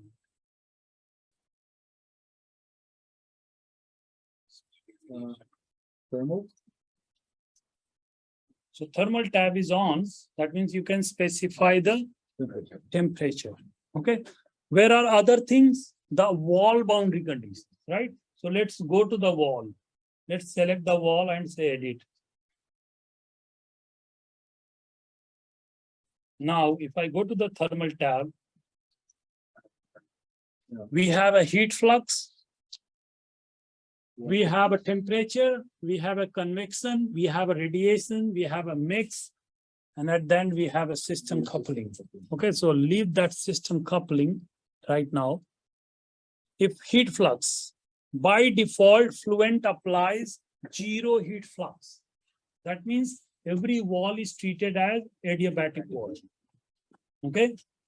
But if you want to change, then you can go here and put how much heat flux is coming. Okay. Now, one more thing. Now, let's say this model right now has a wall, right? It has a wall, right? It's what is the thickness of the wall? 0. Okay. It has a 0 thickness. And let's say I want to model the insulation. Instead of modeling the insulation physically, I can go here and specify the shell conduction. And here I go and select the number of layers. I can, let's say I have a 3 layer, some other material, some other material, some other material. So I can choose here all 3 layers, specify the material of that, if it is wood, aluminum, or air gap, I don't know, and then specify the thickness of those insulations. So physically, I don't need to model it, rather I have the effect of the insulation. Okay? Yeah. And shell conduction means it will account for heat flux normal as well as the lateral. What about its surrounding? Yes. That's what this is the surrounding means. These are the walls which are exposed to the surroundings. Right? These are the walls. Let me just show you that.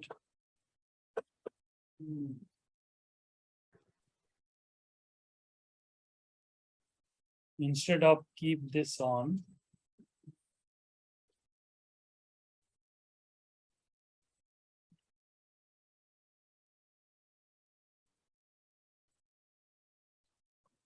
Okay, so these are the walls which are exposed to the external environment. So you need to give the boundary condition, right?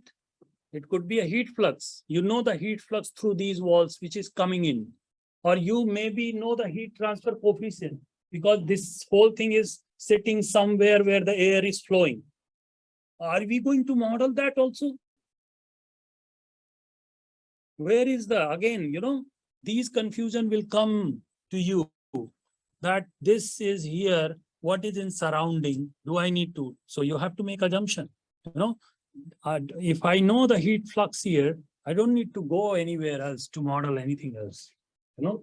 Question. So if we know the heat flux, but there is a block here for heat generation rate, watt per meter cube, per unit volume. We don't know that, and so we just have to leave that.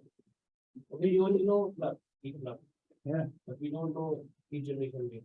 But why you need a heat generation? I mean, I'm just asking because, if we enable this self conduction in layer, we put 1, 2, 3, and material gap, there's a material gap, and the other tag is for heat generation rate.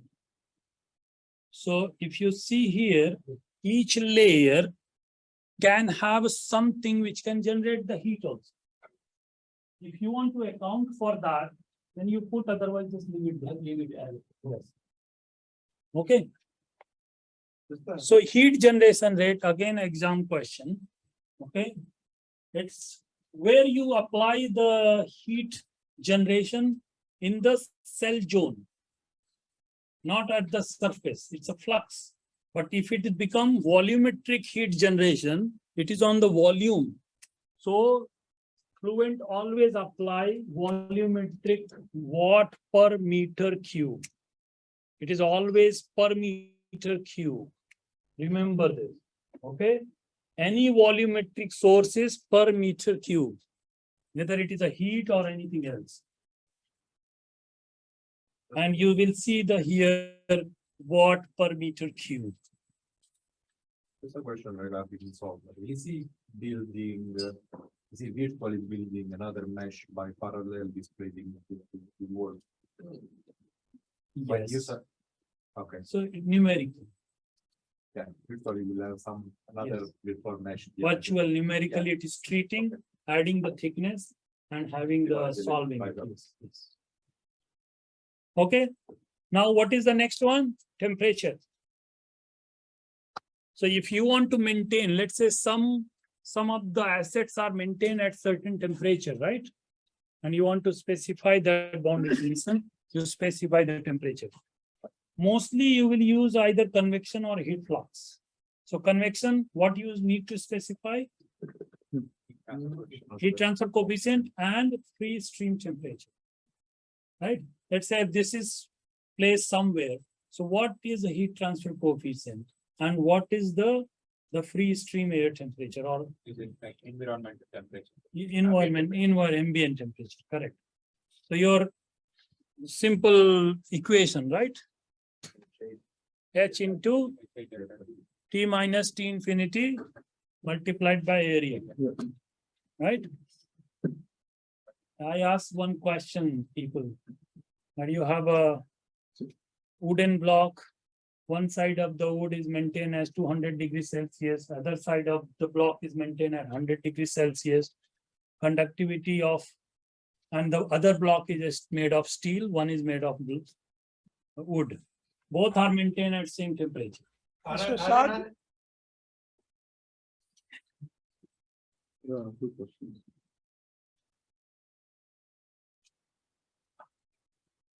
Is there any question? All right. So the question is that what would be the temperature and the thermal conductivity of steel is very high, higher than the wood. Okay. 200 degrees Celsius, 100 degrees Celsius. What would be the temperature at the center of the block? Whether temperature of steel would be higher than the wood or wood, huh? Perfect. Steady state, I'm saying, yeah, there is no role of thermal conductivity. People get confused. Oh, thermal conductivity, yeah, the gradient will be high, but temperature will remain same for both. It was just a side, okay. Radiation. You can apply radiation, then you have to again give you the Stephen Boltzmann equation, right? Yeah. So that will apply and give it to you. Okay, great. Let's jump to the other one.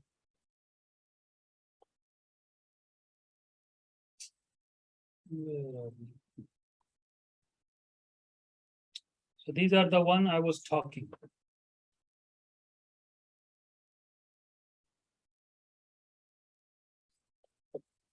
Okay, if it is a mix, that means it has a radiation plus convection. Okay, simple, I think. Understood, right? And we can move, right? If you have any question, let me know. Because it's from your heat transfer class. I'm not doing anything. Okay. Last one is the system coupling. If somebody is interested, system coupling is which couples the different solver inside the workbench. So let's say if you want to do a two-way FSI analysis, where the temperature is a solution of thermal solution from structural solvent. And then it is getting applied, then you solve for the flow, pass the pressure, then again, so it is a coupled. So that's a via system coupling. Okay.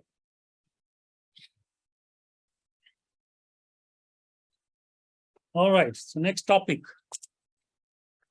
What is difference between laminar and turbulent? Laminar is an orderly flow, having not number of less than 23. Based on diameter of the cross section, in case of a pipe, the cross section is not. That's a mathematical definition. Okay. Yes. So very streamlined. Laminar is. So what you see here is there is a bulk flow inside the pipe, and you are introducing a tracer, a die through the smaller pipe. You see there? So that is a tracer which you are introducing inside this bigger pipe. And if it is not getting mixed with the flow, right? So qualitatively, you are saying there is no mixing. So I always say whether turbulence is desirable phenomena or it's a problem for us. Problem. Sometimes it's Desirable. Sometimes. If you're working, for example, the cooling system, you want to tell. Correct. Right? Golf ball. Golf, you play golf. Yeah, that's. There are dimples. To reach, Why there are dimples on the golf ball? To increase the flow turbulence so that it can go. So if turbulence increases, what happens to the drag? Drag will?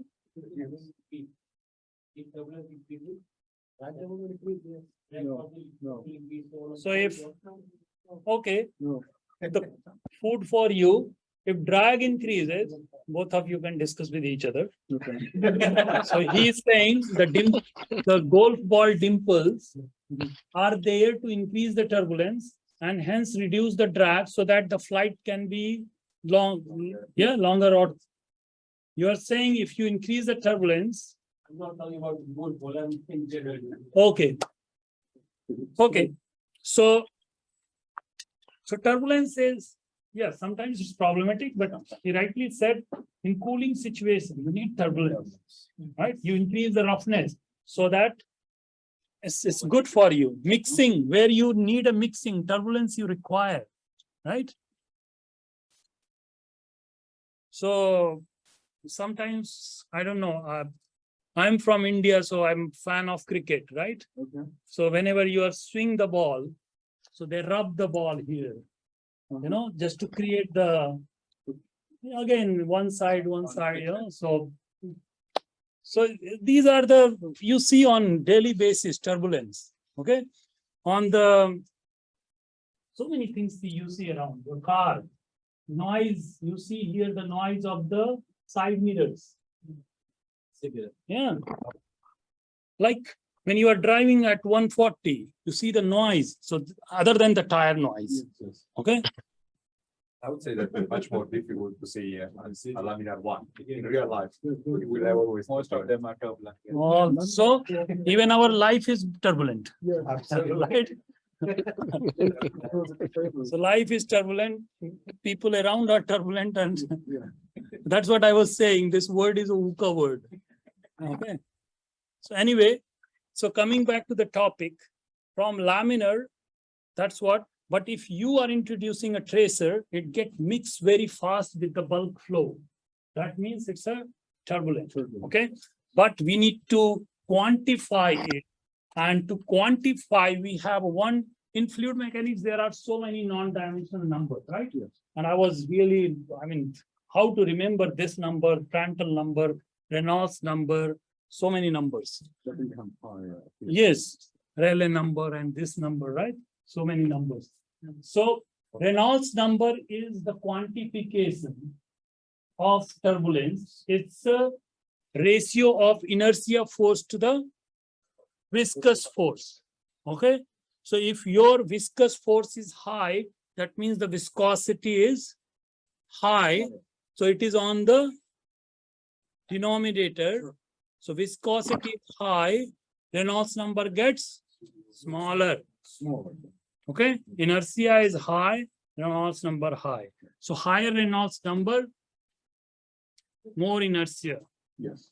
Okay, so if Reynolds number is low, that means it's highly viscous flow. Okay, Yes. yes. So if you expand it, it is density multiplied by velocity multiplied by characteristic length. L is the characteristic length. Okay. Based on that, you say I'm calculating the Reynolds number. Okay, it is divided by the viscosity. Now, you want to remember, or so for external flow, the value is 500. Yes. Okay, along a surface. But if it is around an obstacle, let's say if I take this obstacle and flow, 20,000. Okay. And for internal flow, 2,300. This is how you will calculate, and then you tell that the flow is laminar or turbulent, not based on your feelings. So don't apply your feelings, rather calculate it. And technology.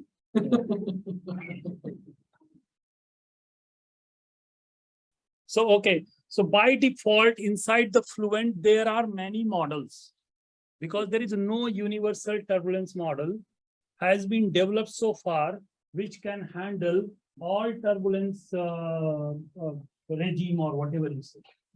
Okay. So based on the application, people have developed the different turbulence model. 0 equation, 1 equation model, 2 equation model, 7 equation model. Then we went for the LES. Even in the LES, how we, it's just how we correlate the stresses and the velocity, you know, this all game, how you develop those equations. So as a beginner, by default, whatever is the default model in Fluid, and that is what's 𝐻𝐿 model. Okay. Yeah, it's changed. Yes, change, not now, change 2 to 3 years back itself. Yeah. So earlier it used to be a standard 𝐀𝐍𝐒 as a default model, but now it is 𝐻𝐿 model, which is default. Why? Because it's much more robust. It can handle many engineering problems. Okay. And it gives very accurate result as compared to the 𝐀𝐍𝐿 model. Computational time obviously little bit higher than the 𝐀𝐍𝐿, but not that much, I would say. Both are the part of 2 equation model. So you are still solving 2 equations, so you will not see a much difference.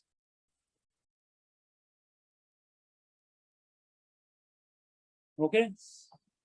So turbulence, a lot of material to cover. Huh? So I'm just throwing on you.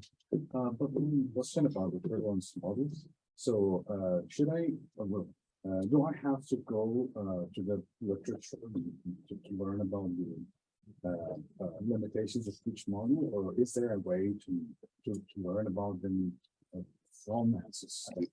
Okay, so there is a detailed, if you want to learn about, there is a detailed training material. First thing, there is a detailed discussion in the theory manual about the turbulence and which model is suitable for what type of. Okay, so that's there. I want to bring one slide because there was a question on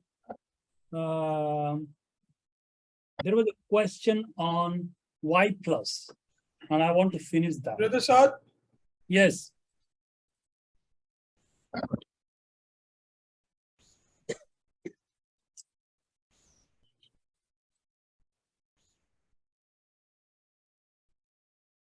sir, Brother Saad has on his video.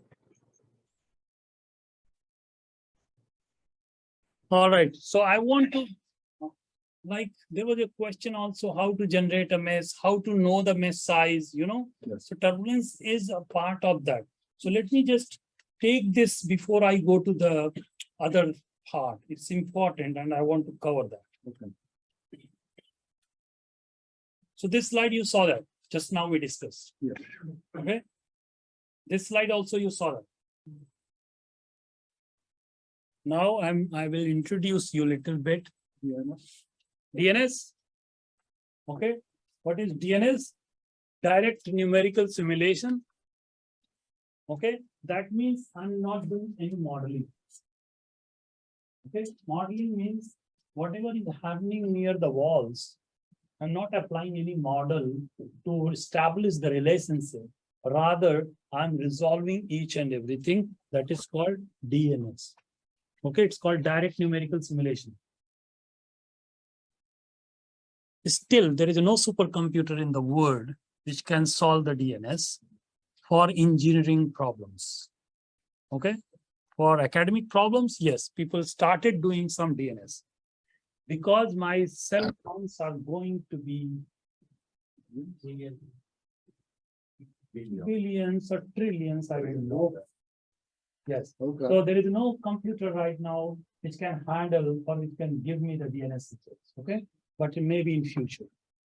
So that's no modeling is required. You are resolving each and every scale of the turbulence. Okay. But the no practical, I mean, there is no practical solution. So what we have, large eddy simulation. This story is very nice. And that's what my topic was actually. So the name itself suggests what? Large eddy simulation. So the turbulence is a mixture of so many eddies. Excuse me, sir. Yes. Sir, Brother Saad, his video is on. Can you ask him to off his video? Saad al-Shahrani.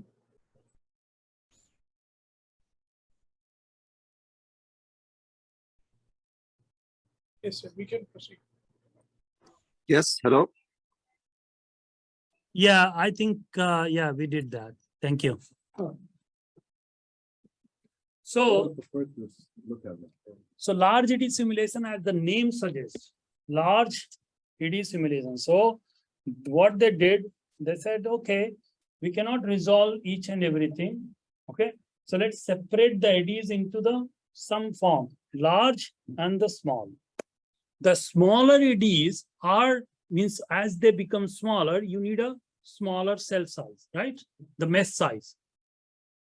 But we cannot afford that number of cells. So they say, okay, let's model some spectrum of that and let's resolve some spectrum. And they come up with a model called large eddy simulation. Okay? So that's how the name came. Okay. Now, even though it is available in Fluent, you can do the large eddy simulation, but still it is expensive. Okay, not everybody will be doing large eddy simulation. Okay, LES, unless it is required. Then there are Reynolds average Navier-Stokes equation. Okay. So what Reynolds, you know the Navier-Stokes equation, right? So if you write the Navier-Stokes equation here, and if you apply means you can do it at home.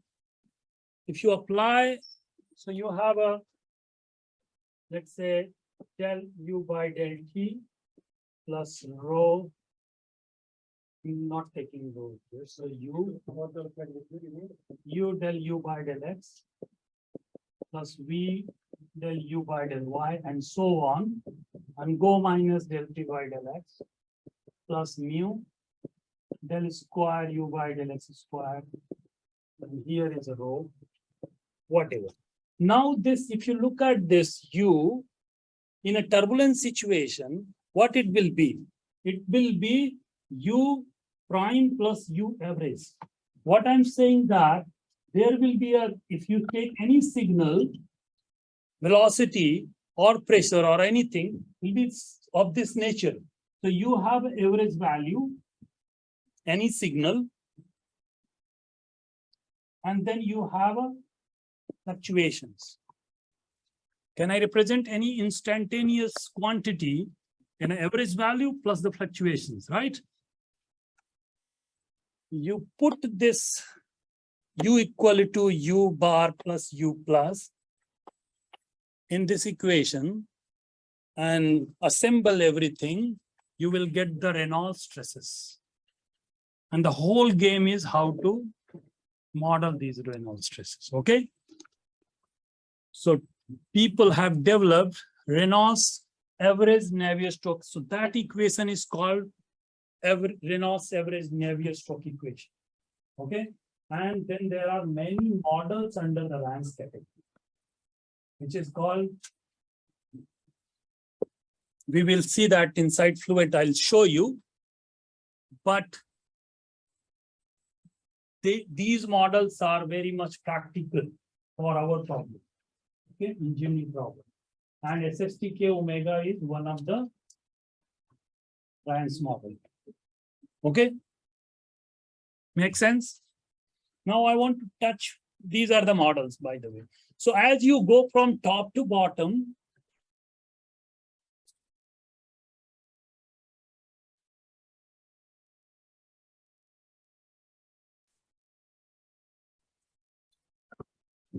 because, okay, there is a question that why RANs are used for the industrial application. Industrial application, if you use the LES, right?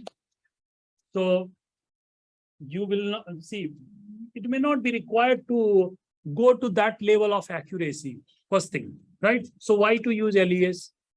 And if there is no, we are not using LES, then what we are left with? Two equation models, RANS model.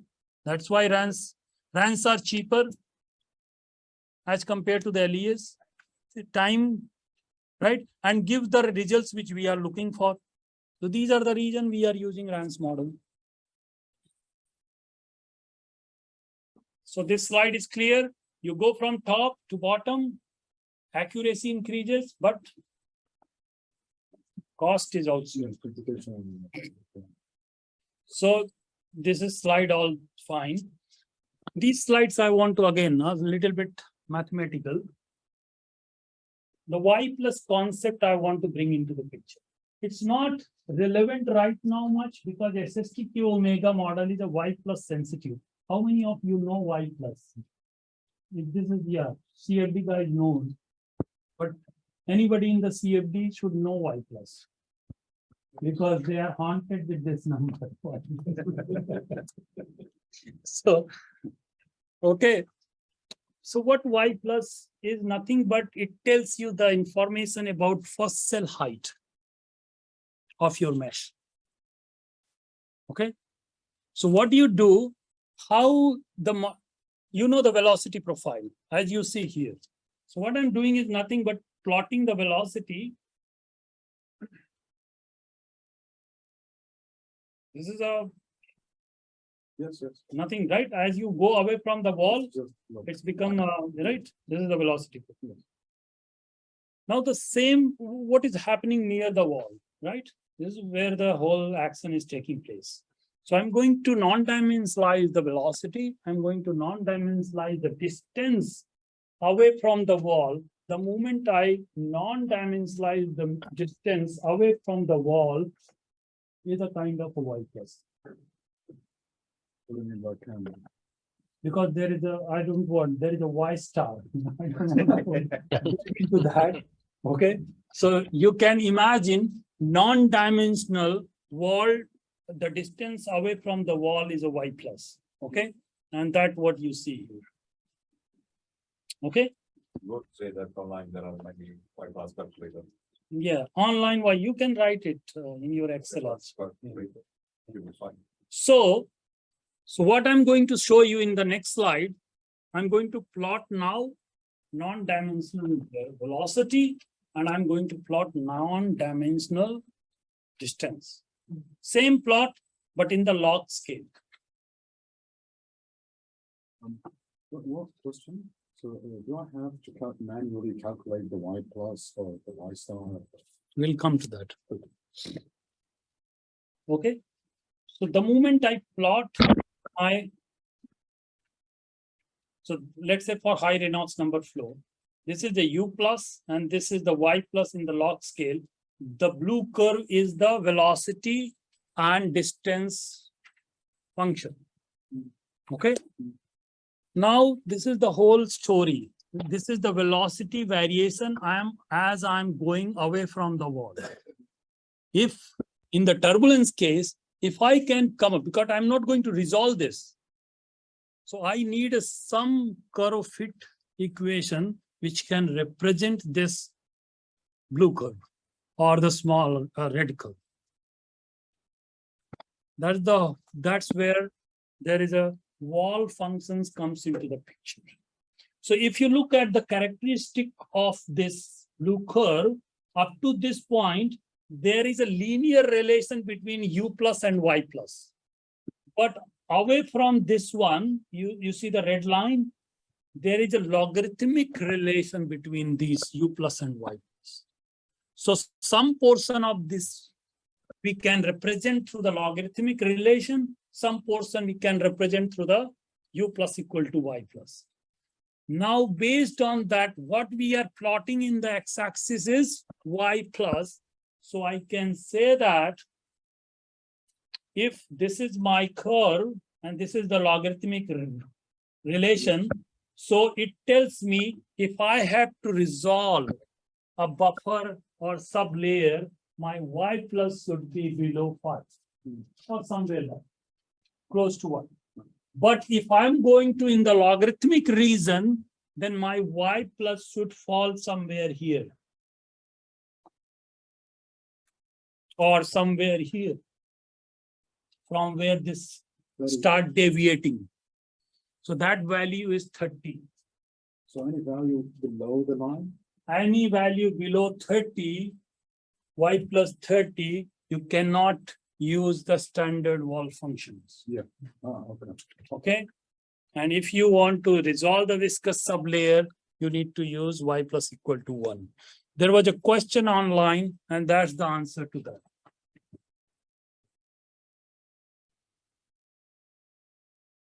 So now you know the Y plus. Okay. Let's take one example. This one. What would be my first cell height? Why we require first cell height? Why anybody can now, based on whatever we learned, why need a first cell height? Why we need first cell height?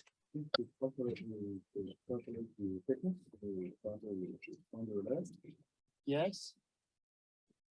Why we need first cell height? Because when we are going to put the boundary layer, so in the boundary layer, there are ways. I don't know whether you noticed or not, there was a smooth, when you add the number of layers, there are some algorithm there. I didn't go through it. So it says smooth transition. So that means some geometric progression it will take, or it will ask you to put the first cell. So this is my boundary layer. And I put, let's say, 5 layers. The growth is always, you have seen 1.2. That means this cell would be 20% bigger than this. Next 20% of this. So if I know this cell height, right, then I can know that, okay, what would be the almost size of my, So first cell height is coming from where? If I know the Y plus, how do I know the Y plus? Because I choose whether I'm going to apply the wall function or not going to apply. I'm going to resolve the viscous sublayer. So if I'm going to apply the wall function, I said my y plus should be somewhere more than 30. So I know y plus. The moment I know y plus, I know my first cell height. The moment I know first cell height, I go to the Fluent meshing, put my first cell height, put the growth ratio, put the local size, generate the mesh. Correct the story? Okay. So let's take this example. What is this? It's important to compute the boundary layer thickness as well, because if we talk about the boundary layer resolution, sometimes in default to take 5 people. For you, So we can take 50 cells. for you, it is always more than 20 cells. Yeah. For external flow, when you are dealing with aerodynamics, It's not like more than 15 layers you should take. For internal flow, again, keep it 10 or 12. Okay, not 3 or 4. Because this boundary layer, which is growing from here, should be able to capture it. So you can know the boundary layer thickness. So the cell height would depend on the boundary layer thickness then. So I need to know the boundary layer thickness. So if you calculate, cell height doesn't depend on the boundary layer thickness. Okay. Your cell height depends on the y plus. Y plus depends on the what kind of turbulence model you are using. Okay. But number of cells to have what Jahir was saying, that number of cell should be enough so that you can cover the whole hydrodynamic or thermal boundary layer. But let's say your boundary layer is 20 mm, the actual boundary layer, but you're having 5 cells, then you are missing this story. Right? So it's important. So let's take this example. What is this? Air flow rate at 20 meters per second over the flat plate. How we will tackle this? So this is first we need to know whether flow is. This is how you will approach your problem. Okay. First thing you will ask whether flow is a laminar or not. Any problem you do. Okay. So calculate the, let's say, Reynolds number, rho UL by mu, right? So what is known? Air density is known, velocity is known, Yes. length is known, mu is known. Yes. So what the Reynolds number came out? 1.4 1.4 into 10 to the power 6. Yes. What we said, external flow along the surface, if it is more than 500,000, flow is turbulent. Yes. 10 to the power 6, 1.4 is more than 500 K. So flow is okay. Now let's decide we are going to use our 2 equation model, okay, or RANS model. And let's say we want to use the standard wall functions. Yeah, wall functions. So logarithmic reason. So what should be my y plus more than 30? So let's take a 50 because smaller y plus, smaller first cell height. Smaller first cell height, more number of cells. More number of cells, more computation, right? So instead of taking 30, let's take a 50 or 60 or 70. Okay. Here in this case, 50. So you know y plus and y relation. Y plus is nothing but non-dimensional height, right? So y plus is rho into u tau into y is the first cell height divided by mu. Yes. What you need to do is you have to calculate y based on the y plus. Okay. So from here, you can calculate the, I don't want to go through each and everything, but from here you can know that what would be your first cell height of the mesh. Okay. Okay. Again, you look at CF equal to 0.058 is a junction, and this is valid only for the flat plate. But let's say you are dealing with a geometry which is not a flat plate, and you are still applying this formula. That means based on this, if you calculate the first cell height, your y plus will not be exactly same which you are looking for. That means you may need to go and readjust your cell. Okay. So solver knows this problem. Why should I worry about y plus and all? My problem is something else. Okay. Like the mesh. I mean, what I will get if I become a mesh expert? Yeah, for a few years, but problem remains same. Same is a wall function. Why should you should worry about what should be the y plus, right? Or software should give something to you so that you focus somewhere else where your talent is needed, not. Okay. Yeah. So now many models like a 𝐀𝐍𝐒𝐘𝐒 model, which is a default one, is a y plus insensitive model. So what it does, it automatically says that, okay, this guy for cell height is in the wall logarithmic region. So it applies the standard wall function.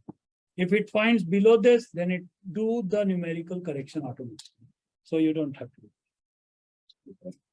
That doesn't mean you don't create a nice mess. It's still that.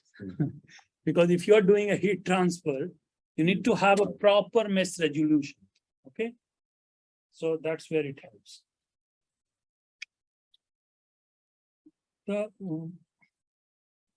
What time you want to break?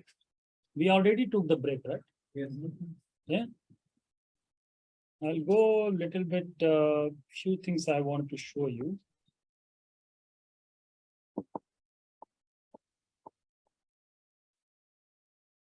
So you know boundary conditions, right? Yes. You know the boundary conditions. Everybody knows the boundary conditions, right? So what is the cell zone conditions? Cell zones, let's say somebody was saying heat generation, right? If there is some heat generation, volumetric heat generation, how to apply that? It is not a boundary, right? So how will you, let's say we are modeling this and there is a block which is burning here. And that is adding the heat to this row. How will you do that? So my interest, again, this is very interesting. Am I interested in the burning process or am I interested in the comfort of the people? So if I'm not interested in a burning of this whole thing, fuel, whatever it is burning, or wood, then I will treat it as a heat source. I will not go and model the combustion of the wood. Yeah. Yes, a black box gives the volumetric heat generation. So that's a volume. So those type of a heat generation, those type of a conditions should be applied to the cell zone. What is the cell zone and boundary zone? Any cell on the boundary are the boundary zones. Any cells inside or combination of cells are cell zones. Going a little bit high.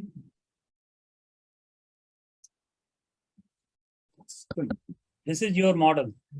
On the right hand side, you see? Simple 3D mesh. So these faces which are at the boundary, they call one face is a boundary face. Yes. Nothing, there's no, just don't think that it's complex. Just think it's very easy thing you are saying. And then you have this is called one cell. Yes. So collection of boundary face is a boundary zone. Collection of the cells are cell zones. Make it simple now? Yeah. Okay, that's it. So if you want to apply the boundary conditions, where you will apply? Boundary face. If you want to apply the condition on the cells, where you will apply? Cell zones. Cell zones. Correct. So that's very simple. Yeah. Now I'll give you some of the problem to you to think. Okay, how to model this? So I'm picking the things which can be useful for you. What's this first? What is it first? Yeah, don't look at the.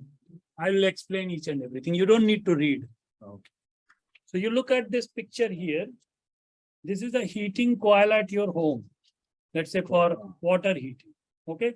So the water is flowing and this is the coil which is getting heated. Now you have to estimate, let's say, do the CFD simulation. So what are the boundary conditions? Inflow. Heat flow. And heat plus coming through the coil. Yes. So that is a solid. Yes. Right? Yes. So how do we need to model the solid? Simple cube, this is making. So we can model, or we can include it, or we can exclude it. The solid, shall we do a cell zone and then for the solid heater and then apply the heat generation on that cell zone? Yes, so he's right. You can do a conjugate heat transfer where you are modeling the solid, right? And then you can give the heat generation in the solid itself. If you know the volumetric heat generation of the solid. If you know the heat flux, then you don't need to model the solid to give the heat flux at the wall. Yes. Okay. Yes. Yeah. So how many zones are there now? If I ask you, let's say if I'm modeling the solid, how many zones? Cell zones. How many cell zones? 2. One is fluid zones, another is solid zone. Wall. That's a boundary zone. Cell Yeah, zones. Yeah. Now let's come back. Let's go back to the slide and next question. Yes. It's a mixing impeller, right? Mixing tank, sorry. And they have a 2 impeller, right? So you can give the rotation to the impeller, okay, through some technique called, you create a fluid zone around the impeller for each, and then you can rotate it. Okay, so here to create that fluid zone, how many impeller are there? 2, 0. What you call it, impeller, right? Yeah. Right? Yeah. So there are 2. So I created a 2 fluid zone. Okay. So how many cell zones are there? 3. One is the stationary and 2 are rotating. So you can give the rotation to those 2 and keep as it is. So that's where the cell zones comes into the picture.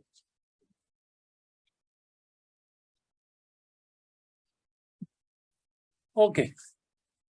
The boundary conditions.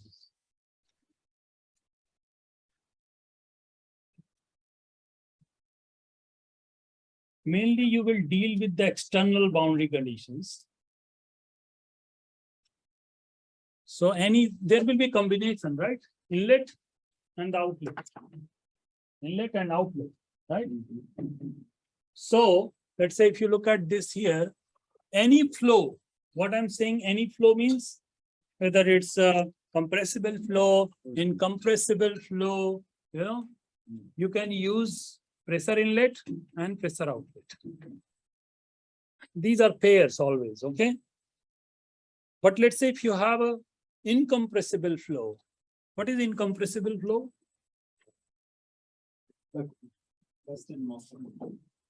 Density cannot change. Perfect.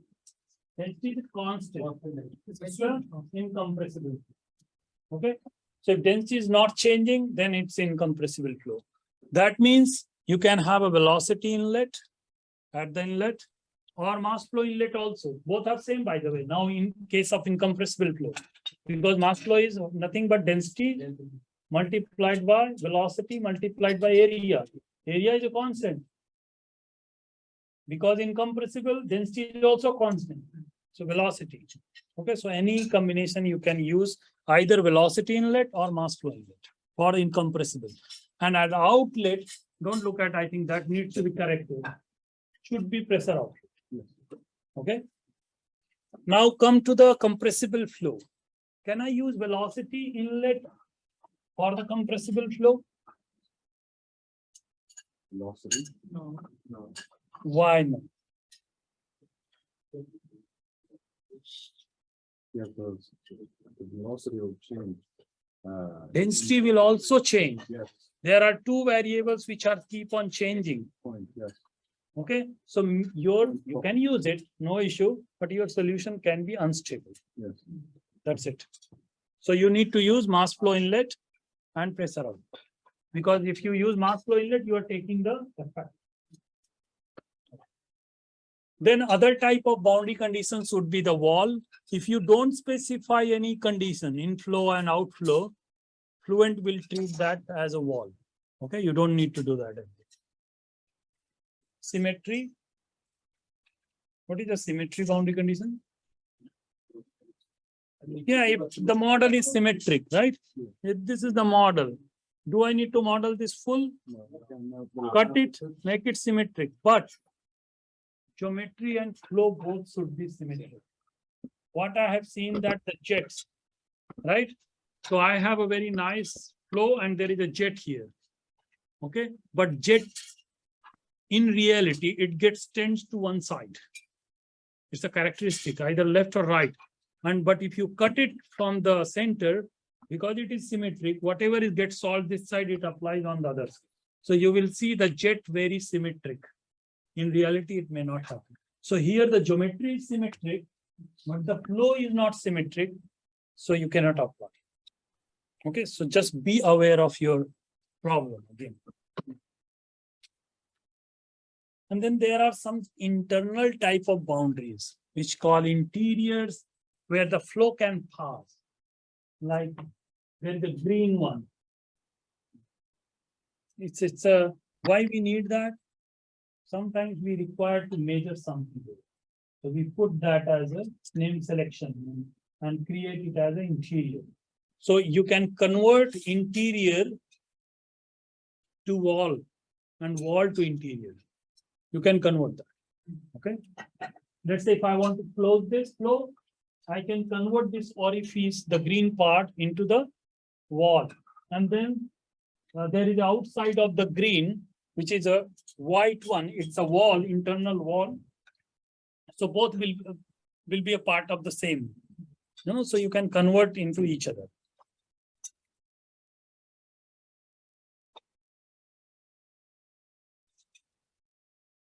Another thing I wanted to say about the outlet boundary condition.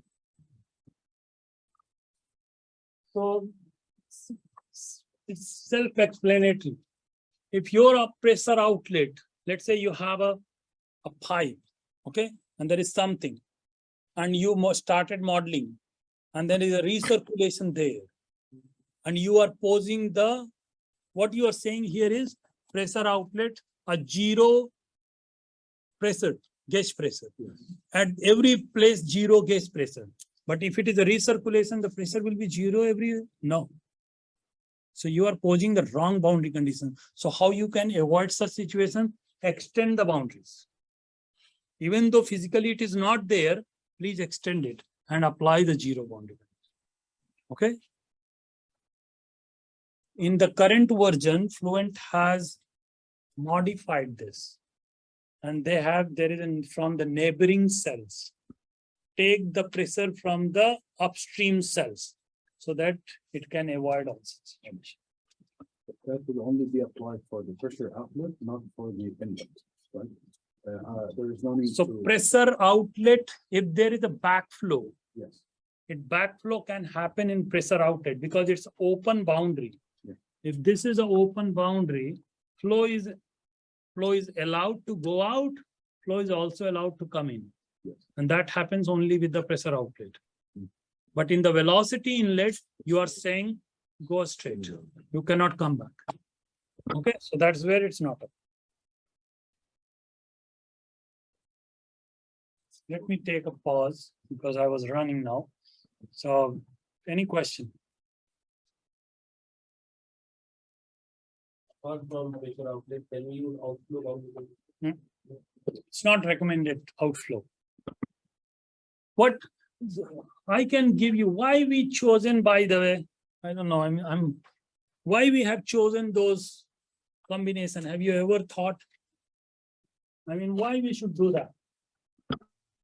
If you look at, again, go back to the basics, continuity equation. What was the continuity equation? Rho and Simple, for incompressible flow. The volume flow rate is constant. yes. Flow rate. Okay, so del U by del X plus del U by del Y for 2D problem. This is the continuity. Is there any pressure term here? No. The continuity doesn't have the pressure term. There is no pressure term, yes. Only in the momentum. And in the momentum, let's say steady state. So then our Incompressible or compressible? So del U by del X plus V del U by del Y. Let me write it minus del P by del X plus mu del square U by del X square plus del square U by del Y square. And I need source term. So if you look at here, momentum equation has a pressure term also. And then you couple it through the pressure velocity coupling.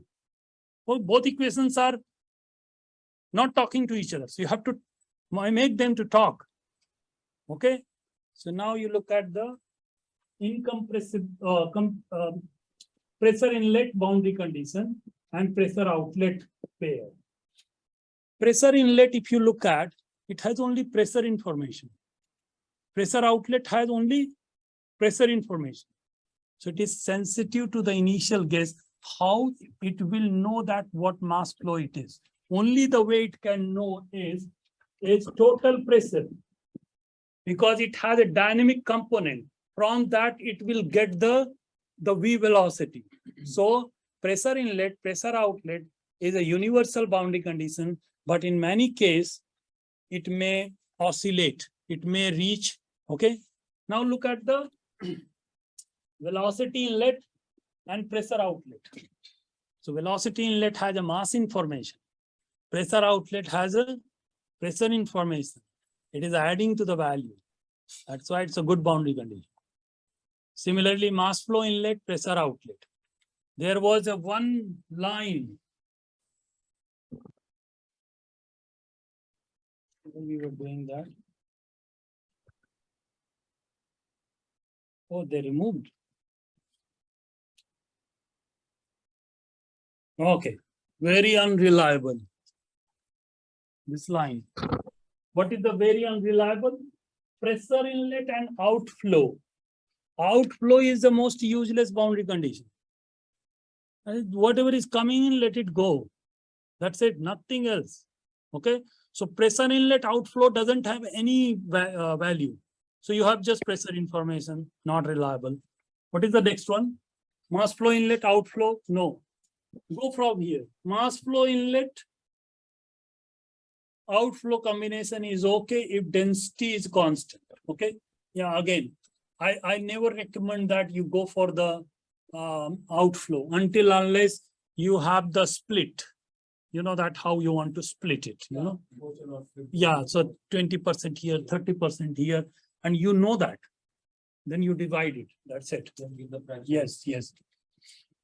Velocity inlet and velocity outlet. You can do that. System is numeric. So these are the combinations which are unreliable. Okay. And at the last, I want to take you to the interesting one, and then we finish it. You have a, I think you will like it.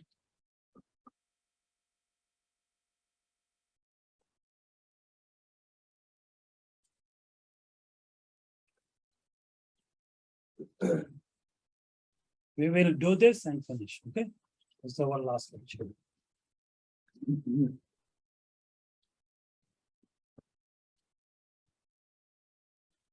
So, still I'm within the time, right? 4:30. Yeah? You are tired? Tired? No? You can continue up to 5:30. Let's see. No, I will not teach you only. No. What I'm saying is that. Huh? Yeah, let's finish. Yeah. Let me just go away from here. Let's finish and go. Yeah. You can take a break because everybody wants to finish, right? Yeah. Okay. You're from the same team? Right? Yes. So your team member is saying no. You're putting me into trouble. I'm putting you in trouble. No, you will not be in trouble. Don't worry. Those are very good guys. Okay, so we will learn again exam question. There are many exam questions on this slide. That's why I put at the last. Yes. Take a 5 minutes. Huh? So you need to give extra focus here. So we will discuss about the types of error which can generate it. And you should know, right, that what kind of error can be generated. Then what would be your strategy to minimize those errors? Also that, okay? Then what you should consider when you are going to generate the mesh. I'll tell you some tips and tricks because this lecture is about the best practice and the best practices for the mesh generation.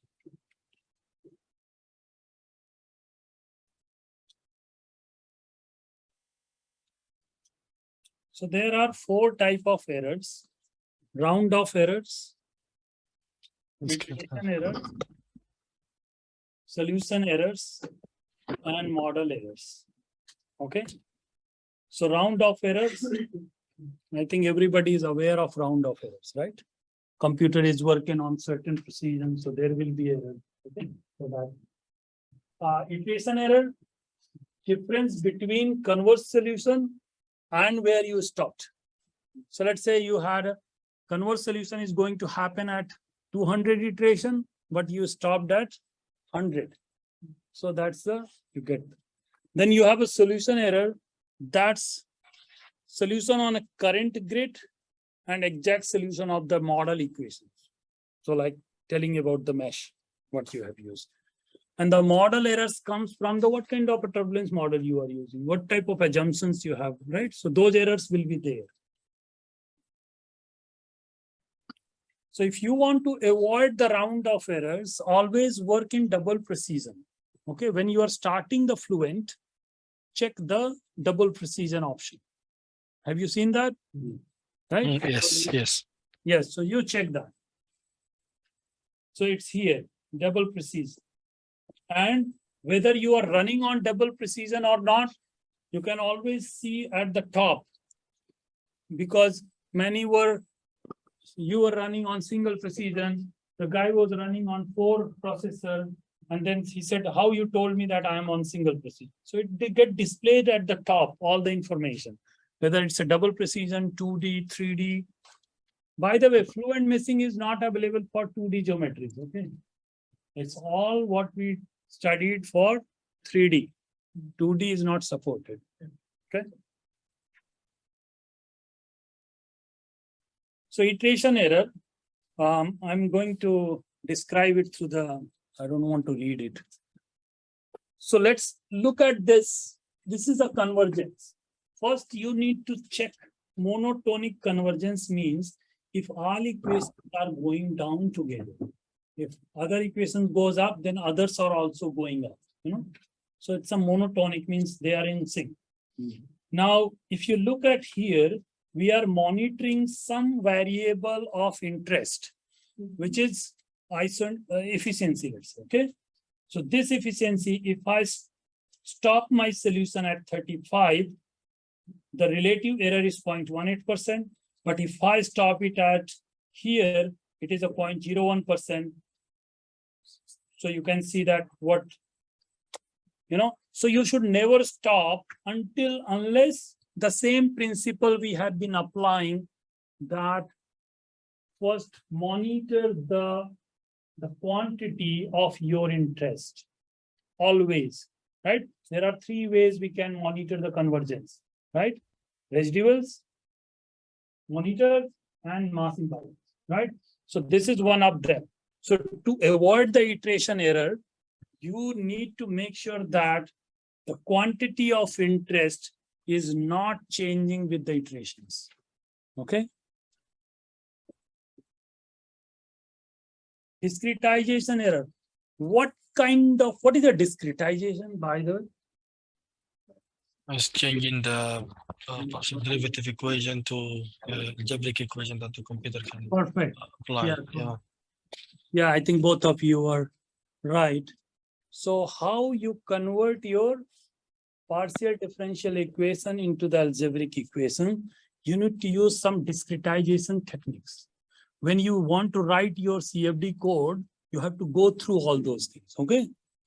You have to construct the, where are the pressure, where you will have the velocity, what it is. It's a, there are three methods: finite difference, finite volume, and what was the third one?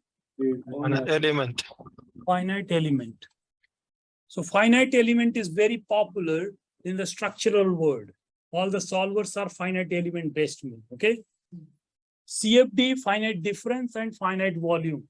A Fluent is a finite volume code, okay?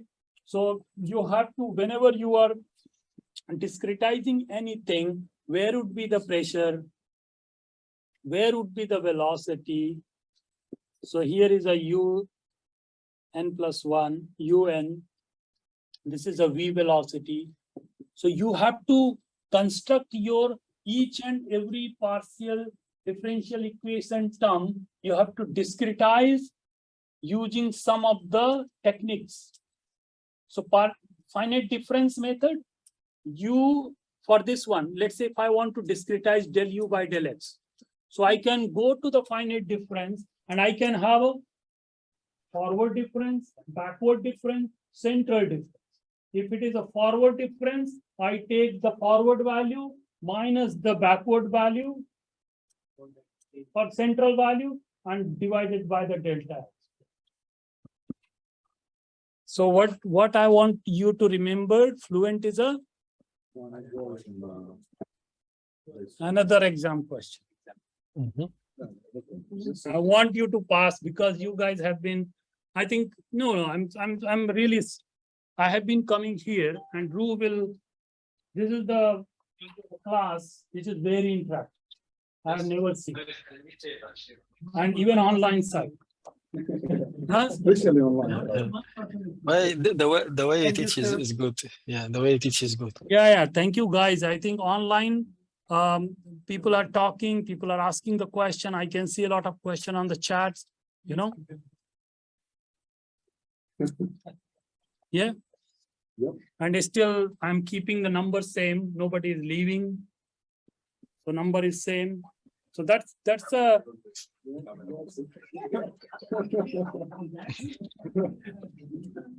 That we are seeing a lot of many new classes and enthusiasm because for 2 years we were not doing in-person events. Yeah. So now it's good that we are in person and we are. We hope to see you twice every year. Yeah. So, you know, to be maybe whether I'm there in the next class or not means I'm coming or not coming. But yeah, this is the like class participation has been tremendous. I've never seen, this is the first time I'm seeing like this interaction, you know? Or maybe I'm making you interact. No, credit goes to you guys. I'm just joking, okay?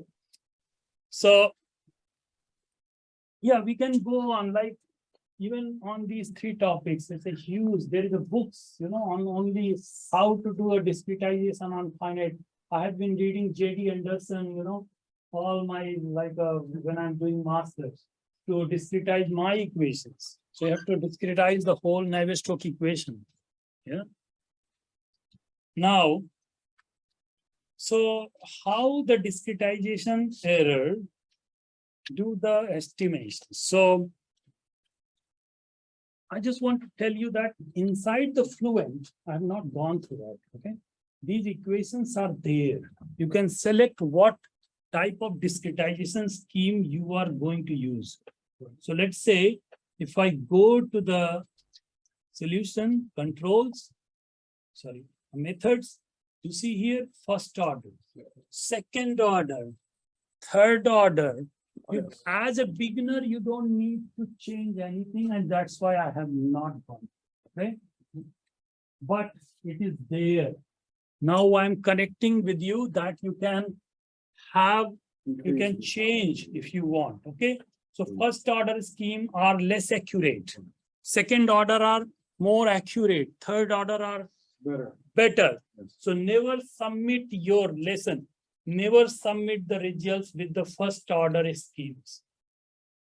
Okay, final results. You can utilize, let's say if you are facing a lot of convergence issues, you can start with the problem which are hard to start. There you can start your simulation with the first order, but once simulation stabilizes, then change it to the second order. Okay. Then there are stability criteria also. Okay. So stability criteria is when you go to the running, you has put the number of iterations. Nobody asked me what is the time scale factor. The time scale factor, because it's a numerical algorithm, right? So I'll tell you one simple thing. So there are equations. So we are dealing with the partial differential equations. Okay.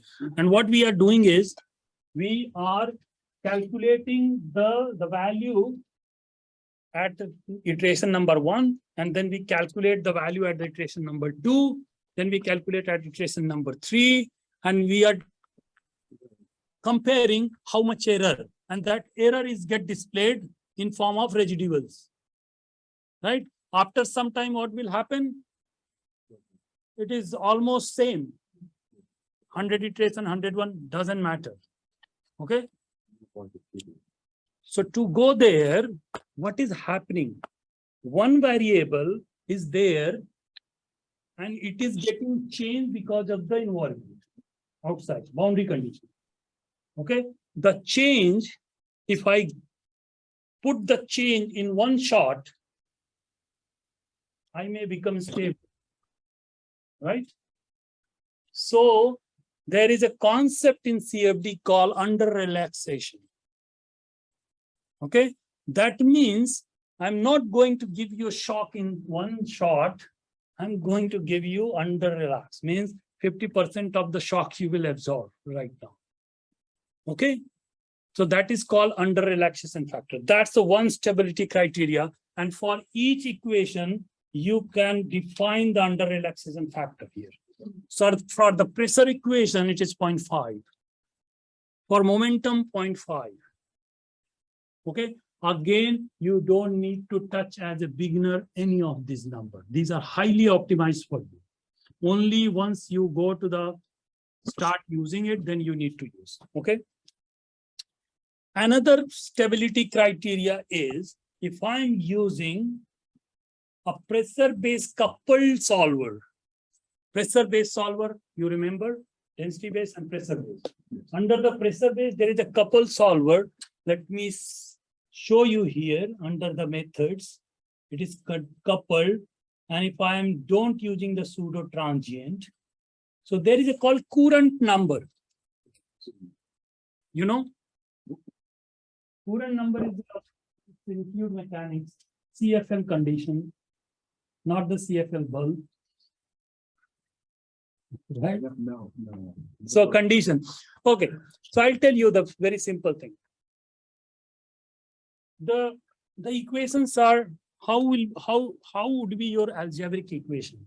It would be nothing but phi n plus 1 equal to phi n plus delta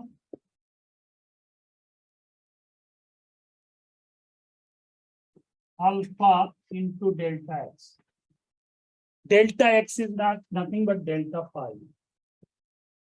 So when I'm going to the new iteration, iteration number n plus 1, I take the value at iteration number n.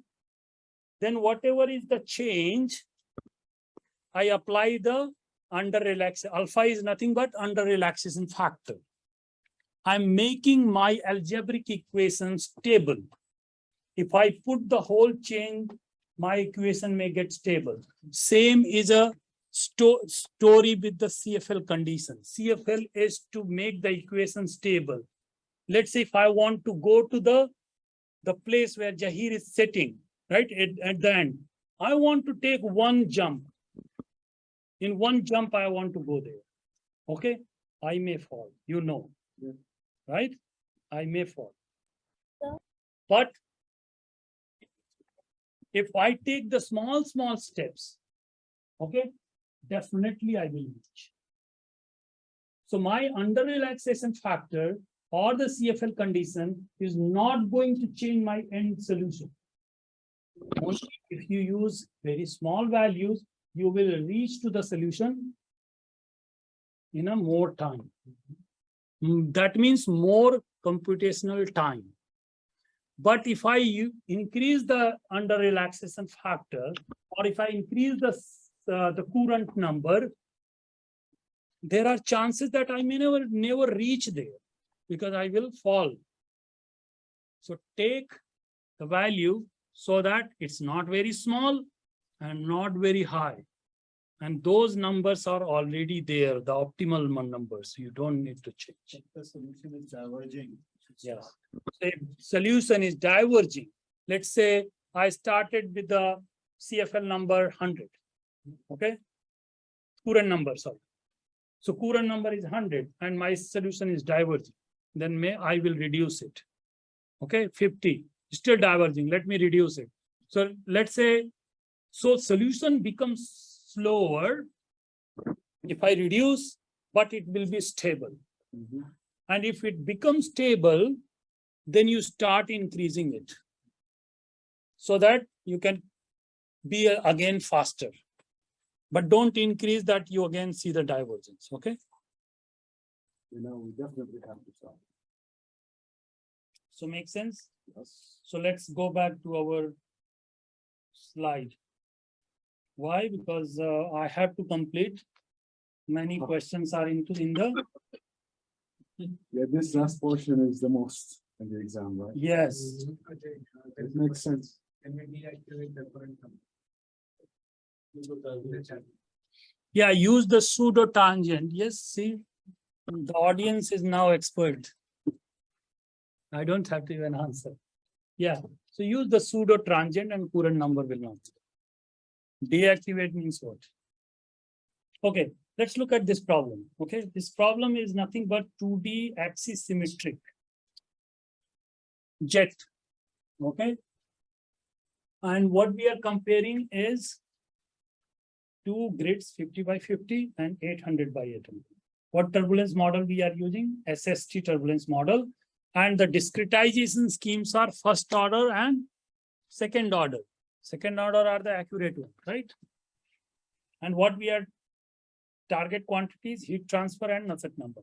And there's a question for the discretization scheme. I was always, confused about quick and second order output. Typically, quick is a third order, technique. Yeah. I want to know which one is more optimum in terms of. If you are using, see, quick is the third order. Okay. If you are using quick on tetrahedral mesh, it is a second order. So quick should be used with the hex mesh only if you want to have a third order. So, okay. Then we cannot use, if the mesh is not tetrahedral, then if it is hexahedral, then we have to use, we can use. We have to, you can. We can. Then you can use, then you may get to third order accuracy. But if it is more accurate.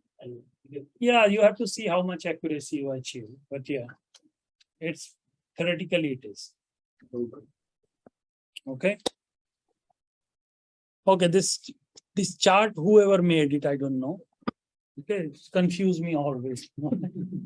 Because they are plotting one by number of. Why is he doing that? Okay, one by number of cells. Okay, so if you look at one by number of cells on the left hand sides, right? That's the number of cells 10⁻17. You see the point where they are both the solution from first order and second order giving the same result. Right? Essentially, it is delta X. Infinite number of cells will give you. Yes. Yeah. But if you go to on the right hand side, right? the second order and first order giving the different results. Yes or no? Right? So that's where the second order, what second order does actually third order? They take more, you are calculating the value at the cell center or cell phase. They take, first order take only 1 point. Second order take many more points to calculate that value. Okay. So if you want to first order and second order to give you the same results, you have to refine your mesh like anything, which is not practical. And that's why we use second order accurate. Okay. And that's the relation. Just to show you that what is the difference between number of cells, how many number of cells you need to use in first order. So never ever give your results with the first order. Okay. We can reduce the size of the mesh by using a higher order CFD. Yeah, exactly. That's what it says. That means we can get results faster and maybe faster.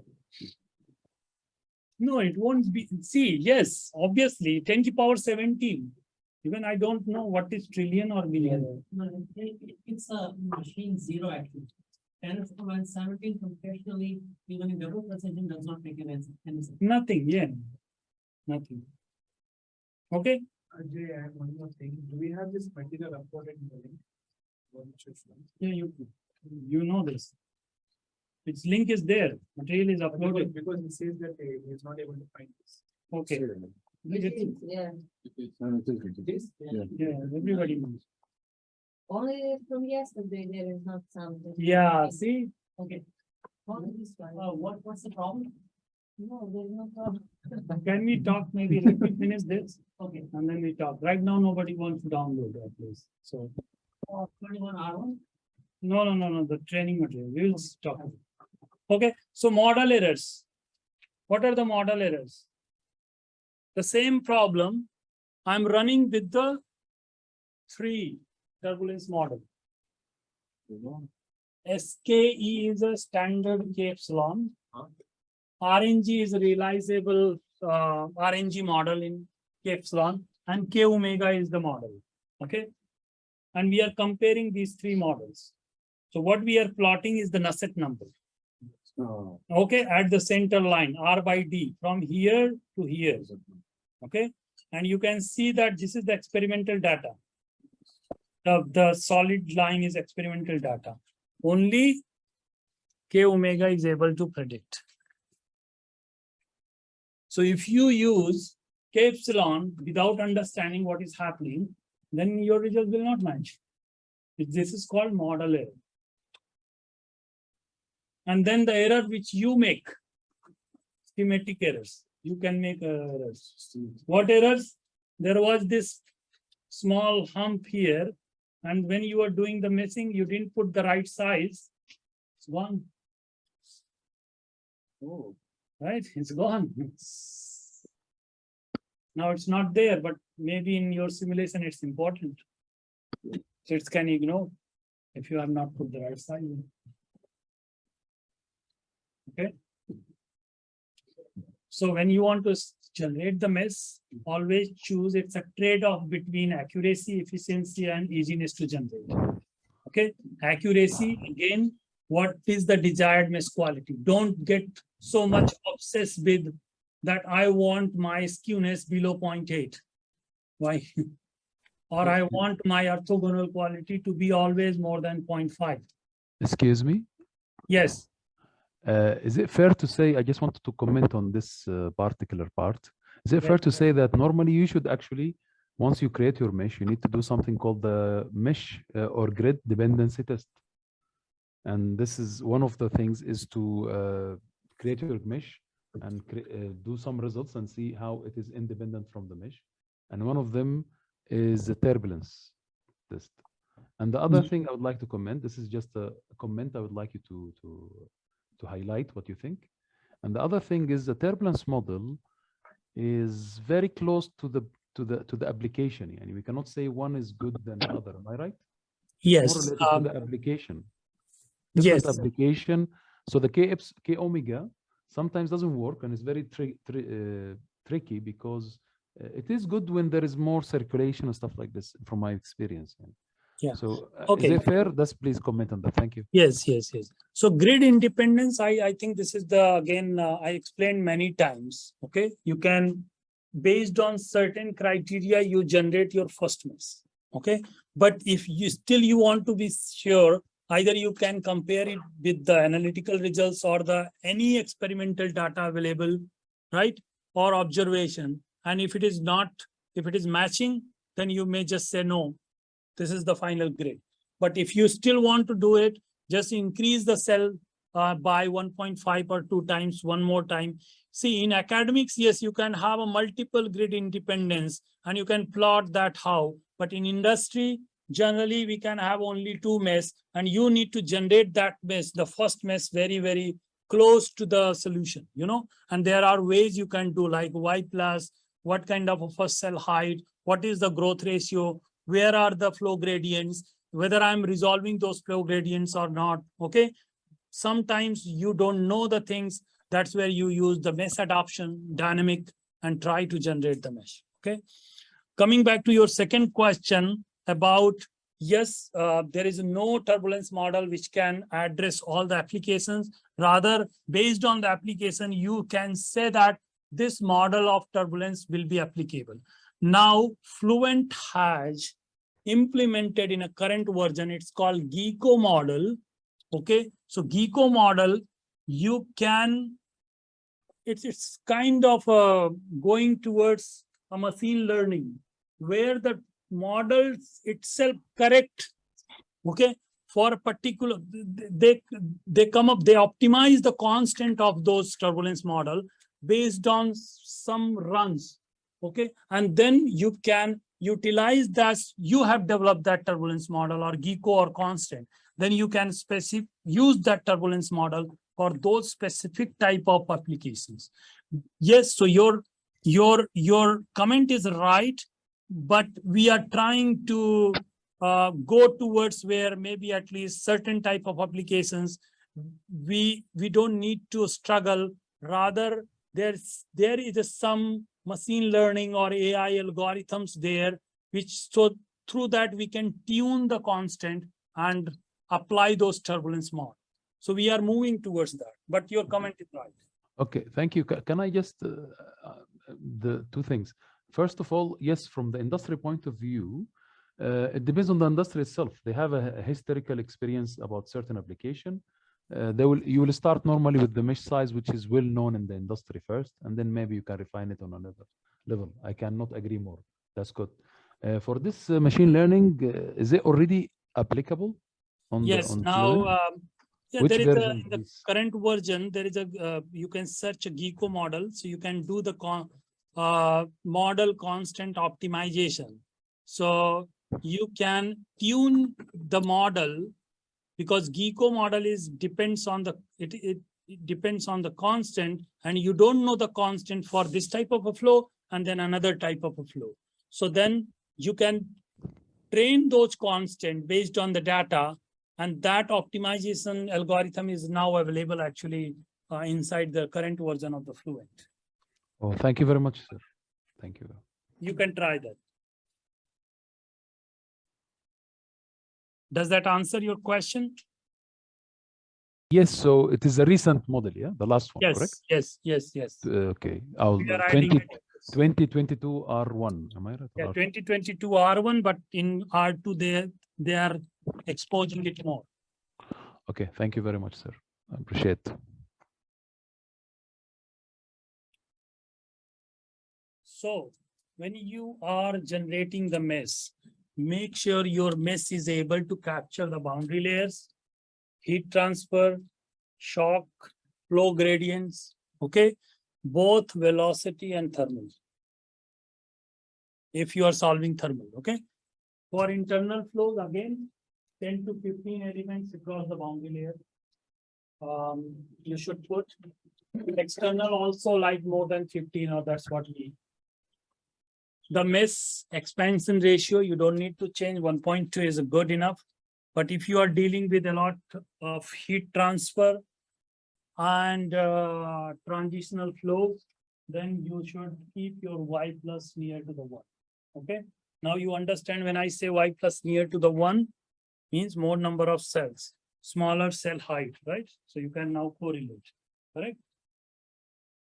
What is the problem here?